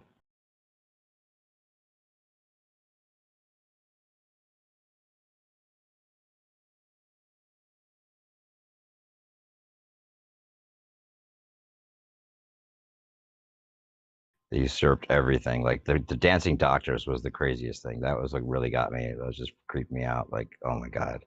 They're showing that they're puppets, you know, they're showing how they usurped every industry with this weird, like, you know, like surreal doctors dancing over, you know, with the, oh my God, that was just so creepy. And then the Olympics ceremony with the Corona thingy over the stadium and all the beds with the kids. Oh man, that was just creepy. You guys seen that video? Predictive programming, man. That's the Military craziest dancing thing. through the Macarena. I mean, it was all this big dance scene. Like what?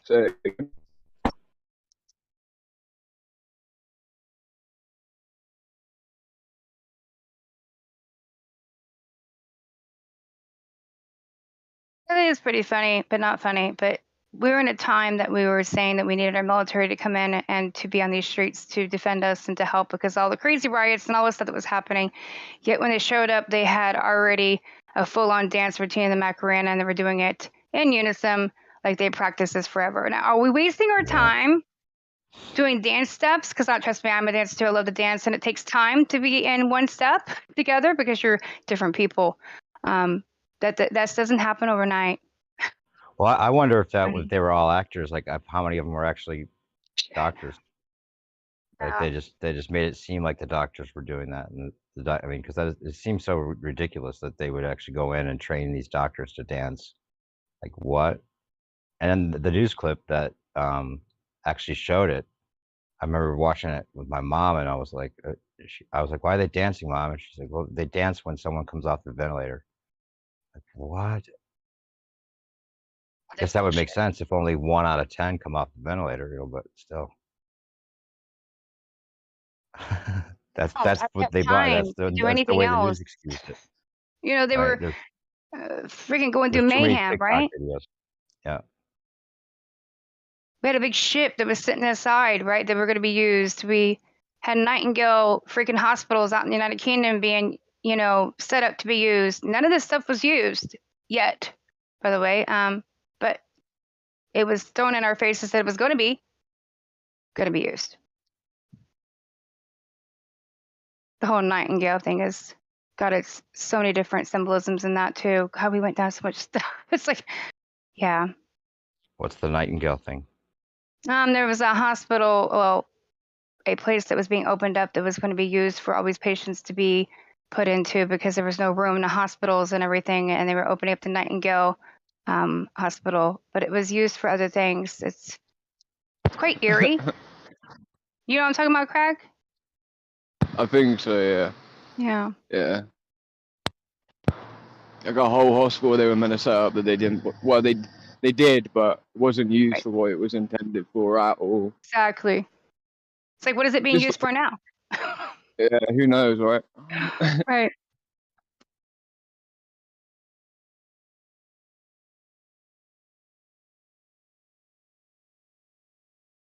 I still remember Literally, Trump standing in front of the freezing cold. windows. He was standing in the hospital complaining about what was going on, right, and all the bodies and whatnot. And then he was talking about he remembers the size of the windows. That's how he knows that hospital so well. I'm like, where the fuck are you talking about, Trump? Remembering the size of the windows? Who says that? Who says that? Then he saw body after body. No, you didn't on TV. What TV? Where did we see that? Like, the shit that he was saying was just baffling. But then again, it is Trump.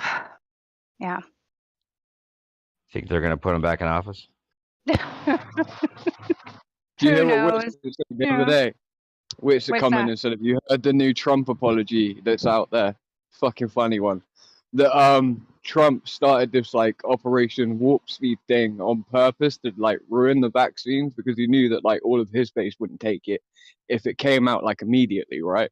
Like if it came out in 9 months, there's no way any Trumpers would take it, and that basically they wanted to do this whole like lockdown thing where they were going to lock us down for 10 years, but because Trump came in and did what he did with this Operation Warp Speed thing, right? It made it to where like everyone called it out for the bullshit that it is. He forced their hand that he was actually saving us from the vaccine and all this. Like, yeah, the vaccines are fine and safe, by the way. Don't worry.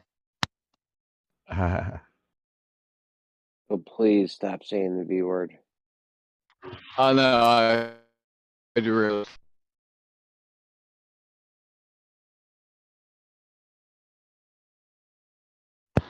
But no, yeah, that he was effectively helping people. Yeah, like I don't know how crazy you gotta be to say that shit, but it logistically makes some sense, right? But that's after everyone's seen everything, as it was done. That story.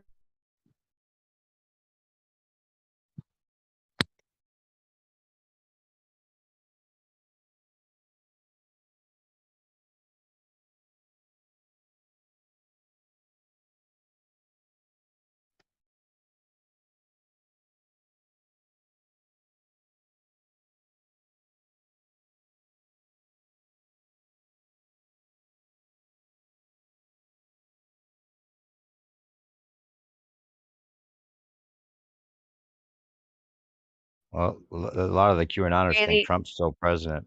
that he's still in control of the military. He's like the commander in chief, but the other guy's the guy we think's president. And uh, there's a weird thing though, like way before the votes or anything were put in. I'll put a couple of these tweaker maps in there that people were looking at that totally outline the whole thing and everything we've been through. Have you seen these? I'll put them in there. Let's see. Says two presidents, and it has like two lanes with like Trump on one side and Biden on the other, and Trump in control of the military. It's everything that a lot of the QAnoners think is actually the case right now. And it could be. Who knows? Who knows, right?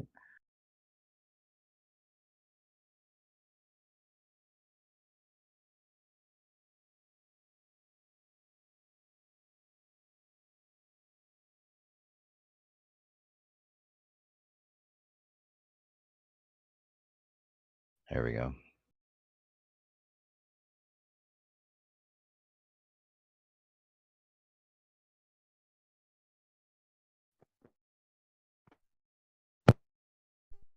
You can actually believe that any of them are in control of the military. Crazy.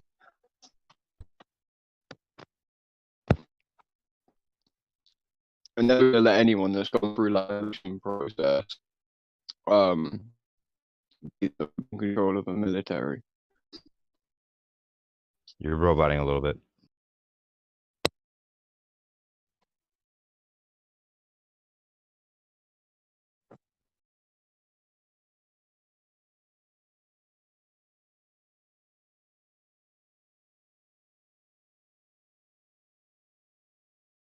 Have you seen these cracks? Check them out. I gotta go, but check out the ones I just posted in the live stream. Well,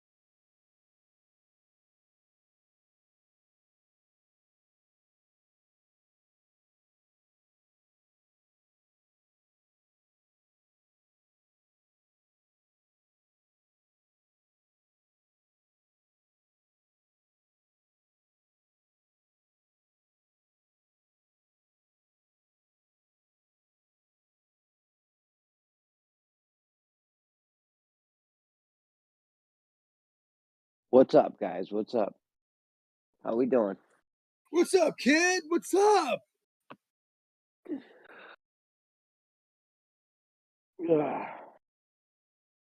Waking up? Don't start, Xanac. Yes, I'm just waking up. I took a You got nap. business to take care of because you're a businessman. I'm in the business of fucking whooping your ass. And I'm open for business. Business is good. You know what? You can always try. Never faulted anyone for trying. Bro, I found a clip of you on American Gladiator. Oh, yeah? It was on TikTok. I feel like it's you. I don't know, but I feel like this could be you. What's PM up? it What to me. business we got? We got, Dude, how we got, many? What's up? we have your flat earth Goliath Whitsitt. Thinks he has relativity figured out. Bro, it's silly how many times you tried to bring it to Coriolis with him yesterday. He wouldn't, I just like to, if he You understood wouldn't a reference bite. frame, I could You have wouldn't a bite on your conversation. nonsense. No, but I have to have a bait, to talk to people about things in technology. You got to have a common ground. So when I'm talking to somebody and I know in their hearts we're not speaking the same language, it makes it real difficult. So I just want them to validate, like, because we've gone over this for years. You got it, perfect. Whether you think it happens or not, we don't agree, but that doesn't matter to me. All I care about is understanding. That's more important than whether the Earth is flat or not. He doesn't understand it. Him and Nathan Thompson, Nathan Oakley, Quantum Racer, they don't understand it. Arwen, all those I clowns don't over think there. anyone thinks in the Chocolate. globe model a hot air balloon is supposed to start because of Coriolis. What's that? No, nobody thinks that a hot air balloon that goes up is supposed to start drifting because of Coriolis No. in the globe model. That's not what they say. And you know this. They all say that the Earth, if Coriolis happens and the Earth moves under something, then if you have a hot air balloon and you go up, the Earth should rotate underneath you. Xanac, how about shooting a gun from a balloon in the air? As long as something is moving, the bullet. As long as as long as How much something Coriolis? What's the Coriolis offset? As long as something is moving in the rotating reference frame, there will be Coriolis. And the Coriolis is viewing the deflection as viewed from the rotating reference frame. What if you're in two balloons shooting two guns in two separate directions?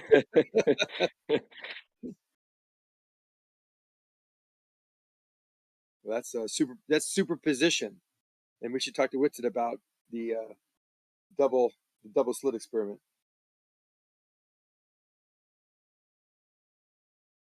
Yeah, I thought today was Wednesday. I almost DM'd you and said, "Are you going to be here for the debate tonight?" Oh, we're based tomorrow night. It's tomorrow night, though. What's going on tomorrow night? Xanac, who do you want to debate? Gee, that's a good question. Tomorrow, Cyrus and Kosho are debating special and general relativity. Oh boy. Yeah, you ain't allowed to that one. Yeah. I still have. I was talking to it's so funny how this always works. I was doing all my son's homework last night or 2 nights ago. That was last night, yesterday. And of course, it came up. Newton says, da, da, da, da. What does Einstein say about that? Oh God, here we go. So I do the whole thing with my son. They don't, and the kids don't care. They have no clue about all this. You're stuff. about to debate your son's science teacher at school. Oh, I think we'd probably be on the same page on most things except for climate change.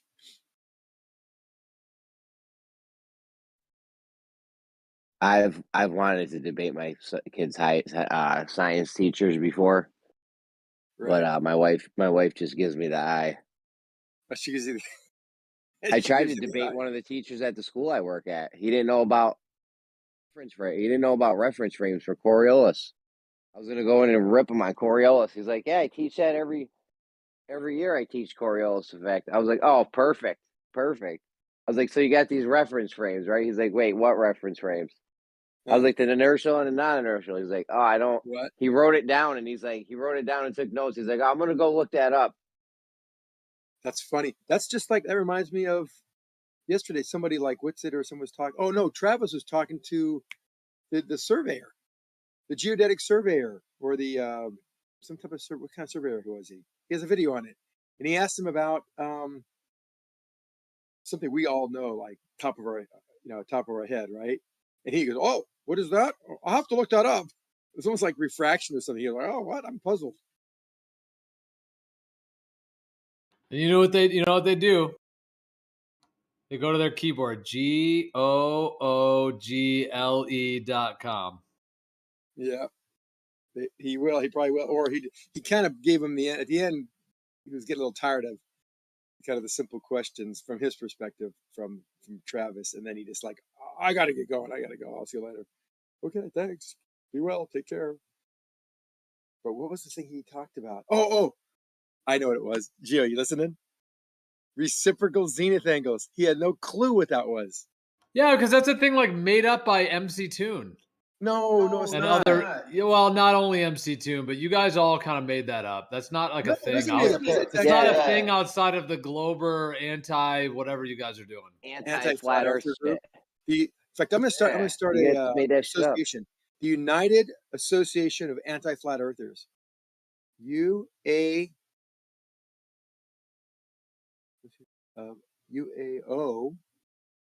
Yeah, you guys be making goofy shit up all the time, Janik. I've seen you do it on the spot so many times, just making stuff up, wild stuff, absurd stuff. You told me the other day we weren't actually falling at 9.8 meters per second squared when we jump off the cliff. No, I was very specific about that. If you were listening, Jared, I said with reference to the ground, absolutely you can measure it. We can measure it. I told you can measure it, but in actuality, you're not falling. You're not accelerating. You are. Well, you also told Whitsitt you could measure length contraction, and that one kind of fell flat. Yeah, dude, you just be but making shit up, bro. I did misspeak. I did, he gets me going. So I did commit on that one. I said, and I backed it up later. I said, I provide evidence through measurements to show that there is evidence for length contraction. Measurements. I said specifically, you measure length contraction. I remember saying that. I was fucked up to say that. You're right. But I came back and said, I was thinking about and talking about the measurements that were done to show evidence for length contraction. We actually measure things that show that there is length contraction. That's what I was speaking about. And everyone, don't get me on and we shouldn't get each other on pedantic, not misspeaks, but, context. Not pedantic. It's fucking just you making shit up, bro. I think you should make we measure length contraction. And that is very general for saying there is evidence we measure that proves or shows evidence for length contraction. Perhaps you should make a public apology, a public concession to Whitsitt next time you see him. I did that yesterday. I told him that again. I said, I definitely overextended I meant this. I know I said that, but I meant this. I told him that. You can go back to your tape and listen to it. It'll be 4 hours to find that freaking clip, but I'm sure it's there. But I don't make up shit. We all over-embellish. He's over-embellishing all the time. My God. Witz is the king of that. You guys give him so much credit. When I came on, I was able to mod, dude. I literally probably muted you 72 times. You were going with Whitsitt. You guys were, and dude, you were just talking over him. He was getting frustrated. It was chaos. Finally, I was like, all right, I'm just going to have to sit here and mute and unmute Zanuck. I was on my phone, and so I wasn't really at my computer. I literally had it open, and I never did any wrong muting, meaning I always did it when I only muted you when you actually interrupted him. I let him say his full thing, of course, unmuted you every time. Why can't you just do that without me having to do that? You know what I mean? Yeah, we have. Because I was being talked over more than that was Zanuck before too. I've done that with Zanuck before too, and we have. He does. You have a good conversation, and it sounds good. People can actually fucking hear it. It does happen. Believe me, with whoever else, Whitsitt was in there, I'd start saying something immediately. I was being talked over immediately, and I was trying to talk to Whitsitt, and it was 3 other guys. It was a fundamental guy and Nate, not Nate, the other guy. I forget his name. Well, you were just bowling over Whitsitt. When he talks, he likes to do everyone has their style. I probably do maybe 20 to 30 second little stints. sometimes shorter, but I usually probably don't do really long ones. Maybe on occasion I'll go longer. But Witsit goes, I don't know, maybe 30 to 45 seconds. Maybe sometimes he does even go longer than that. But like he even though he does say a lot, he is sticking on one point that you will be able to respond to. Like he doesn't necessarily fire too many points. He just kind of is explaining that point. So I just don't get why you can't just let him do it and then he'll give you the floor. Like he's not. Now I know that sometimes there's quick interruptions, there's little things that happen, but it's like you didn't want to let him do that. And when he's in the flow of his thought, and it's the same with me, and somebody interrupts you, it just makes you go, fuck this. Like Rakia is like that too. Like a lot of us, like if you interrupt, it's just like you threw the whole thing off. It's like we're going down the road trying to get your thoughts together. And then when a Xanax starts going, no, and screaming at you, like it just throws your whole thing off.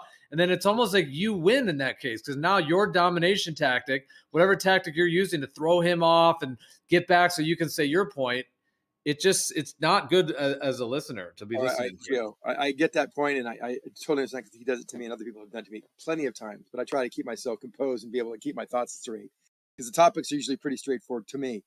But Matt, you got to be kidding about yesterday. I came back 3 hours later. He was still monologuing. He monologued for 3 hours, maybe longer, because I wasn't there the entire time. He goes on forever. True. He does go on forever, and he speaks very slowly and deliberately about something, and he's reading off his script. He's reading whatever he's done his research on, and I'm hearing things taken completely out of context, reporting on things that we've said taken either out of context or incorrectly regurgitated. I mean, it's so it makes people that are listening frustrated. Now, the problem with me is that it's easy to make a simple objection, besides just saying no, it's no, da-da-da-da. And then to defend it, there might be an explanation, because the guy doesn't get it. You want to give a little foundation, attack the actual statement, and then, summarize. And that takes a little longer than these guys have patience for. So I don't see it exactly as you do, but I do understand when he's going out and I get misrepresented, and I jump in and say, no, or that's not what I said, or, that's not it. But I mean, dude, just in that back and forth, at least the part that I was like doing, because you knew I was muting you. I could tell. You could tell you were muted, but you have to admit it was legit muting. Like I wasn't just shutting you down or anything like that. Although, like, there were so many times where you were bowling over him that, like, it was just the only option, and it was his turn to speak. So I literally had to mute you that many times. It was just, but it was actually, the good thing about it is that, see, dude, I think you are kind of running a tactic, man. Like, I'm not calling you out as some agent or anything. I'm just saying, like, you're doing some shenanigans, because I get that you're maybe just in the moment of whatever it is, but your interruptions, it's like your goal is to get, it seems like your goal is to get the other guy to just be like, fuck you, Xanax, fuck this shit. I don't, just to like give up, because of the interruptions. Like they can't even get their thought out. And so if we let that happen, then like you're almost just doing this whole tactic. Whereas by me doing all that muting, he was able to speak his part. You were actually saying your part. And then in the end, we actually got to the root of it, which was that you didn't have a measure for length contraction. I had evidence through measurements of length contraction. That's what I meant to say. And that's the reality of it. And by the way, a lot of times it's like, you ever see that scene from Heat where they're driving an armored truck down the street and they're like, la, la, la. And then all of a sudden the fucking 18-wheeler comes off the side street and just bashes into him? Uh-huh. 18-wheeler. That's me? Is that bashing Ken into us? That's Ken Wheeler. No, nothing to do with Ken Wheeler. Just you're the 18-wheeler that's bashing into us. Trying to just make our I think statement. at one time maybe play that devil's advocate, mute him, let me finish, and watch how smoother it goes. Well, I mean, yeah. I mean, obviously he's a moderator and stuff, but I mean, if needed, we could. But I don't really think that he like, honestly, just from the fact of like where there were illegitimate interruptions, like I'm not saying he may have done one or two or whatever, but literally you were doing like 98% of them. Well, there's a lot of misrepresentations, and he has the way to get under my skin. I don't know what it actually is. I've been thinking about that a little bit when we interact with each other. He's a technique he has. He knows he can get my goat by little subtle innuendos. You get, oh yeah, you think you're so smart. You're, you don't know what you. Just little things like that, man, just get me rolling. Like, are you kidding me? This is not that difficult to understand. This is, this is accelerated, dielectric magnetism through orthopedic. The word of salve that comes out of him, and with such confidence, and it just flows. It's actually, I kind of respect it because it is amazing that he can string together all these nonsensical terms in my mind, and in his mind think they actually have meaning, and think that he actually has some understanding how all these pieces fit together. That is actually amazing to me, just to give him props. But in reality, it provides, there's little basis, and there's no use for this new language and new science that he's developed or subscribed to. I don't know if it's his or not. It doesn't sound like it's all his. It's mostly Ken Wheeler. Or that Michael. So anyways, Zanuck, who do you want to debate? You want to, what's it? You think you could take him down on this length contraction thing or something? Or something? No, I mean, he's obviously done his homework on the colloquial. You're scared of Witsit. It's fine. You want to pick No, someone I don't want. else, I mean, it's just not interesting to me. Length contraction is not interesting to me because it is so not obtuse, but it is so. It's kind of fantasy in a way. I mean, ridiculous. Yeah, fantastic fantasy. Yeah, I don't know for sure. I mean, it's all basically thought theories. I mean, I'm not a theoretical physicist. That's not my forte. My forte is in actual physics. Mechanical engineering, electrical engineering. Those things are my forte. Well, it's not like you need length contraction for Earth rotation. Oh, you do. No, you don't. Well, and that's another thing. He always conflates space time and the movement of Earth and through the galaxy and the time-space continuum. That's what I was getting excited about. You're getting me fired about it too. Geo, just because something's moving doesn't mean we can't measure, because supposedly there's length contraction, and as something's moving, length contraction, and things are, time dilations, and the mass is expanding. I mean, that's not what precludes you from having these mechanical functions and mechanical observations occur. Those are less than rounding errors. These are, we're talking about, let's say, a full rotation, a second being missing, less than that actually, or the mass of the Earth changing by 0.00000 10 to the minus 17%. It doesn't matter. It may happen, but it doesn't discount or preclude you from having these things happen. Zanuck, is your girlfriend concerned about length contraction? Not at all. She's certain positions we use that she doesn't want to go. That's what she said. Your length contraction is a problem. Time dilation. Yo, Gio. When are Kosho and Cirrus planning to have this debate? Is it over the weekend? Yeah, no, it's tomorrow. Dude, Jeremy, Nate wants to mod it. What do you think? I was just gonna say. Should we give him a second chance? Should we give him a second chance? Don't come to it. Yeah, let him. No, he ain't even invited. What do you mean? I ain't even invited. Jeremy, keep out of this, bro. You ain't even invited, bro. You did so bad on the last one. No, I thought he needs a round two, because the first time was kind of a test round. Exactly. And it was like a topic I wasn't too clued up on, We should have had like a religious person moderate that. But what time tomorrow? I think they were saying 7 p.m. Pacific. So that's if you're on East Coast, I guess it's like 10 p.m. for you. It's a little bit later. Okay, that's fine. I can do that. My girlfriend's gonna be pissed. Sorry, honey, I need an hour to kind of like listen to this flat Earth debate. Zanuck, who are you gonna debate, bro? It's a good question. Why don't you give me some suggestions, and I'll be game. Zanuck versus Jeremy. Yeah, I would love to see that. Zanuck looks silly when we debate. He'd be making up wild shit, crazy. It's ridiculous. You already said I made up wild shit. You mentioned it, and it wasn't that wild, and it wasn't made up. Dude, you told me you measured length contraction. No, I said I had evidence. We'd measured things that supported and gave evidence for. I walked that back slightly, but that is measurements. We measured length contraction and this is the evidence of how we did it. We measured it. Algebra has things called substitution, right? In algebraic formulas and algebraic math, that's what when we do things like that, we think one represents the other, even though it took 2 steps to get there. I honestly would. I honestly would debate him, but I'm so busy that I don't know when I'll have time to sit still and do it. I don't want to be like running around crazy trying to debate Zanuck and Can't you tell the wife and kids to like give you 2 hours on Discord, like over the weekend or something? Just slap the wife, tell her to shut up. and let me do Yeah, my first, flat first earth stick thing. to the bottom. Go in the kitchen. Get in the kitchen and make me some food. Get in the kitchen, making me some food. I'll be on the debate channel with the Discord Make folks. me a Yeah, sandwich. ain't you the man of the house? Like, don't you have like a bat cave at home or something? Daddy's office that the kids ain't allowed in.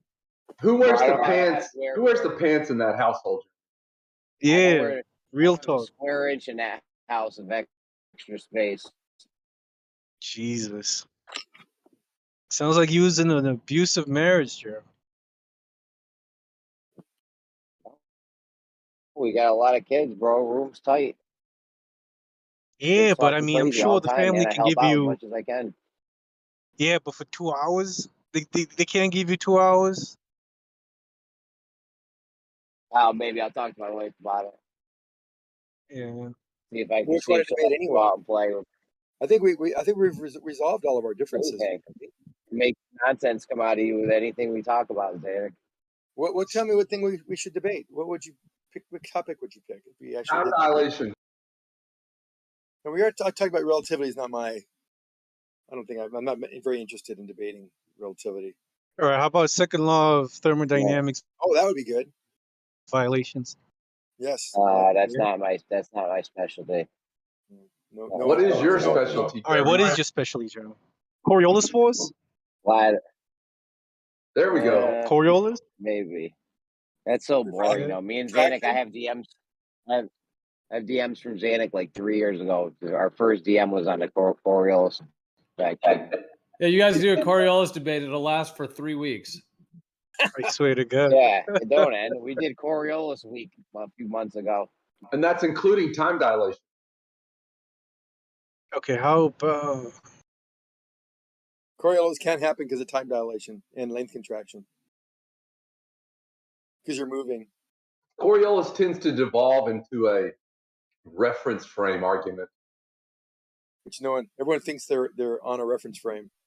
I'm on this. I think it'd be cool to hear like a panel debate. Let's say like 4 versus 4, and something like the best evidences or proofs for a particular.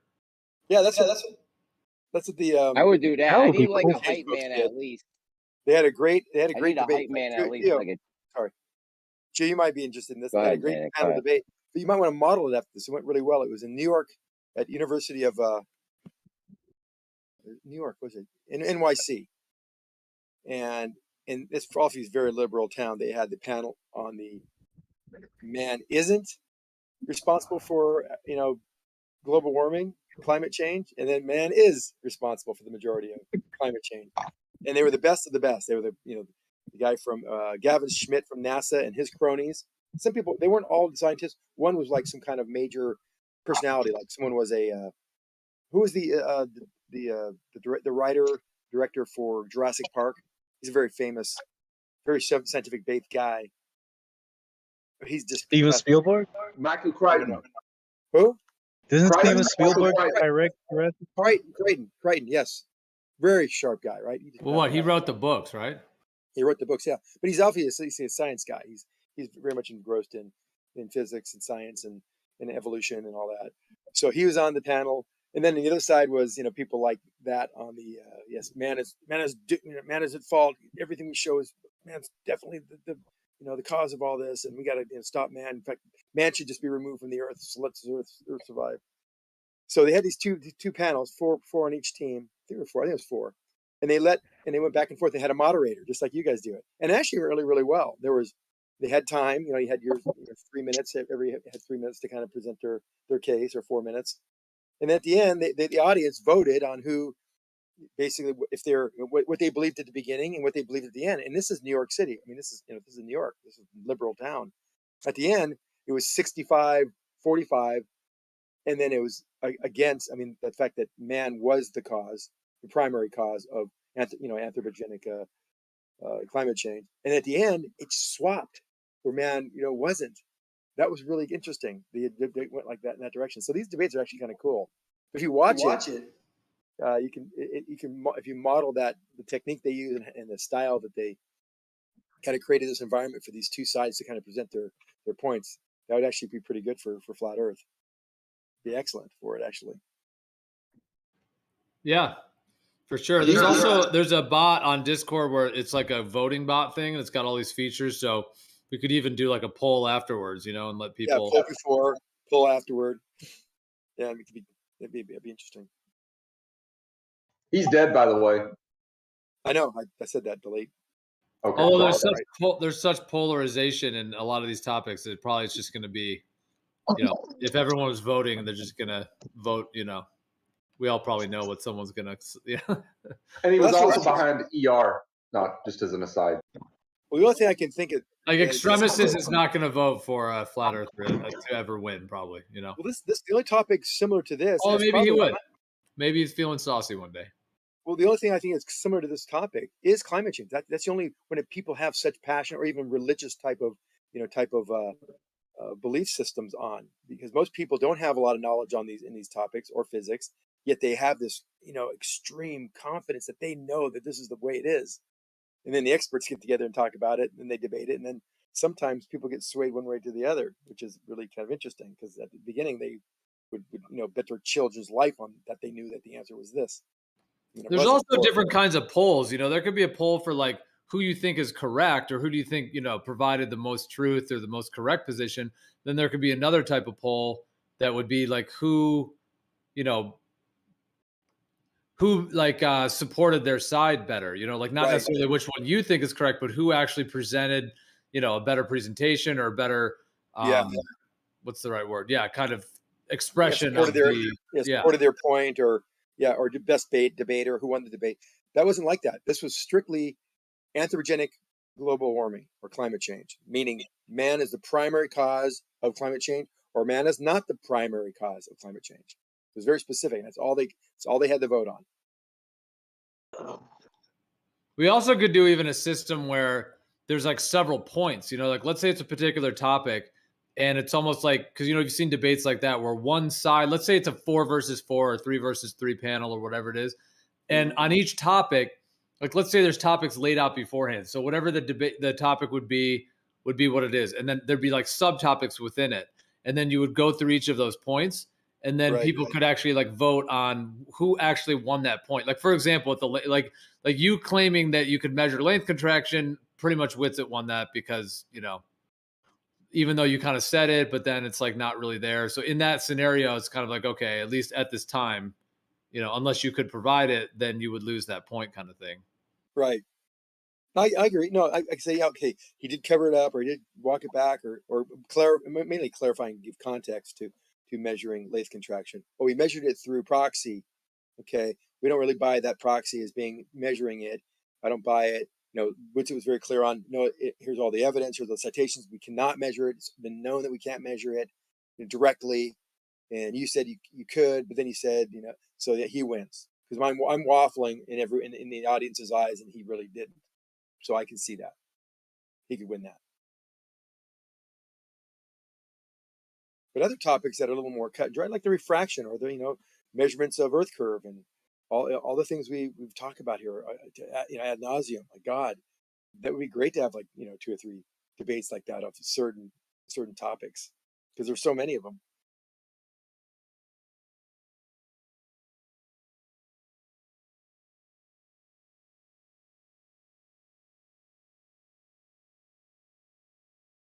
I do like the parts about general relativity and special relativity that are interesting when we start talking about everything we talk about, and then the fact that we feel weightless when we fall.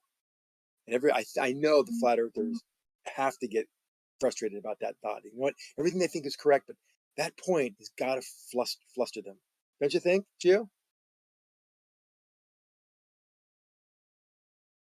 Hello? Yeah, I'm still here. Sorry, say that again. I said, well, when we talked about general relativity, and we talk about things falling, and everyone has their ideas, and it's due to this, due to that, whatever. And then I mentioned the fact that when you're free falling, you don't feel anything. You're basically floating. You're basically weightless. They attack it. They can try to respond, but inside of every flat earther's mind, that's got to be the kink in the armor. That's got to be frustrating, because they have not provided not one single explanation, even Jeremy, of because he kept on calling me out. Don't you? Are you not, or are you accelerating when you're falling out of a building? Can you not measure acceleration? And of course you can. Then why don't we feel anything? That's got to be a problem. And You gotta do admit feel it, too. acceleration, dude. No, you don't. You don't. Have you ever done cliff jumping? Oh, here we go. This is exactly what I'm talking about. Because I have. Everyone argued. I've gone off some big cliffs in my day. So have I. Huge. Mostly cliffs, flat like Earth. death. Like you should die type of cliffs. But you don't. You feel. See, there's a difference between knowing that you're not. See, the argument that was going on for several days, everyone came back with, "Oh, I absolutely know when I jump off a building what it feels like. It feels different."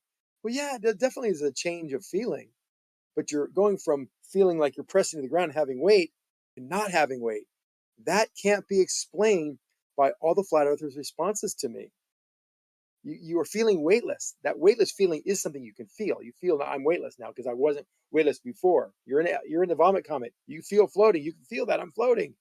But the feeling that you're floating is inconsistent with acceleration. Because if I put you in that same exact Geo, the same exact 9.81 meter in my car, braking, which is easy to do, or even going around turns against the door, easy to do, because I can pull 1.7 Gs in my car with race rubber around. What kind of car do you have? It's a Porsche race car. 911? No. GT3? What kind of car is it? Well, GT3 is a type of 911, but no, I can go there. Yeah, I know. But Yeah, so what kind of car do you have? That's my big competition. That's my big, by the way. But anyway, What I put you in a car or GT3. You got a red Boxster? Fuck you. What kind of car do you have? A convertible? Say it. It's on par with the GT3. It's very close. Just tell us what it is, bro. It's just a car. No. Well, Anyway, there's the what is it, 918. It's not a 918. Those are like $500,000. No, God, it's a real race car. It's been racing for 20 years in a pro racing circuit. So what kind of real race car is it, bro? Like you're It's a telling real us race car everything it's not. with You three- being a flat earther right now. You're telling us everything it's not. 335 and But 305 not what it is. 335 size, slicks, Yokohama or Michelin. It's got race suspensions. It's got, it's got 500 horsepower. Whatever. It moves. This thing All right, scoots. It stop. weighs It's cool. 20. I don't even want to know anymore. It weighs I don't want to know what 2,700 car you pounds. have. I don't No, care. it doesn't matter. Any car that is my specs, I would race it. It'd be fine. It'd be the same car. Well, I mean, there's not that many Porsche models, so it's one of the ones. Yeah, like, well, it's not like there's I mean, there are a bunch of subsets of I them. don't want to dox myself. I just give it a, give it a How are you license. doxing yourself with the type of car you have? Because A it's million just the way it people is. have your car, bro. No, you don't know that. I'll PM you. So I'm gonna look up every single I'll owner of. I'm gonna PM you, and I want you to respond back immediately what I said, but don't dox me, okay? I'm gonna tell you this, okay? No, I don't want to know what car you have anymore. I'm not gonna tell you Don't what DM. I'm not gonna tell you the car. I'm gonna tell you Yeah, why. don't DM me. Don't send me any DMs. I'm sending you a DM right now. If I told you, I'm not talking a lot here, right? Let me do that. He said he don't give a fuck. But yeah, Gio, if I do a debate, I need like a hype man at least, 2-on-2 or 3-on-3 or something. Because I just like go with the flow of the conversation. I don't know. Like I've never even done. You got that, Nate? Well, the other cool thing about a panel type one is that you don't, all the pressure doesn't have to be on you. You can kind of chill. And then if there's something that one person might have a specialty on or information on, they could sort of take that one, or they could cover that. And then someone else, the other guys could kind of sit back for that. And then vice versa. You derailed what I was saying. So you guys interrupted me. So real quick. So if I put you, Whoa, no one interrupted you. Did you hear me? They were trying to have a conversation. No, Gio started getting specific about my car. It didn't matter the car. The point is, but we moved on from that, Zan. No, we didn't. We I'm moved not on trying to because talk you changed about the you. subject and asked about my car. I'm trying to hear what no, Gio I want to and finish Jeremy my are car talking real about, quick. bro. It's my right, Gio, please. You asked me a car. You pushed me in the car. I was making a point, a very clear point about the G-force I could provide for you. If I provided at 1 G, which I can do a lot more in the car, that's when you interrupted. What kind of car? If I do that, you would feel. You didn't want to tell us which car, so we moved on. But I guess no, had nothing with the point. That's not fair. So let me finish. It'll be one more sentence. See, right? This is why I get so frustrated. Okay, one more sentence. Go for it. It's gonna be might be 2, but give me 1 or 2. Give me like 20 seconds. So anyway, if I provide you the G-forces, the exact same G-forces you have in acceleration, going down 9.8 minutes, and I do the same thing, making a turn or braking, you would have yourself pressing against the door or pressing against your belt. Your whole body, all your organs would be pushing inside your body against the skin, against the belts. It would be uncomfortable. But you're not. You're floating the same exact acceleration rate, jumping off a building. You're floating. Why is that? I don't think that's the same as floating. It's the same acceleration. I just told you if the we had same. to take I'm a making sure poll, it's the same. hold on, Zanuck. I'm If we had to take a making poll sure on it's the Geo exact same asking, change of. I'm making sure it's. I'm making sure it's the Yeah. exact same. Zanuck, point I'm making. made, man. Come on. You said I'm 20 making seconds. sure You it's the said same. 20 You're seconds, just Zanuck. agreeing Yeah. with me, Nate. You still haven't given up the mic, dude. Yeah, Because 20 you're not seconds making and two the last point. sentences It's later. the exact same acceleration. All right, point made. Point made. Jeremy, Gio, yo, if we carry had on. if we had to take a poll on who won when Geo asked Zanuck what kind of car he had, Geo killed him. Yeah, You easily. hear me? You would You have were lost that breaking poll, up Zanuck. a bit. I said if we had to take a poll on who won when Geo asked Zanuck what kind of car he got, Zanuck would have lost that shit. It's a Porsche that has the exact same performance as a 2002 GT3. You lost, bro. You lost. I don't care if That's I pretty lost. cool. You think I care? Yeah, Jeremy, what were you and Joe talking about? Like, you guys moving on to something else? Well, I respond to what I said about the G-forces. You said it's not the same. I want to see that argument. It's a good argument, Nate. This is the part we have to get them on. It's a really good argument, Just but listen can't to we this have that spastic argument later? go on for a while. No, we didn't go Yeah, on I for a was while. trying I to made hear my what point. Jeremy Now, and Gio were talking about. it's a frustrating point for fighters. I know it has to be because it makes no Yeah, sense but to them. Zanuck, we don't have to get involved in an argument right now, do we? Like, you ain't got to hold us hostage. Your I'm point holding was you made. hostage. You're holding us hostage. I sent you a PM. You denied it. You're calling me Cause out. my DMs are closed, bro. No one can DM me unless you, my friend on Discord. You think you're that important? No, I just like my privacy. What the fuck? Why are you such a private person? Xanax, like, you think you can avoid my arguments? You can't. Who do you think you are? No one's free from the Xanax attack. Can't escape. There's no escape from me. There's no escaping me. I bet Gio and Jeremy But even yeah. forgot what we were talking about. No, Jeremy, I would do a debate, Nate, but why do you think Zanuck, it feels shut different? up for a second. I would do a debate, but it's got to be like at least 2-on-2. I need someone out like a hype man and shit, and You need like backup. backup dancers. You need a tag team. You need like big time wrestling. Backup dances. How your Who would crypto be a doing, hype by the man? way? Jeremy, how's your crypto doing? What's up? How's your crypto doing? Not good, bro. Bitcoin right? dipped down into 15.5, but it's back up over 16 now. That's 16,133 right now. What a joke that was. God dang it. I listened to you guys. You guys got me fired up on the crypto. I like how people think 16 is low, even though the thing started out at $1. It's like I know. 16 is unbelievable. It's the most potent forming, or it's the most fastest growing asset ever. What do you mean? I bought Extreme Networks at 150. Now it's 18. Same period Yeah, of time. so you did an 18. You did an 18x as opposed to a An 16,000. 18 bagger. Yeah, that was a good one. Yeah, and you think that's better than the 16,000x Geo's talking about? Way better. No, because it was 1,000 when I want to found out debate about crypto. Zanuck on math. I'll debate Zanuck on math, Geo. Set it up. Well, in the time period when I heard about crypto, it was like 1,000. So it's about same return. No, I know crypto's been crazy. Well, they say that Bitcoin, I mean, I guess it could be debatable, but there is claims that it's like the fastest, most like quickest and fastest growing asset in all of history.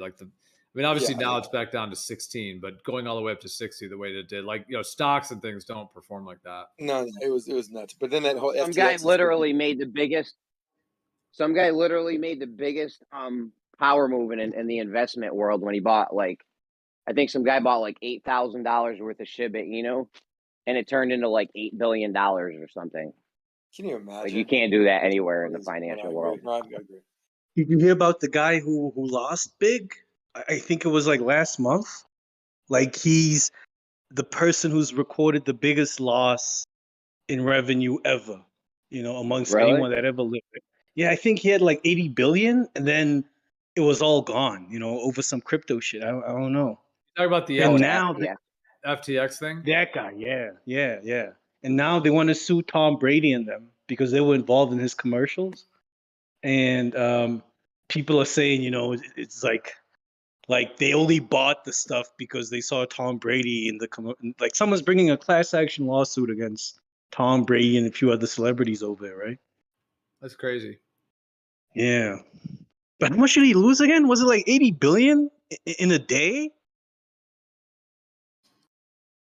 I don't know all the details, but yeah, they had an exchange, like a cryptocurrency exchange called FTX, and they also had a coin called FTT, and the whole thing went under. Like they didn't have enough money to actually give their customers. Like it was like a massive scam. I mean, at least that's the story we're told. It's hard to know.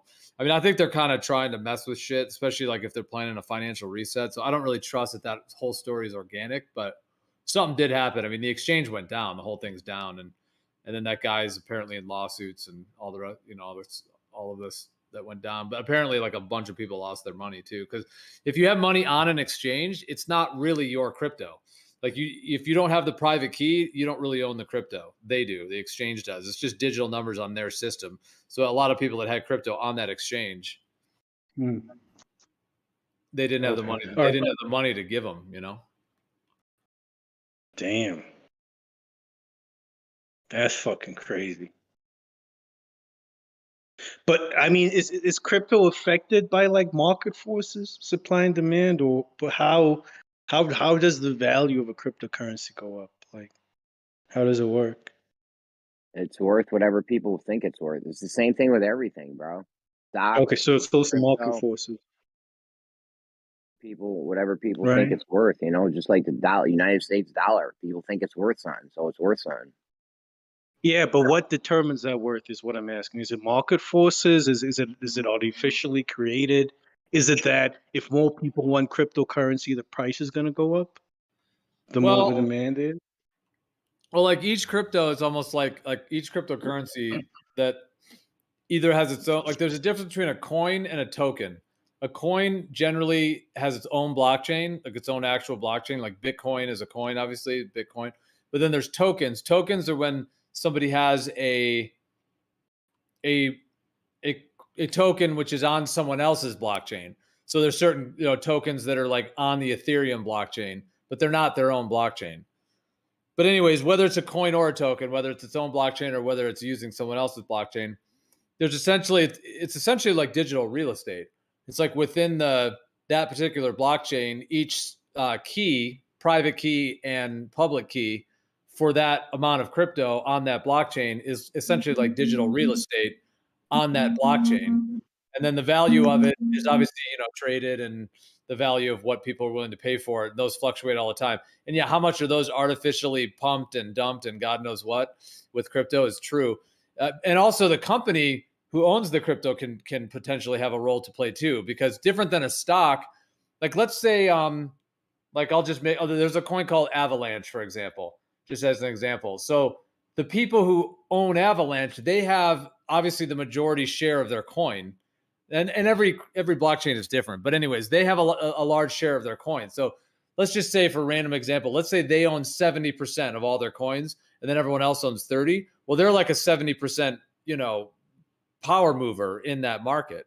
So like they could sell some of theirs off if they want money for their business or whatever. But anyway, so there's factors with that too. Like the actual, owners of the cryptos kind of have some pull on it as well. And then, yeah, it's a whole question, but they can control the supply of the coin and how much is allotted to the coin. So there's a lot of value manipulation they can do with that anyway, just there.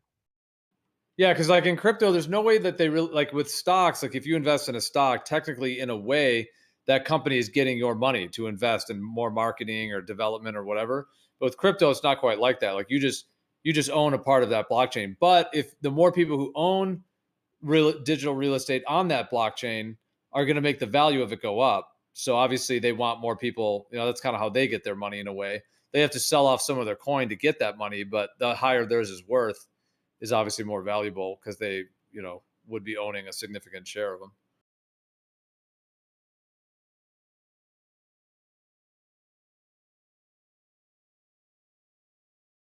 Geo, set up an after show event for the co-show thing because I got a lot of things to say on GR. Fucking bullshit ass shit. Except that's at night, so should it be the next day or something? The after show?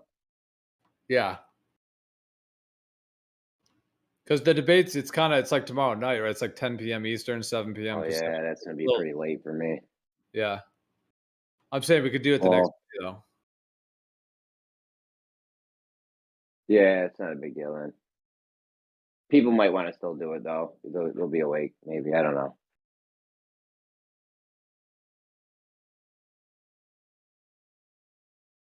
Yeah, I think it'd be interesting to do a debate where whether it's like a panel or multiple people, where, like I was saying before, we're like, you know, and whether we did scoring or whatever, but where like each point has to be fully gone through, you know, like put all your cards on the table, bring everything you got and go through it to the point to where it's not to say that one side has to concede, but like, and it'd be kind of interesting to do it where there's like a judge almost, you know, and the judge has to kind of rule in a sense, you know, like obviously it's not like final and there's nothing really on the line, I suppose, other than we could make like a roll or whatever, you know, you could be the debate champ for the week or whatever. But it's kind of interesting to do it that way because some of these things, you know, it's like that thing with the length contraction. Like, not trying to call Xanek out, but I'm just saying, like Xanek kind of said in the heat of the moment, we can measure length contraction, and Witz was like, no, you can't. You know, it's antithetical to the whole thing, and like, even though Xanek would still say there's some indications of measurements or whatever, but We you know, measured it. We didn't in measure that it heated directly, but we moment, measured like it. if I hadn't muted you a million times, you probably would have pissed off Witsit in terms of the interruptions before we got to get to that. But thankfully, Well, because of my wonderful mod no, work, actually, we were every time I able was, to I noticed actually every get time to the bottom of it. And, you know, I'm well, I not noticed every trying to time call you out, but I'm just saying it was sort of like we were able to like, okay, yep, there's not quite the measurements you claim there is. Well, just so you know, every time you muted me, I was actually done talking, and I was like, "Oh, I'm muted. I've already muted myself." But you would. No, you know take credit why for it. though? Because here's the thing: when you were done and Wits had started, if I didn't just mute you, you would interrupt him. 10 seconds in, 4 seconds in, whatever it be. So the only way to do it is just preemptively mute you. So then you can't do it. Like there, and he gets to say his whole shit without being interrupted. Because dude, you cannot control yourself. Like you won't keep yourself on mute. You'll blurt out halfway through his shit, and then it throws him off, and then causes shit show.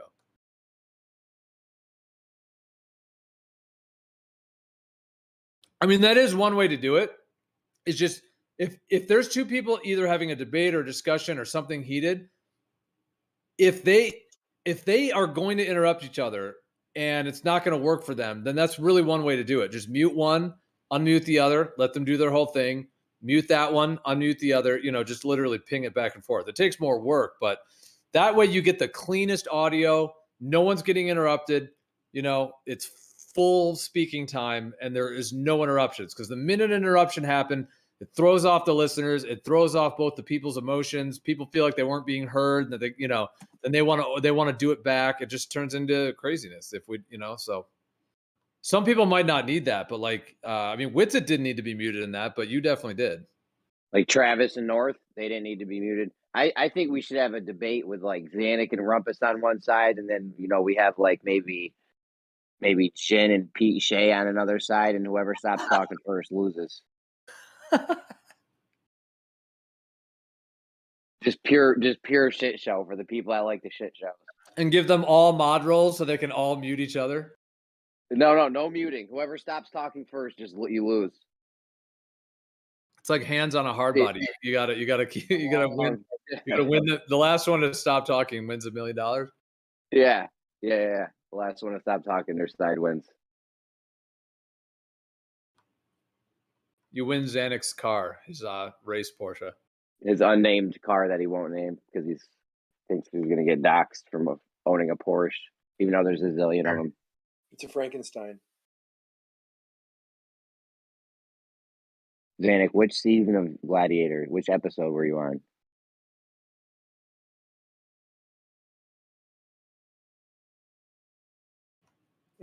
Crickets. I want to see what you look like. I'm not gonna try to like find you. I want to From see what your everyone house looks or like. anything. I'd pay money to see what people look like. In fact, I definitely How pay much money will to you see what give you me? look like. How much will you give me? I have a picture of a Geo. I have a picture of everybody looks like. But everybody, people like George, George, and a few of the other guys, they look like that drunken gif I always throw in the the chat. I don't care what they look, but I want to know what. Yeah, Jeremy, I want to know what you look like. I don't really. Picture me with the gold grill. Show. I don't really mind showing people what I look like. I mean, I guess, yeah, I don't really mind it. I mean, I have a vid because everyone has a picture in their mind of what by their voice what they look like, right? So like I wouldn't We've mind.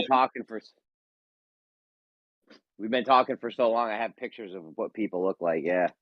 But isn't it funny? I mean, how even through like all the business meetings and online stuff that people I didn't know, we have more experience being able to recognize people's voices by, like, you can say one, not even a syllable of a word. I know who it is, right? Yeah, I could go You back can recognize to the Gladiator. they sneeze. I know who that is. That's Jeremy, right? Go back to the American Gladiator episodes and immediately, I wouldn't even have to watch it visually. I could just listen to the episodes and I would immediately know when you were on. Well, they do the interviews, right? Where they're like, come on over here, contestant. How was it battling tornado and lightning and thunder out there, whatever those guys' names were? And then they're panting and they're sweating. The only thing is, I wonder if Zanuck's voiceover might sound a little different. Like that was back in the 90s. That was a long time ago. And he's not going off about Coriolis effect, so. But yeah, I bet we could match your voice. Yeah, I talked about it once. Coriolis effect, like dodging like tennis balls from a tennis ball cannon. Yeah, I was running there. They're moving the tennis ball machine. Zanuck I don't want to dox you. The Coriolis effect. I was just gonna say I don't want to dox you, but I do want to. I'm curious though to see the episode you were in. Like I don't care about showing others, but I'd like to see it. That's all. You'll have your moment, I'm sure. Sorry, go ahead, Jeremy. Yeah, I'm sure it'll come out at some point. Check. I got that delay thing going. Fucking bullshit, man. Yeah, Zanuck gets up. He's panting. He's like, Jim. The interviewer's name's Jim for this case. He's like, Jim. Thank God for the Coriolis effect. I wouldn't have been able to dodge all those tennis balls otherwise. I had to calculate it in my head on the fly. See that happening. I had to get the reverse zenith angle to calculate for the tennis balls. I remember when I first started talking to Zanuck about the Coriolis effect. He was such a noob on it. He didn't know all kinds of stuff. I taught him a lot over the years. That's not true. You're making things up now. I can see that, Jeremy.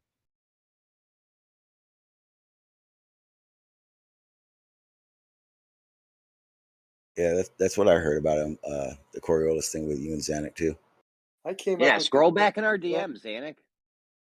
I came up with a canned response of 2 terms that describe what a pseudo force is. You can't find that even if you Google. I came up with that, and it's actually accurate. What Coriolis was, a summation and an accumulation of all the data's out there. For the best way of describing it, I came up with that. And that was very early on. Not that I'm so smart. I mean, I'm not. It's just an easy way to. No, I know. We had to come up with quick ways of describing the things we were talking about, and that are indisputable. That can make. We know, Zanuck. You've made up so much shit over the years. We know you've made a lot of stuff up. Yes. And you do it all in under 5 minutes. That's right. That's generous. I didn't make it up. Well, shit. He thinks he does it in 90 seconds. Make it till you make words. You can't even get the frickin' information straight. How fast does it take you to read? Well, no, but that's the problem with flat earthers. They remember 90, but they don't remember it's either words or seconds. There's context. You guys, First of all, I'm not. You can't fall into that. I'm not a flat earther. You're definitely a good listener. You are very long-winded. Like I said, and you said you responded to my 90-word response to you as long. Yeah. I said I didn't want to read your novel. Yeah, that is true. 90 words is a novel. Yeah. It's okay if you don't like to read. If you don't have patience. That's what voice chat's for, to have the conversation. Very. I'm gonna come find you and give you the biggest nugget right now. I know where you live. Are you gonna wear your you. what was that? American It's like Gladiators? this Are you gonna wear compound that leotard? twister of a thing you get into. It's imagine this, and now suppose this, and now Yeah. take from this rule, which you'll just like, I don't know, who knows what you might do with it. Tough to follow sometimes. Yeah. Well, I mean, I think You're they're demanding very a lot successful. on Like the my ears. son last night, it was really interesting. We were talking about we were talking about general relativity last night. It came up. It was one of the questions on his homework, and he they don't care, these kids these days. They get the answers from the back of the book. They go to the front of the book, read the question, and then they write down on the paper, this is the answer. They have no idea what they're writing. They have no idea what the concepts mean. It's sad that they're doing that. So letting people think about it. Anyway, point is, no, I like to give little analogies and stories about it so people can understand it and relate to it, because they might not be able to relate to certain concepts like general relativity.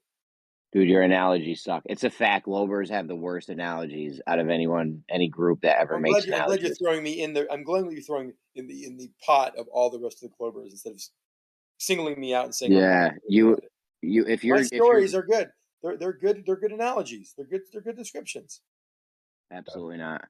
Yes, like I Terrible. talked about Give me the an race car analogy you right now. slapped against the door. That pseudo force is the door pushing on the door pushing on you, or you pushing against the door and the door pushing on you is actually the actual force, centripetal force. These are stories that you can actually relate to. It's important in physics to relate to something you know, because most of the concepts are not that clear.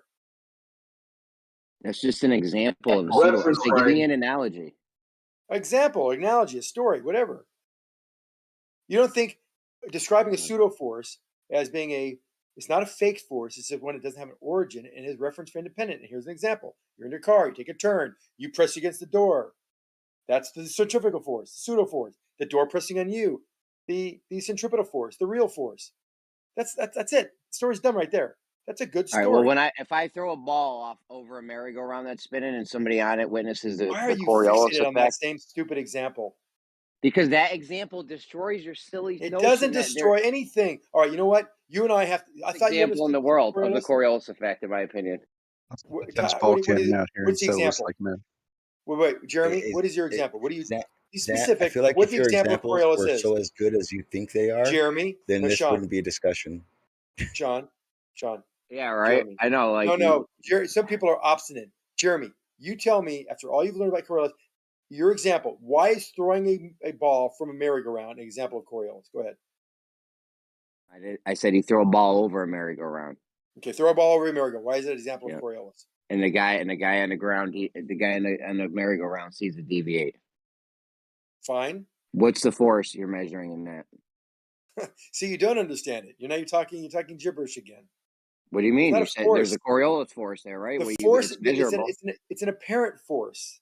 And apparent forces are needed for things to make curved paths. Doesn't mean there's a force. It means that there's an apparent force. Now, it could be a real force. There's no actual force. Yes, we know.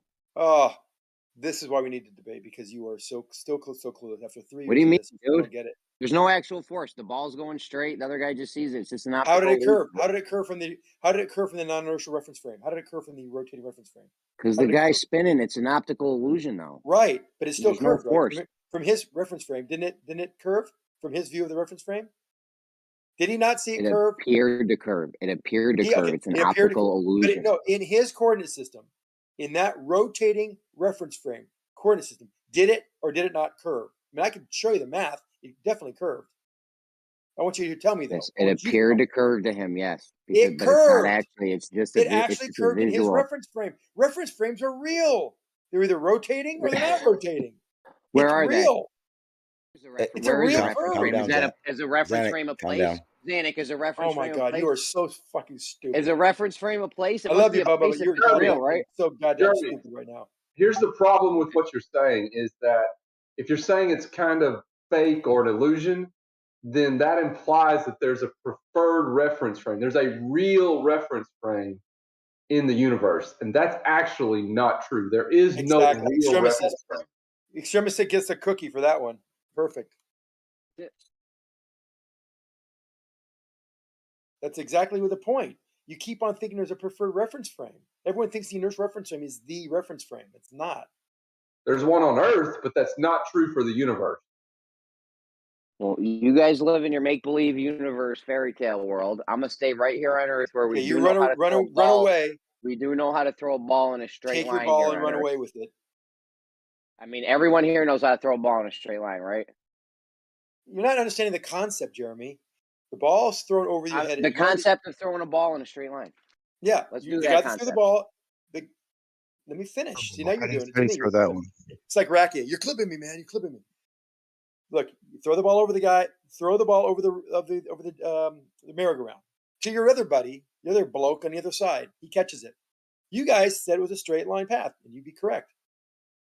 The guy in the merry-go-round sees Yeah, a because curve. we know how to throw a ball in a straight line on Earth. I know. You're fighting something. You're fighting the understanding of the concept. You're trying so hard to fight. Just open your mind and stop fighting. Okay, Sure. I'm not fighting. We know how to throw a ball in a straight line. Right? No, that's a smart ass response to think you're stupid, Zanuck. The thing doesn't curve. It doesn't actually curve. It's only a perceived curve. You're fighting it. Open your mind and just relax for a second. Just try to go along with it. I'm calm. I'm perfectly calm. Oh, no. I know you're calm. You're calmly fighting it. All right. I'm not fighting So the anything. ball, Do we know how to throw a ball in a straight line? Yes or no?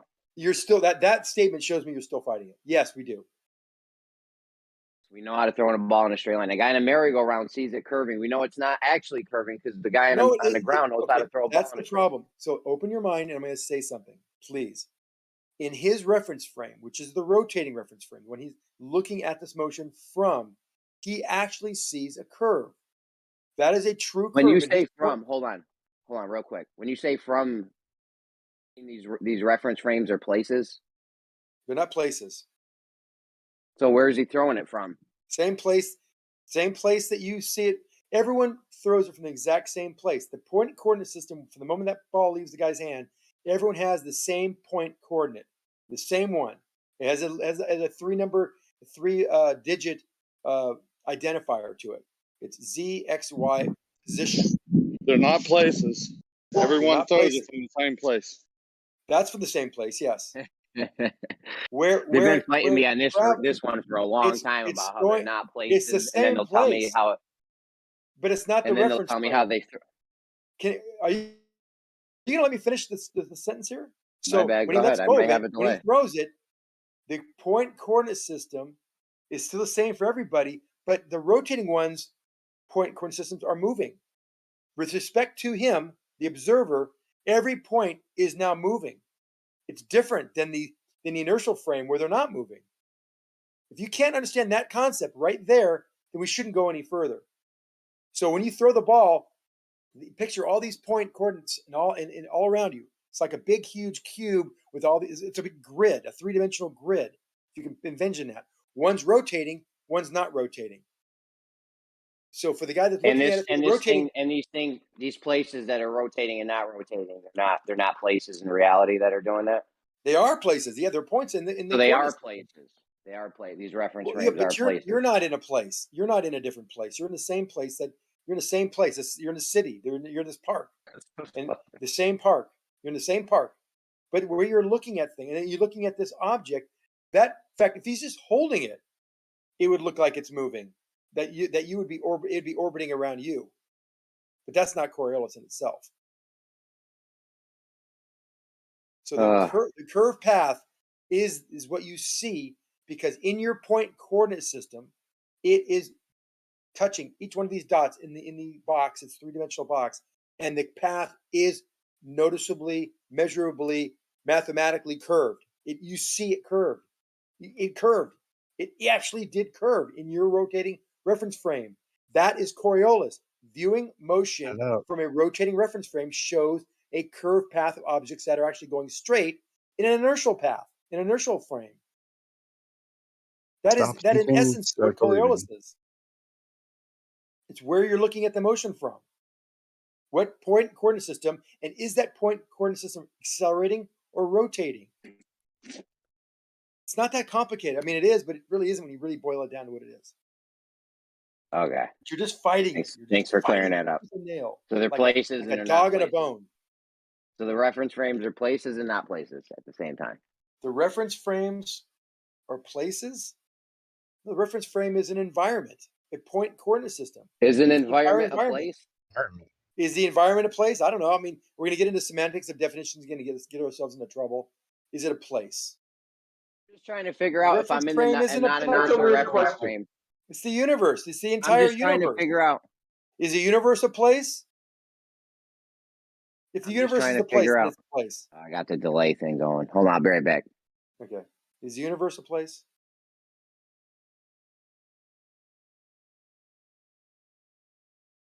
Well, I mean, okay, so like we live on Earth and whatever we want to call atmosphere, ether, whatever terminology, but like we live here in this actual grid system. I would say it's not moving. It's the Earth is stationary. So in the environment, there is an actual real reference frame in my viewpoint. It's Earth. It's here.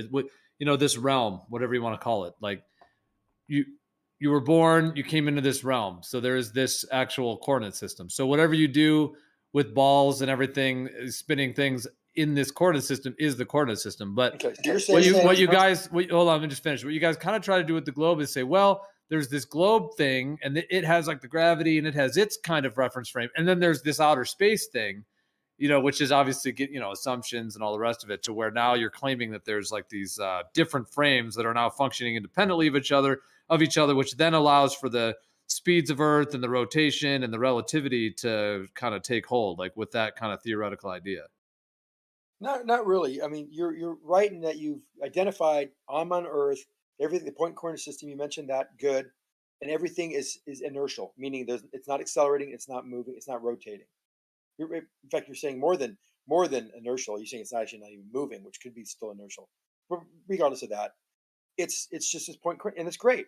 That's In fine. Coriolis, that would be the non-inertial. Hold on, though, right? but Geo, when I see things move in that point coordinate system and I can see curvature, then you have to figure out why that happens. How can the laws of physics be broken in that instance when we shoot a rocket 25 miles and it misses its target to the right by 100 yards, and we shoot it south and it misses it by 100 yards to the right as well?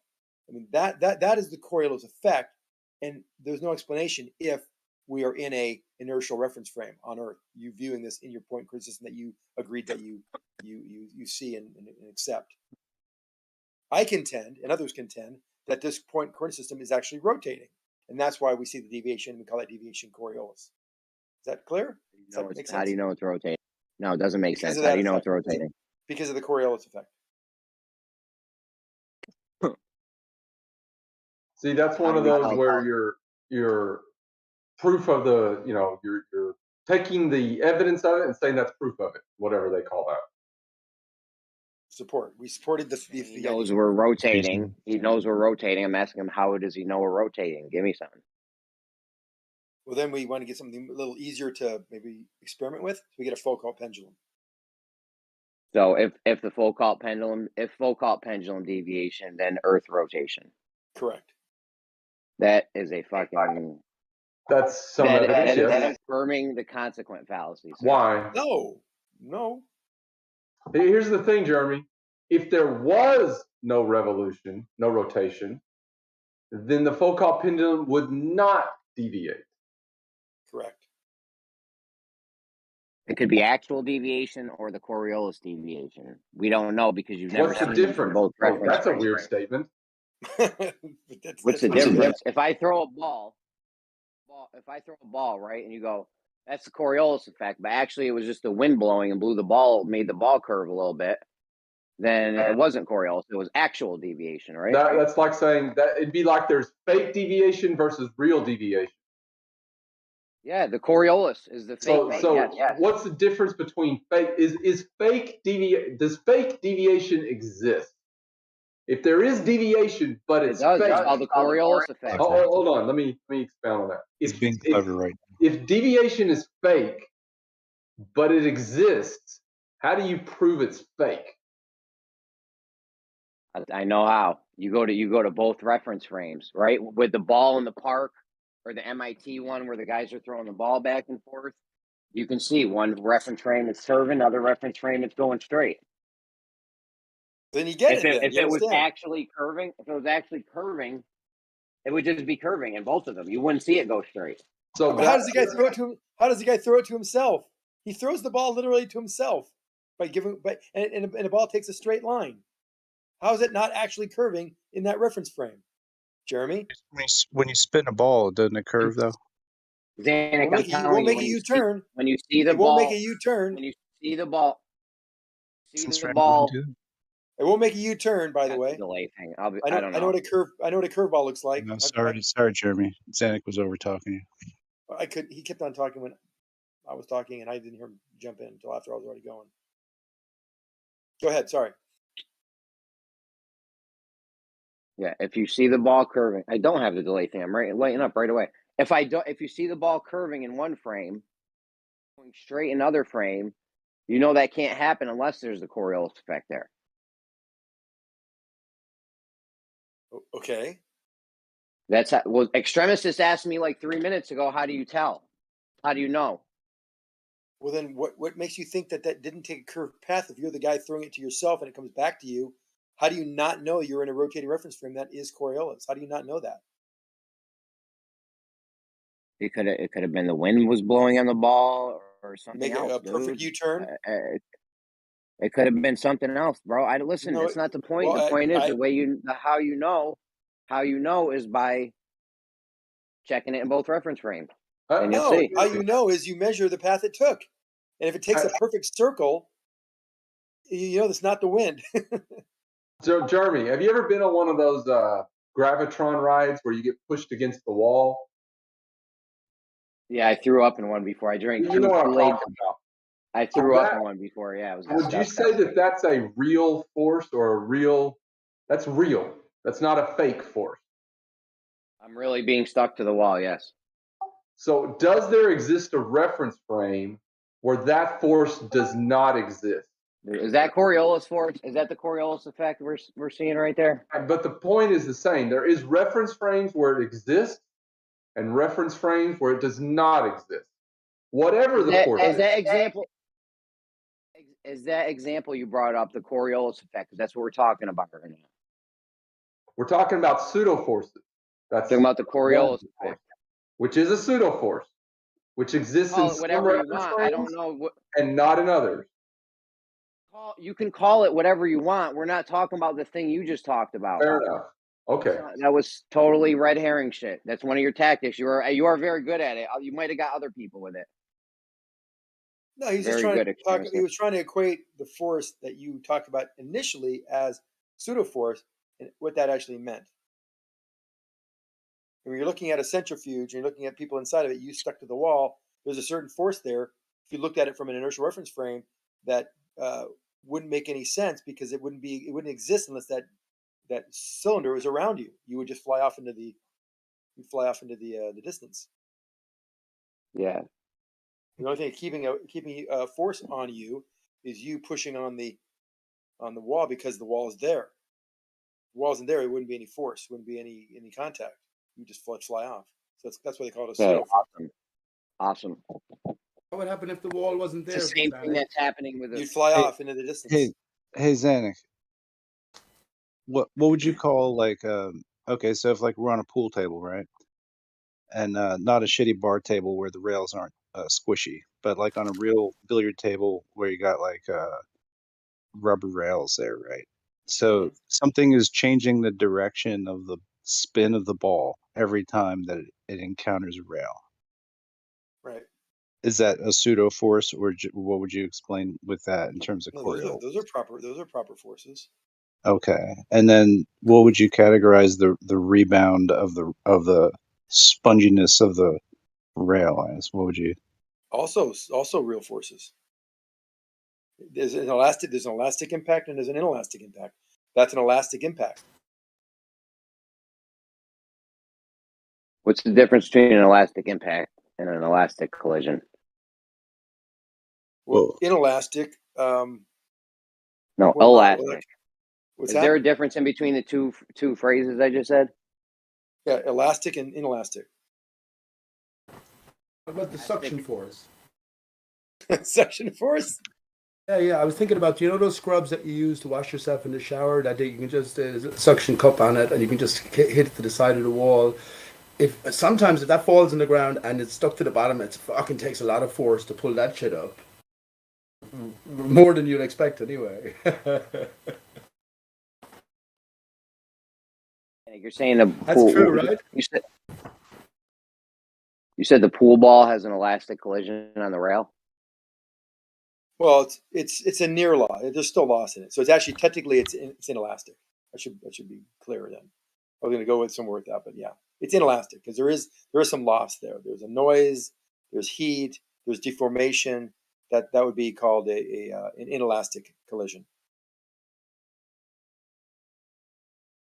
The elastic collisions are like with molecules in a bottle of air, compressed air. In a vacuum, in a billiard table. Not a vacuum. Walls. No, not in a vacuum. Don't try to finish my sentences.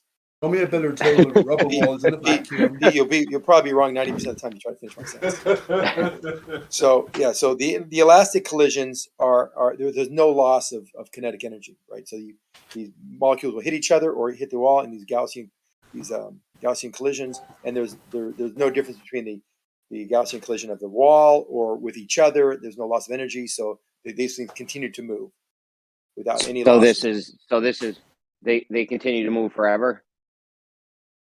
As long as there's energy in that system, yes. If you can totally insulate it so it never lost any energy, yes, it would move forever. But that doesn't happen. It's not an isolated system. Pressurized container. You said if you could isolate it, it would still move forever? Forever, yes. It would move forever in an isolated system, yes. Get the fuck out of here, Zanuck. That's perpetual motion. No, it's not. These are elastic moving forever with no energy input is not right. If the temperature of that air inside would not ever leave, and all these collisions are elastic, there would be motion forever. We got an isolated system with a gas molecule in it. It bounces around forever. That's not perpetual motion, you think? Correct. That's actually a gas law, Jeremy. An ideal gas law. It moves forever because there's no energy, there's no work being done. It assumes perfect elastic collisions, Jeremy. And this is another branch into imagination. So it'll move. Go back to the pool table. We're diverting. Let's go back to the pool table. So yes, those technically are inelastic. Inelastic collisions. Yeah. Like on a billiard table, because they're of large size. Like sometimes they'll heat them, to keep the physics happening consistent.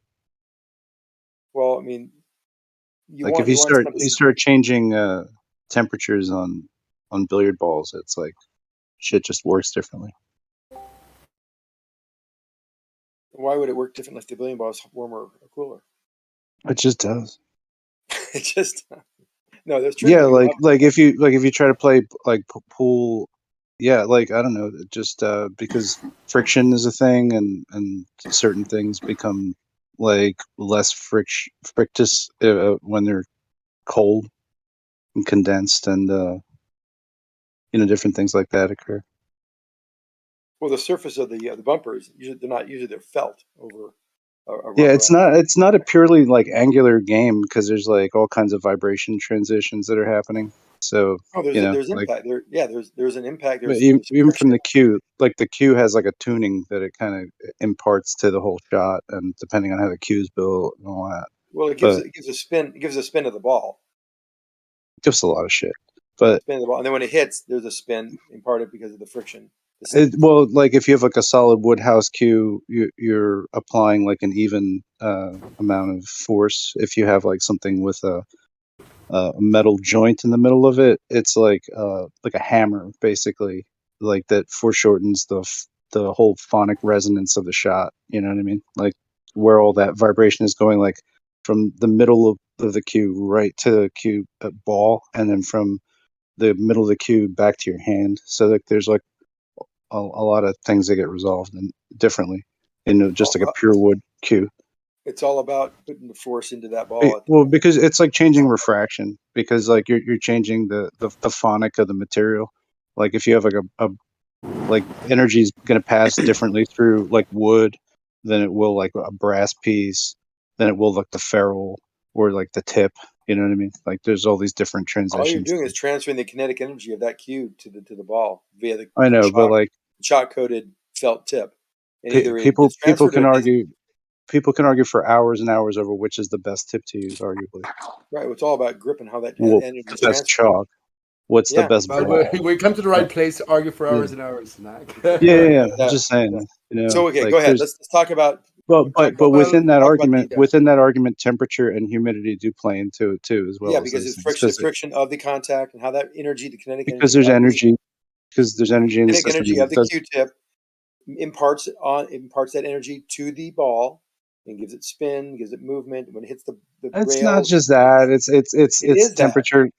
Well, it's a No, the, three-piece slate. It's a three-piece slate. So if it's cold, like the slate can separate. If it's at a regular what slate? temperature, it won't be. The slate What slate? underneath the What felt. pool tables sit Yeah, on? of course. How it rolls, the friction coefficient of it No, rolling on. it's a three-piece slate. It's broken into three or Yeah, but five-piece chunks if you're on that a sports determines craft. on that felt. It determines how it actually rolls over it. Wow, that friction, because No, you don't have no, rolling it without friction. determines the phonic of each piece of slate has a vibrational, like, common Yeah. frame of reference, because when you bang See, into the you're shot, throwing words out there that aren't really no, wave frame. because you're do you think not everybody hits and you don't have to hit every shot, obviously, directly forward. So some shots are like putting pressure down into the table. You I understand, know right? that. I know Okay. that. I understand. So every time that happens, each piece of slate that you're shooting the cue ball from is vibrating too because of that bang. You're Yes, banging. there's a resonance. Right. There's you're So Right. it's head And so on. any other It's all the ball same that's in reference frame. on that slate is also in that frame of vibration.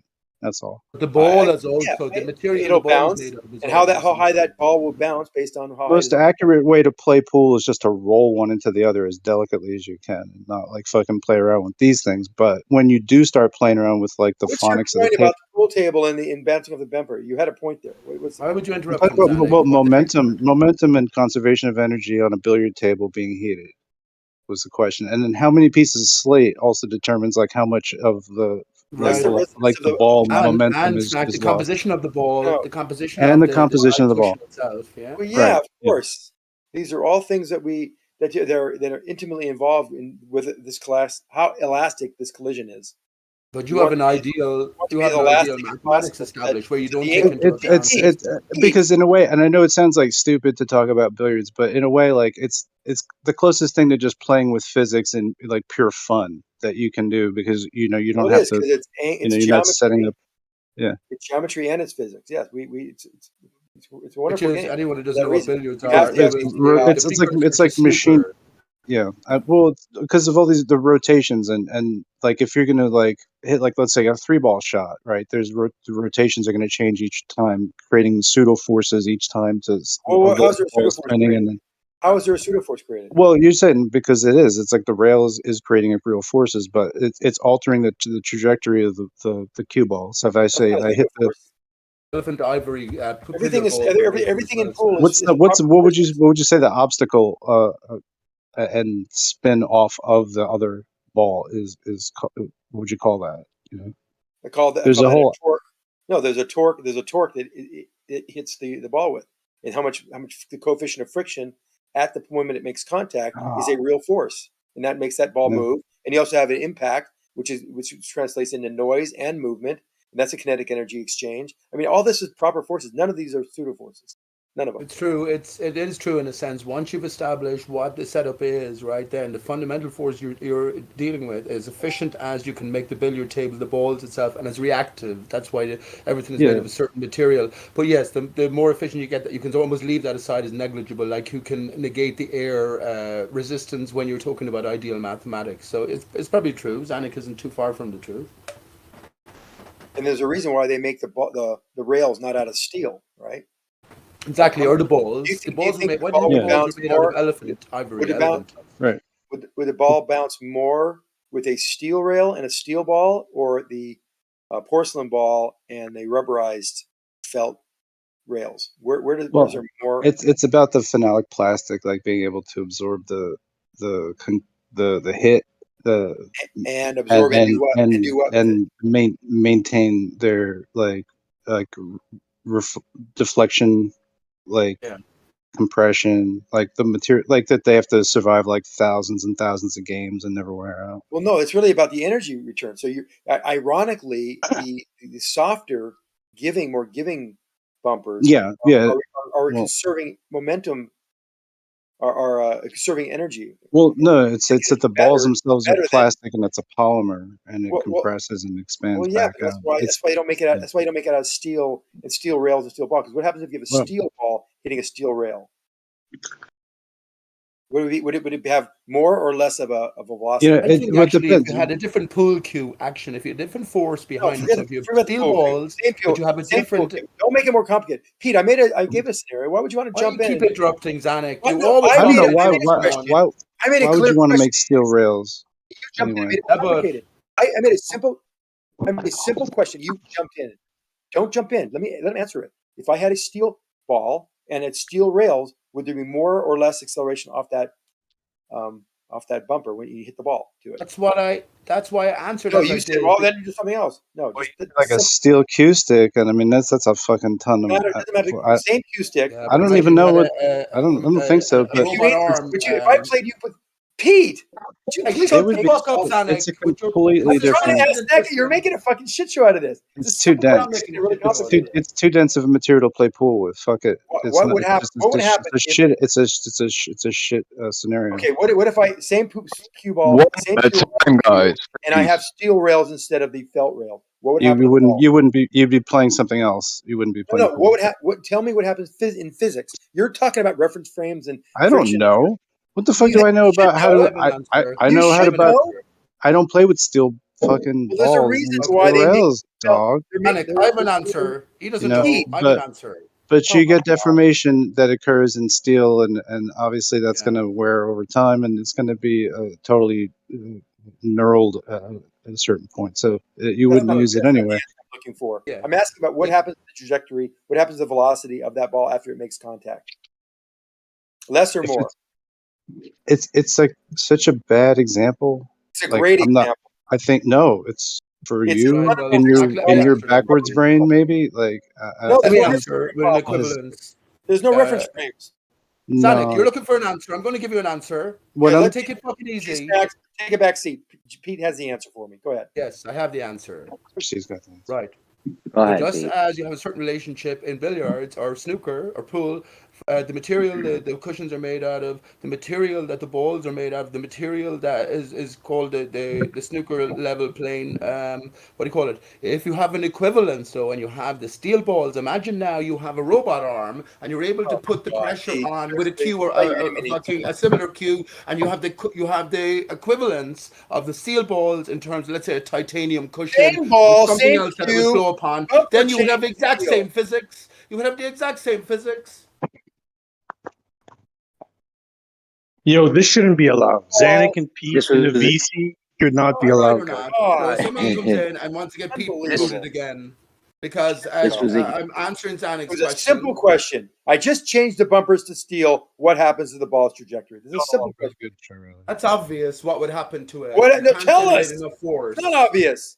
It is obvious. What is the answer?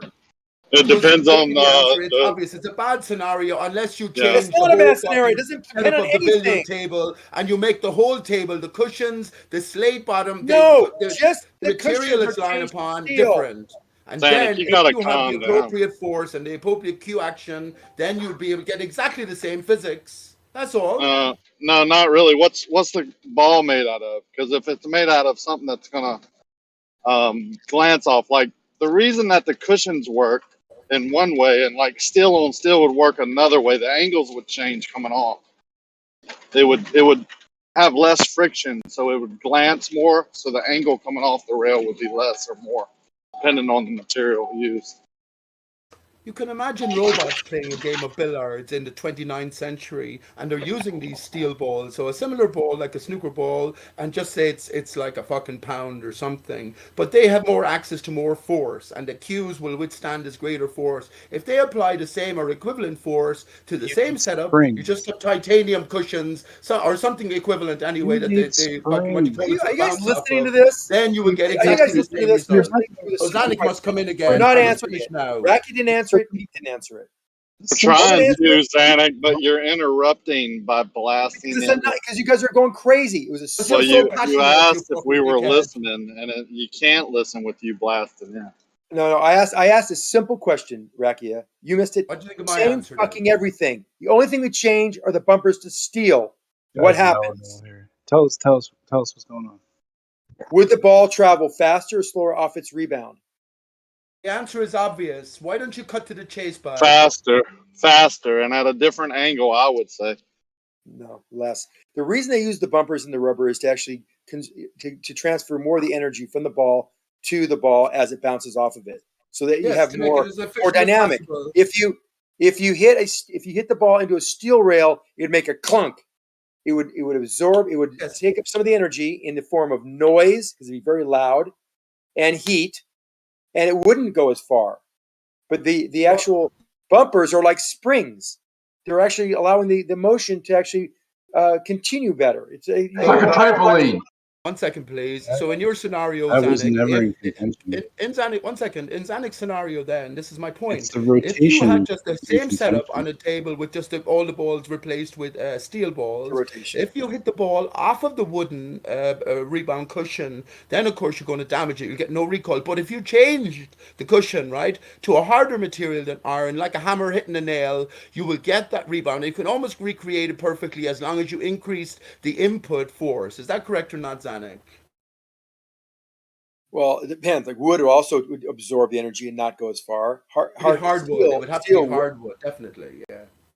Yeah. But the reason they use the cushions is because it's like a spring. It's like using springs. Picture springs, millions of springs on the cushions. It absorbs the energy, takes the kinetic energy, and absorbs it, and then re-emits it. That's what in Snack another was talking direction. about. And yes, Raki is right that the spin and the absorption and the friction will determine its trajectory. And there's going to be different trajectories with different type of materials of the bumpers. Correct. When a spring is compressed in, it only releases the energy that was put into it. And there's a loss. Partially, not all of it, some of it. Yeah, but you're saying it goes faster because it's hitting a springy cushion. That's not true. It takes the kinetic energy, stores it as potential energy, and re-releases it as kinetic energy. Anytime a billiard ball would hit a cloth rail or a steel rail, it would slow down. If I drop a ping pong or a billiard ball on a trampoline, will it bounce up higher? This If I guy's just drop, like off. can I just finish real quick? Well, you have been. You're done. That's a real quick, Snacks, please. If I drop a billiard ball on a trampoline, will it bounce higher than dropping it on a steel floor? Yes. Will it bounce as high as where you dropped it from? No, it will not. Will it drop higher or lower off the steel floor versus the trampoline?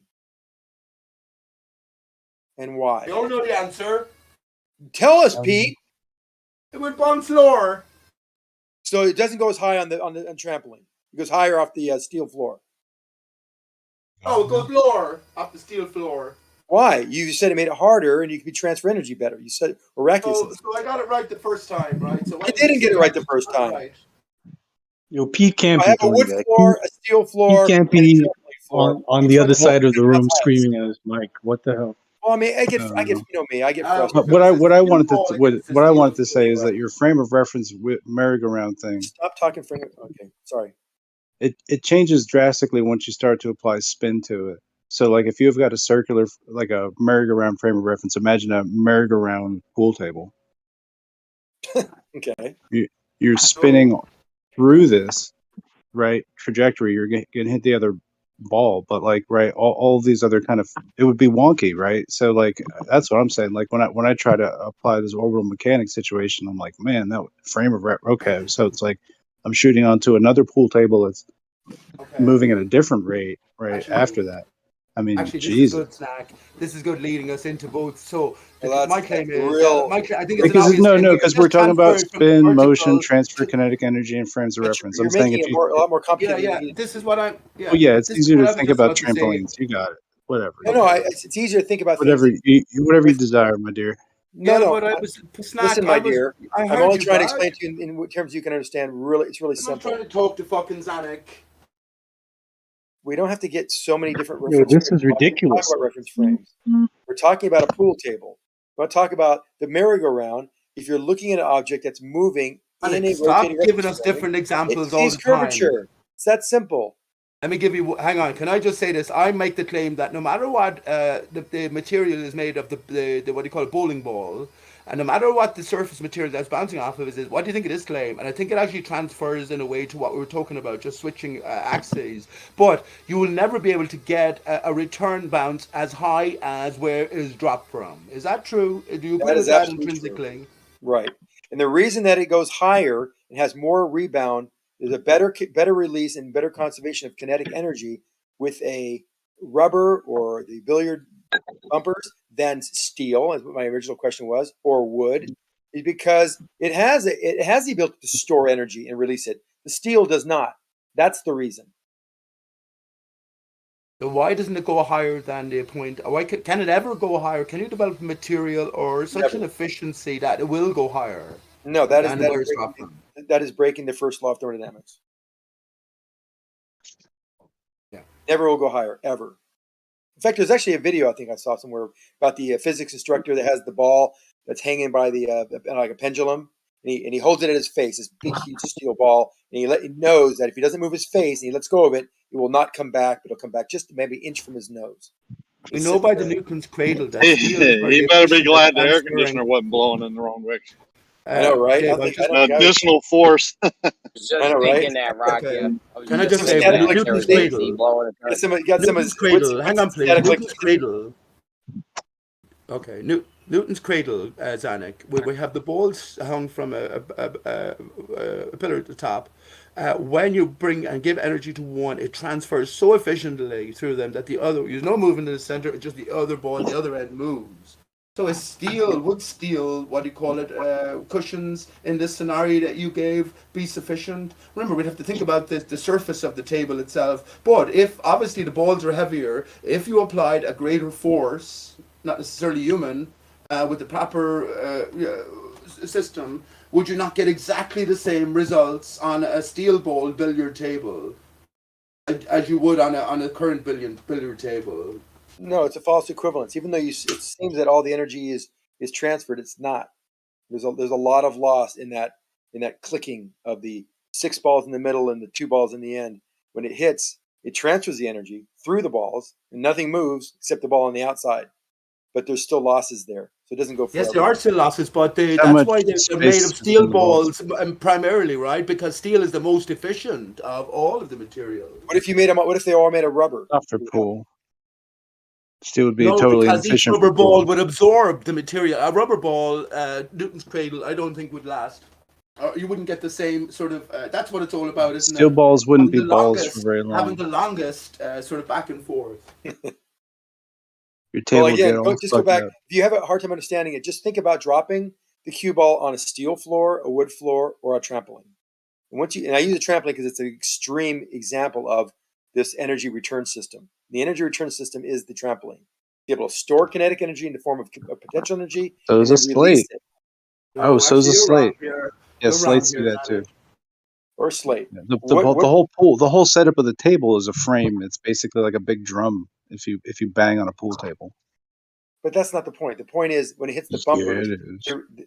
No, the point is when it hits the bumper, there is a storing of kinetic energy in the form of potential energy, deformation of the rubber bumpers, and then a re-emission of that energy But you in the neglect form to of kinetic mention. energy Neglect to to the mention. ball, and that You transfer of neglect to energy is mention. better. Why do you feel compelled to talk over me? What are you neglecting to mention though? Change of Nothing. spin, which is my Doesn't matter. central That doesn't. point. The spin doesn't matter. The spin does not matter in what I'm talking about at all. That's a different. Why- That's a know trajectory. No, but it's a central thing that I'm talking about. No. Because isn't that acting on a mass moving, right? Well, it's spinning, and it will have torque that acts on the ball and acts on the and a force acts on the wall. That Oh, all and takes- we're talking about. Are we done talking about Coriolis? And I'm just bringing it up. Well, Why do you Coriolis and need? the pool Why table you want to go to everything else and then go to steel balls? No, I because just there's don't understand there's it. no Coriolis on the pool table. Where's Coriolis on the pool table? Where is On the ball, Coriolis on a pool table? It's Yeah. everywhere. No, it's nowhere. Yeah, it's Where? everywhere. Where? It's in every single Name one action of a ball example. hitting another ball or a Name ball one hitting any example. other Tell me, surface, any please rail, be accurate. any Describe to me. any movement on the As table look, has Coriolis talking over force. me is not going to stop me from asking the question. I Show already me an answered. example. No, you That's didn't. the answer. Show me an example of Coriolis Am I of a not ball speaking hitting another clearly? ball. So you keep on talking over me. You're not going to answer the question, are you? Any Give me an movement example. hear is fucking on the you. table. How? Show Any me. movement. Show me. Any movement on the table. Show me. Explain. Use your words. Oh, we've never seen your face. How are we going to show you? Shut up, Pete. Fuck, you're like the guy in the background. Zanuck, in your model of Zanuck, in your model of Earth, there would have to be Coriolis happening every time a ball moved, bro. Correct. Unless you're on the equator. So Correct. So Even there's though there's Coriolis everywhere. Anytime there's movement in a rotating reference frame, there's Coriolis. Yes. Any motion on a pool table would result in some Coriolis going on. Why? Show me. Tell me how. Give me an example. Be very descriptive, please. Because there's round things rotating on something. So show me an therefore example. Coriolis. You can't. That's not an answer. You can't just say because there's round things rotating.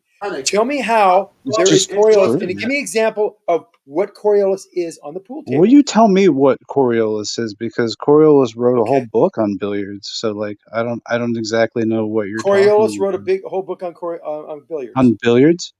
Yeah, it was Coriolis? a fascination of his because it was a way for him to I like bet you look at fucking it. Zanuck didn't know that snack. Oh, didn't you? You fucking know everything, Zanuck. Come on. No, you asked me a question. You want to know What what was Coriolis Mr. is? Should I tell you what it Coriolis' is? There's a whole book. He did a whole fucking book. It doesn't matter. Yeah, There's no like Coriolis in a pool table. Isaac Newton wasn't an alchemist. Like most of his shit was on that. Like, yeah, Nice one, sure. Dan. Tell him what's his Kepler first wasn't a name. fancy dancy at all. All his fucking Kepler's laws are Don't based on divert. fucking music. Don't divert Yeah, your question. no, You're no, starting to no. divert. You asked me. just go on. No, you're gonna divert. Zanuck fucking showing up. Zanuck embarrassed.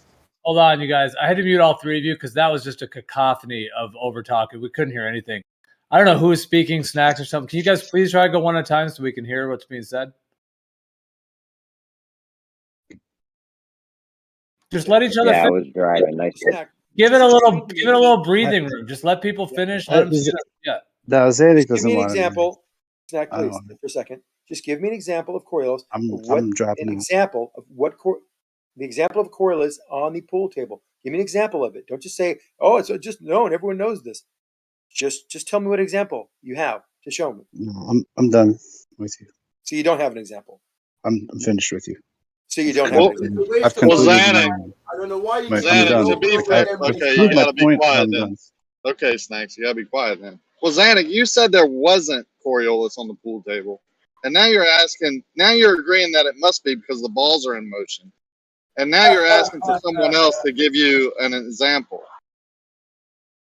Okay, so that's a technique. Pete, I'm gonna try to. Pete, why do you do that, man? He asked me a question. You heard happening in the background. Coriolis wrote a book on the fucking physics of billiard. Fine. balls moving under Yes, the great. table. That's not the point here. We're not talking about that. So Rakia used this false equivalence. So yes, anytime there's motion in a rotating reference frame, there is Coriolis for sure. And if we are on the Earth and we are in a rotating reference frame, we're looking at this motion in the rotating reference frame of things moving. We should see Coriolis. Yes, but he's specifically saying there's the way things happen and the way things are, the dynamics of the pool, the game of pool on this table is due to Coriolis. There's Coriolis everywhere, he says. I asked him for an example of where he sees it. Now he may show me. I heard. Well, I'm telling you, he may show me. No, you don't have to tell me. I know what I hold heard. on. I heard If I shoot, hold on. say there was motion in the balls. on the Rakia, table. I'm responding to you. Hold on a sec. If he says I hit the ball across the pool table and it moves slightly due to Coriolis, I say, well, then you're right on. Perfect. I love you. Great. But that's not what he's talking about. He's talking about things. All the balls are rotating, so there's Coriolis everywhere. That's not what Coriolis is caused by. Oh, you read the book all of a sudden now, so Snack has no sort of upper hand than you, even though I don't know if you read the book, but he's obviously quoting it, so he knows something about it more than what you did. You didn't even know Coriolis probably existed. What's his first name? So not to mind what book he wrote on what topic. It's hilarious.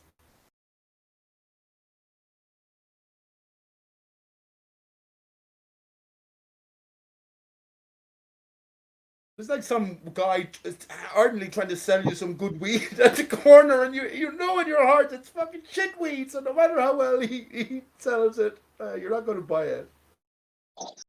Pete, what are you yapping about? What are you talking about? It has nothing to do with what we're talking about. You're like in a whole different conversation. Talking about Well, now you've been Coriolis. someone obviously. What's Mr. Coriolis' first name? What about the book he wrote on Gustav or billiards something? and I don't the know. Was physics it of the Gustav? billiard ball? I think it was Gustav. I'm not sure. I can't remember. Is it? I don't know. Well, to be fair to Zanuck, you don't have to know everything about Coriolis to be wrong all the time about how it's working. There is a Coriolis force. See what I did there, Zanuck? There is a Coriolis in play. That's the whole thing. Just not in the ball sense. Oh, wait a minute. Why'd you laugh? That's his name. Hey, I just looked it up. That's his name, Gustav. Oh, funny. Oh, you just guessed it. I didn't guess it. I knew it. I just wasn't sure. Fuck. You didn't know he started wrote laughing when I anything. gave him What's his he name, famous like for I then? didn't What- know. okay, And then I go what's he look it up, and famous I'm for? actually right. Okay, without reading the first line of Why did you Wikipedia, laugh? what's he famous Did you for? know what his name was? Oh, I didn't. So why did you laugh when I told you it's good stuff? I said I think it's good stuff. I don't really know. I'm not sure. Because it seems to me you didn't know. I you did. Didn't know it originally when Snack mentioned it. You made a laugh of Coriolis on the billiard table. Dumb. Even though Gustav Coriolis wrote a book about the physics of a billiard table and how Coriolis force is experienced. Okay, Pete, you made a claim. Please show me where Coriolis, Gustav Coriolis, as I declared his first name to be, or middle name. Please tell me, show me. Hold on. Show me in his book or any other sightings that Coriolis is used in his descriptions of the game of billiards. Go ahead. Otherwise, shut the hell up. Let me answer. So let me answer and say, because I don't know anything about the No, book. you I don't will know. refer You're just to- making shit up. Shut your mouth, please. I will refer to Snack, but I will say one thing beforehand. I can easily see with a billiard ball, if you have a book written about it, you'll be able to say that where you hit the cue, where you hit the cue off the ball, what particular force you apply, you can get this real swerving force or swerving effect. But it's like throwing a curveball in baseball or hitting a curve. That's in not soccer. Coriolis, Pete. So I I'm trying imagine to if he explain wrote a to you. book, he will talk about that. Yeah. It's not Coriolis. A Well, that's what curveball I'm going to is not refer to Snack. Coriolis. Was he talking along those lines, Snack? No, yeah, he was. He's wrong. Curveballs are not Coriolis. Drops are not Coriolis. Bouncy balls are not Coriolis. Bowling's what not is Coriolis. Coriolis? None of it's Coriolis. Is Coriolis a real or a pseudo force? The Coriolis force is a fictitious force, is a pseudo force, yes. But it's not real. Very real in the reference frame you're looking at it from. What do you mean it's very? How can it be very real? The only reference frame I'm looking at is my life, my reality. As I look at a plane going by, and it's Okay, now going you're just from being stupid. Africa to a fucking I don't America. even want to engage, Pete, if you're going to act dumb. Sorry. Yeah, but oh well. Yeah, I think you two make should me stop feel bad. engaging. Yeah. Yeah. I mean, if I'm a nuisance, I'd love people to just tell me I'm a nuisance. I'd love Gio to tell me to fuck off if I'm a nuisance. Honestly, I don't want to hear that.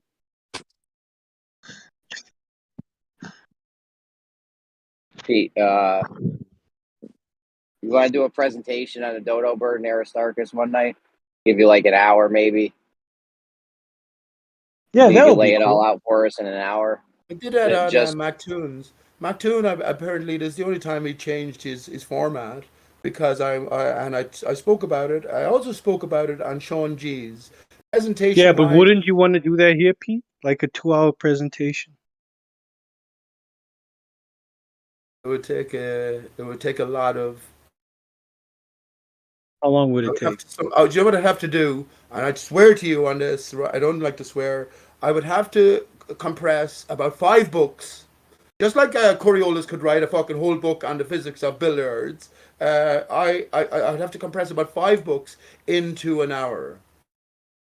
how many hours do you need, Pete, to lay this whole dodo bird, Aristarchus, Alice in Yeah, but Wonderland it's about thing who out am I for? trying to convince more than anyone else. That's what I'm saying to you. Who am I No, selling? but it's not about convincing. It's just about having a presentation to get the information out there, and then people decide what they want to do with that info, right? No, well, the truth is already out I've been there. asking you to do this. Pete, I've been asking you to do this since Brandon's show was going, because I really want to hear it. But you're all over the place when you do it in the rooms Yeah. and shit. Like Why I not, need like, the shit laid out. Yeah, like a nice laid out, concise presentation, talking points. Dodo Shodo. You know, you'll start off with Dodo, then how that leads into Alice in Wonderland. You know, something I've nice and already concise. dealt with. I've already. Okay, I will answer you there. I already, in terms of my words used and the interactions I have with all you wonderful people over the years, laid out the story with my words. All I'd be doing is transferring my thoughts and my words, in other words, to a pictorial form and trying to formulate some sort of artificial sort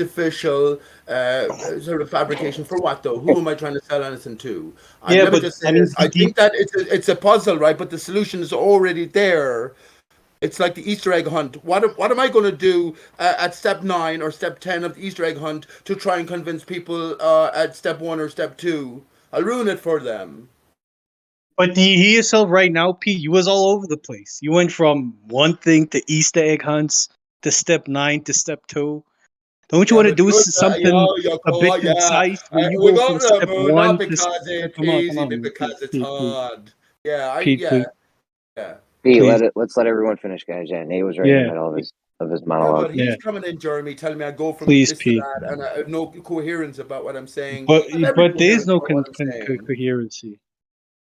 I have every Everyone coherence, tells and you this, Pete. I could sum up Yeah, I've told you Aristarchus that in 3 times fucking. this week. That's why we want you to lay it out in some Okay, concise I fashion. could sum up Aristarchus. I'm only talking to you here. I could sum it up in a fucking minute. Yeah, but that's don't not. you want to do this in the presentation, Pete? No, Something I nice. don't. Okay, Don't. I okay. could, You don't ask me want to. don't I want to fucking make a T-shirt and have it a bestseller, or write 5 books and be bestsellers? I don't. Okay, I'm sorry, Pete. If you How don't want dare you, to. Nate? How dare you, Yeah. Nate? Listen, we just want to get. We want it. There's a lot of people that are interested in the dodo bird and Aristarchus and shit, More than you but they know. can't follow it, dude. We just can't follow it, man. You're all over the place. Don't worry about that.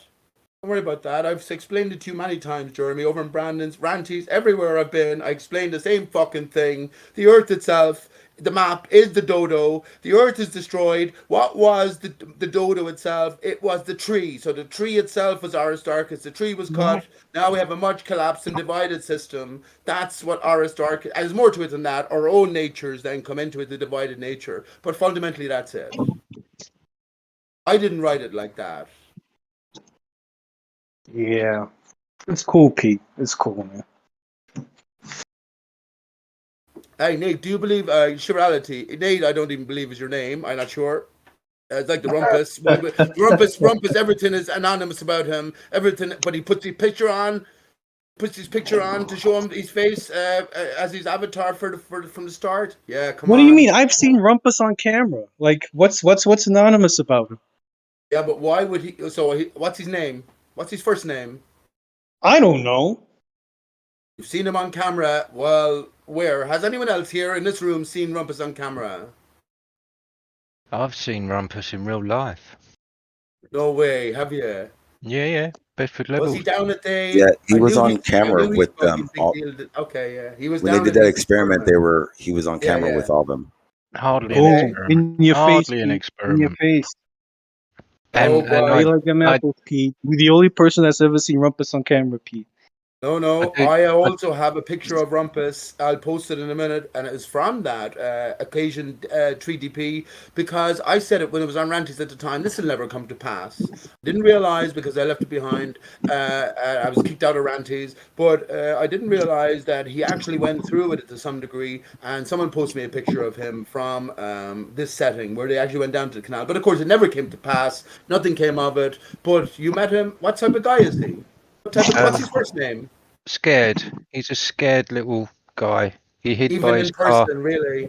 He hid by his car with Farmer's Boy all the time Are we you were there. He kidding? didn't even come over and introduce himself, say hello or nothing. Just a What a scared little fucking man. dick! And Yeah. do you know his first name? If you don't have Yeah, to yeah. say it, if you do know it. Yeah, I do know, Yeah, but I'm but not going to don't say say it. it. Don't say it. No, No, that's I'm not okay. going to.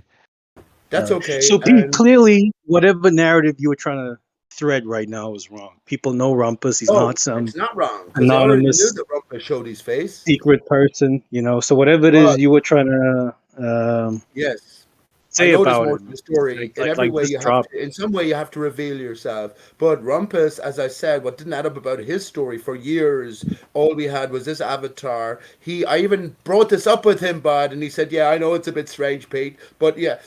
When I think back at it, why did I do it? He wanted to retain anonymity. He was a professionally educated man. He didn't want his friends. This is his story. His friends, his colleagues, work colleagues, etc., knowing that he takes flat earth seriously. But yet, so we don't hear his name. We don't know where he comes from. But we fucking see his picture on his Don't say avatar from day we. one. Say Something you. up there. You The don't know deeper who layer to the Rumpus is. rumpus. That's all I'm saying. Yeah, but speak for yourself. You don't know who Rumpus is. You know, like everyone else does. Not everyone else does. Let me ask any flat earth. Yeah, but let's stop talking. Yeah, let's stop talking about Rumpus. There was something else you were trying to talk about, Pete, and somehow you took it to Rumpus. Yeah, okay. This is what we mean by you were all over the place. Yeah, but I told you already. You asked me, do I not want to the world to know, in a sense, about the Dodo and Aristarchus? So I started talking about the different layers and levels. And when it came to this greater puzzle that we're all involved in, what's the point in divulging the answer to people in such specific terms who are along the pathway to discovery themselves? I've already done my part in the sense of speaking openly about it. And Shirality, if you can't fucking picture what I had to say via my words, because I've said them and I've repeated them so often. Pete, no and I've one learned can. along It's the not way, just me. But if you can't paint your own Nobody picture, can. well, then that's on you. But it's not just me, Pete. We're all begging you to do a concise 2-hour presentation because nobody understands what it is you say. For the record, it wouldn't take 2 hours. It would take much longer, and then he would need more time. I gave Pete 4 hours on my stream. It was about It started as 3.5 an hour, but yeah, 2 hours. It was about 2 hours. 3.5 on my Well, stream. 4 hours with Sean, and we had a great chat, Sean. Tell the room here, we had a great Or like- fucking chat. Okay, so What was that Gandhi movie? That was like 3 hours, but there's like a it break in was between. a good conversation in this. Is it At more no than that? point in time did I have any intention on going against anything he said. I was going to let him just free flow for the whole time. I asked a few questions, but when I did that way, all he did was just talk the whole time and Hey, what do you think of about what he Gandhi? wants. About what he wants to. It doesn't really get anywhere, but he says everything he wants to say, I guess. You're not going to get a concise idea of what Pete's saying. If I It's told still you, the same for thing. instance, that Paul McCartney / Yeah, was there the you go. dodo, I would have to go into why he's the dodo and how it connects to Aristarchus. If I told you that George Harris' son, and Richard Starkey, right, are the other band members, along with John Lennon, who's the Jesus-like figure, Jesus Dodo. Pete, How would I explain that to you? Pete, do you How would I think explain someone? that to you? Do you It think has to be a someone in the flat Earth VC setting. right now? And you Star. understanding, You're come with forgetting flat Earth, that. Sean, that the Gleason's map represents the Oh, dodo. Jesus Christ! the- Do you the not realize state how of the far off? land. Like you go off Hang on, 10 Sean. different I was paths responding to what in you like had to 2 say, but I was seconds. responding to the room as well. So take it Wait, easy. Hold on. How does Gleason's map equal a dodo, please? Oh, no, dude, Shane, don't Come ask. on, Don't, I'm sorry. You I fucked had up. to. You I had fucked to. up, asshole. kidding me? Oh, Nice you dick! one, Don't Shane. don't mute. Get your ass back in here. See, I feel you're all fucking winding me up. Shane, you asked the question. You can speak to Pete about it. I mean, I'm genuinely curious if you could make it Are like, you? Let me post you. Have a look in chat there, bud. Then. why? Did you explain how the Gleason's map equals dodo? Oh, there it This is. is Dodo. Now, here's Nope, the key. still not Look at getting it. I'm look going to at the require an UN in-depth explanation. Look at the UN map. Listen, I've much more to fucking say about all of this. Look at the UN map. It's divided into 33 sections, but it's presented to us as the Gleason's map. You don't recognize the Gleason's map like that because you've been familiarized with the Gleason's map in Australia at the top, right? But hang on, though. You've never in your life experienced the map where Australia is at the top. It's not the land above. It's the land down under, mate. Fuck off, cunt. Put some cunts on the And body. did that explain it perfectly for you, Shane? Perfectly, Are you- Sean. I'm so Point glad I is, asked. though, Thank you, that's the guys. beginning. So Now coming to ask that him, recognition ask him the there, next question. coming that recognition there, now we look at the story of the dodo. The dodo bird never actually existed. It's like Jesus in a sense. You can't say that Jesus existed or swear by, but can you? Then you're guilty of adorning idols, which is the thing that you've been told not to do. And you're like a bowler in a sense. You're swearing by a figure who did stuff that no other man has ever done. It's like what the ball claims to do, right? Everything that makes the spinning bowler true is something that none of us have ever experienced, but it's true. But it's true. And I'm not diminishing anyone there. But yeah, that's our starting point then when we come to flat Earth and beyond. Then we come to realize Michael Jackson faked his death, came back as the 5-year-old dodo. That all makes perfect sense. Right in line. Pretty much. Right in line. Mystery solved by Peachy is the dodo as well, and how everything is connected to the true reality of our existence. Scooby Doo's as opposed Peachy to the lie Mysteries. that was told us. I'm Do you done. talk faster and louder when you get upset? Is that what it is, or when you hear people No, like I don't talking? mean to get louder. My volume He is gets excited. Okay, no worries. Man. Ask him about Will Smith. Come on. Hey, Pete. Shane wants Peachy to know needs the about, Academy Award speech. Yeah, he wants to know about Will Smith. It just like keeps going One on in the question, band starts. Sean. You're killing me. Actually, let me tell you something. I have It all aligns. Trust me. Even ask him. Listen. Uh-oh. I have a bigger clue. Snack will appreciate this. What am I, a lazy researcher? I'm not a lazy researcher, but it's just fucking hell. I'm the one player in this, right? If anyone's the one player in all of this, you'll agree I'm the one player. But I looked as we were talking here about Will Smith, Barack Obama, Osama bin Laden. So one and the same. Barack Obama only went and killed himself when he ordered the killing of Osama. But who is the character behind the two? Well, if it's Will Smith, I noticed about Will Smith when I just looked at it a little bit more closely. He busted his nose. I actually busted my own nose, but he busted his nose.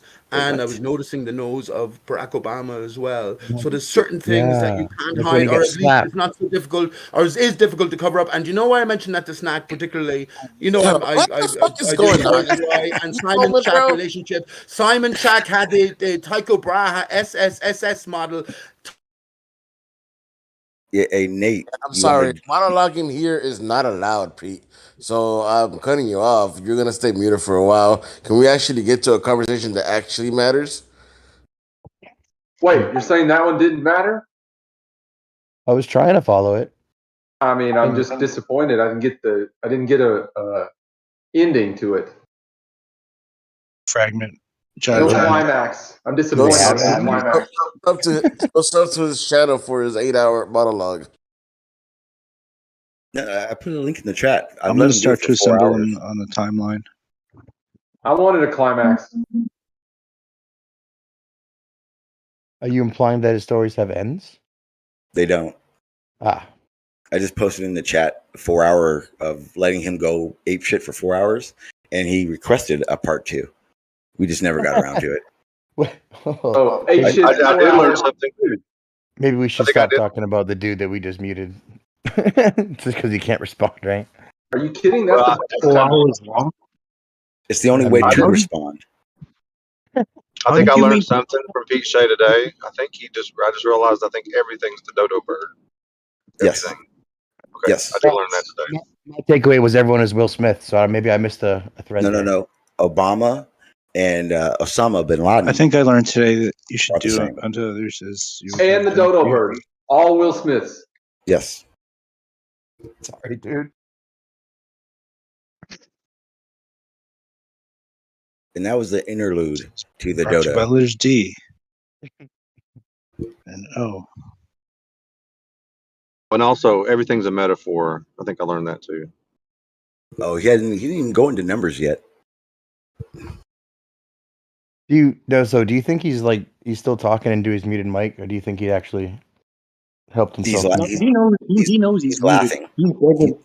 He's begging to be unmuted in text chat. He's laughing. He's making jokes to himself, saying that you guys are doing this to the dodo because you're all agents, stuff like that. Yeah, I wasn't calling you one, Shane, but we had a nice, 15 minutes of him explaining how each person in here was an agent. Well, everyone. We'll just all fess up as agents and move on then. Yeah, it's fun. Yeah, Cool. Nice to meet you, Agent. Yep. 00429. So see you guys all in the office.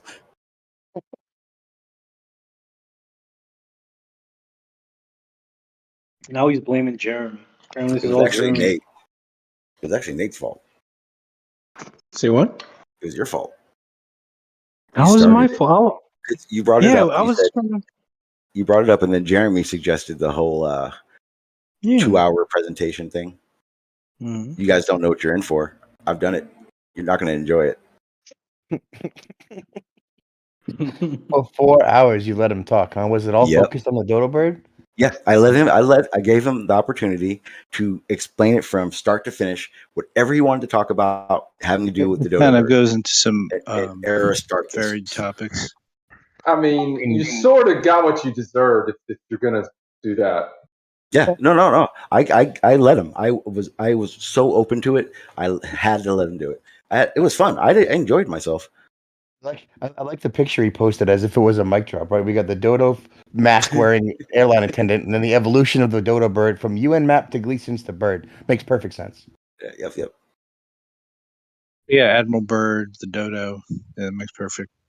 That actually makes a little bit more sense. Is that you good? Okay.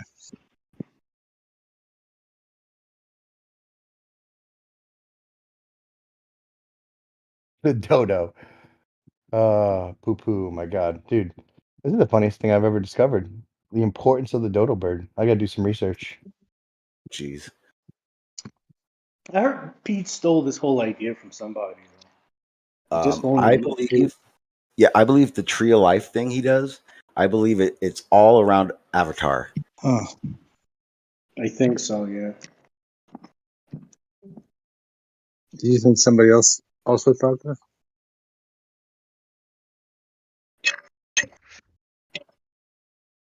Yeah, I don't think this is all Pete's like original idea. You know. Whoa. Well, he's the only one spouting it. That's for sure. No, but he's saying it's clues. So he's, Yeah. Well, he's It seems original. Yeah, he's got like 1,000 things that he's put together and then said it all correlates.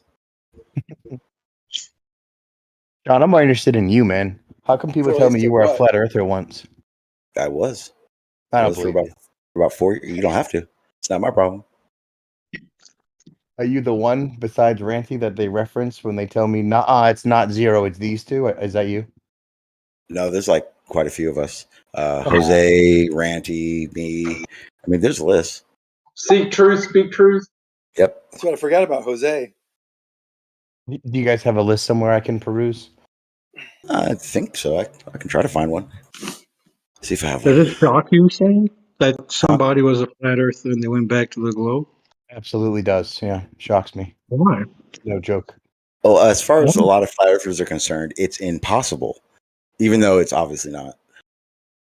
It's very unlikely in my mind, right? So that's No, why I it want to can't ask be. you about it. Well, You're literally talking to someone who was a flat earther and is not anymore. yeah, but I just met everyone a couple months ago. So for me, Okay, you're a glober, right? Like I don't have no frame of reference for you being into flat earth for 4 years. I'm willing to look into it. Did you have a channel or something? Yeah. I'll post the channel. I'll post the link. Thank you. Tiger Dan, me, Adam, Clear, I can't read the rest of it. Jose, Chris Monk, Australian John rig, right? Bond, Marco Entertainment Vault. And then there's a few others, and then that's just the smallest. There's a lot more. Yeah, it's quite a lot. Yeah, it happens quite often, actually. People coming back to the globe. What's rare is the people that leave flat Earth and then stick around. That's what's rare. Do you think the list of people who are globers who are now flat earthers is much, much, much bigger? Yeah, obviously. Because most of them don't. The ones that leave flat Earth usually don't stick around. Yeah, I mean, even Ranty doesn't really do much in flat Earth much anymore. Yeah. Steve, I'm sorry. You put a CGI dodo bird at the Twin Towers, dude. I love this story. This is a hell of a storyline. Sorry. There you go. It's in the chat. Sweet. So you didn't like delete your channel when you switched sides? Oh right? no, Like, that's what everything's people there. tend to do. No, yeah, everything's there from start to finish. Because that's stupid to me. Why would you do that? Yeah, I think that'd be a waste of fucking time. I'd probably cry if everything went away. Does that blow your mind, Shane? Hold on a sec. You got a truth channel, but you're a glober? No, I'm a truther. No, but you believe Earth's a globe. No, So I that's know not it's a truth. globe, Okay, well, it may not be a truth to you, but I'm sure you're spouting a bunch of bullshit too. So it's my No. truth. How The about world that? itself presents itself No, to no. all of us, You whether or not you believe accept it as it's flat not and a stationary. globe, regardless of what my channel is and what the information I put on mine. I'm going for truth. And if I understand it as a globe, that's what I'm going to present it as. If you want to look on my channel, you can see that I talk about a lot more other things than the Yeah, I stupid shape know. of the You're earth. a smart guy, so why are you Glober? Because I understand it to be a globe. Why are Okay. you? Well, thanks for sharing it. you I will check it central? out for sure. Okay. Subbed, No problem. rather. Okay. 'Cause I like How- truth. how- I just don't like liars. You know. How Yeah, I long don't ago like was it? liars either. I don't like What- people how that long assume ago? either. John, How long ago? Yeah. 3 years ago. So you were a flat earther for 4 years. You've been a Glober for 3 years. You've been in this game and conversation for 7 years. Just about, yeah. Damn. So, what was it? Was it a single observation? You went, "Oh No. shit, everything I know is wrong." No. No, it was a long list of things, a lot of questions to content creators, the people that were pushing the flat earth the most. And then along all that, my understanding of how things actually work. And, you know, there were tests that were, okay, that is ridiculous now. The Beyond the Imaginary Curve, I actually have the clip, one of the clips. I'll put it in the chat. Yeah, I don't even know who content creators were 7 years ago, right? Like, so Yeah. who were the people that you asked? Sun and Moon Group, Nathan Oakley, Dreads. My question, I guess, is how did you go from? It's like backtracking. It's like taking steps backwards. So yeah, when I got into this whole thing. You get into it, you find out there's flat Earth, and then you try to go against it to say, yeah, it's a globe, and you realize if you don't understand anything or much about the globe, it's very easy to go on different paths and have different understandings of it. It's very easy. did you find Earth's curvature, or are you just going off of information online? All the above. There are Where did you observations. find the curvature? There are observations I've made where I'm able to use tools and everything to verify there is curvature. Wow. Very did simple. you measure it though? Yeah, I just said that. Very easily. In fact, one of the best tests you can do is the reciprocal zenith angles. But Oh, don't do Jesus overlap. Christ. You don't You don't have to go on a fucking rant right now, man.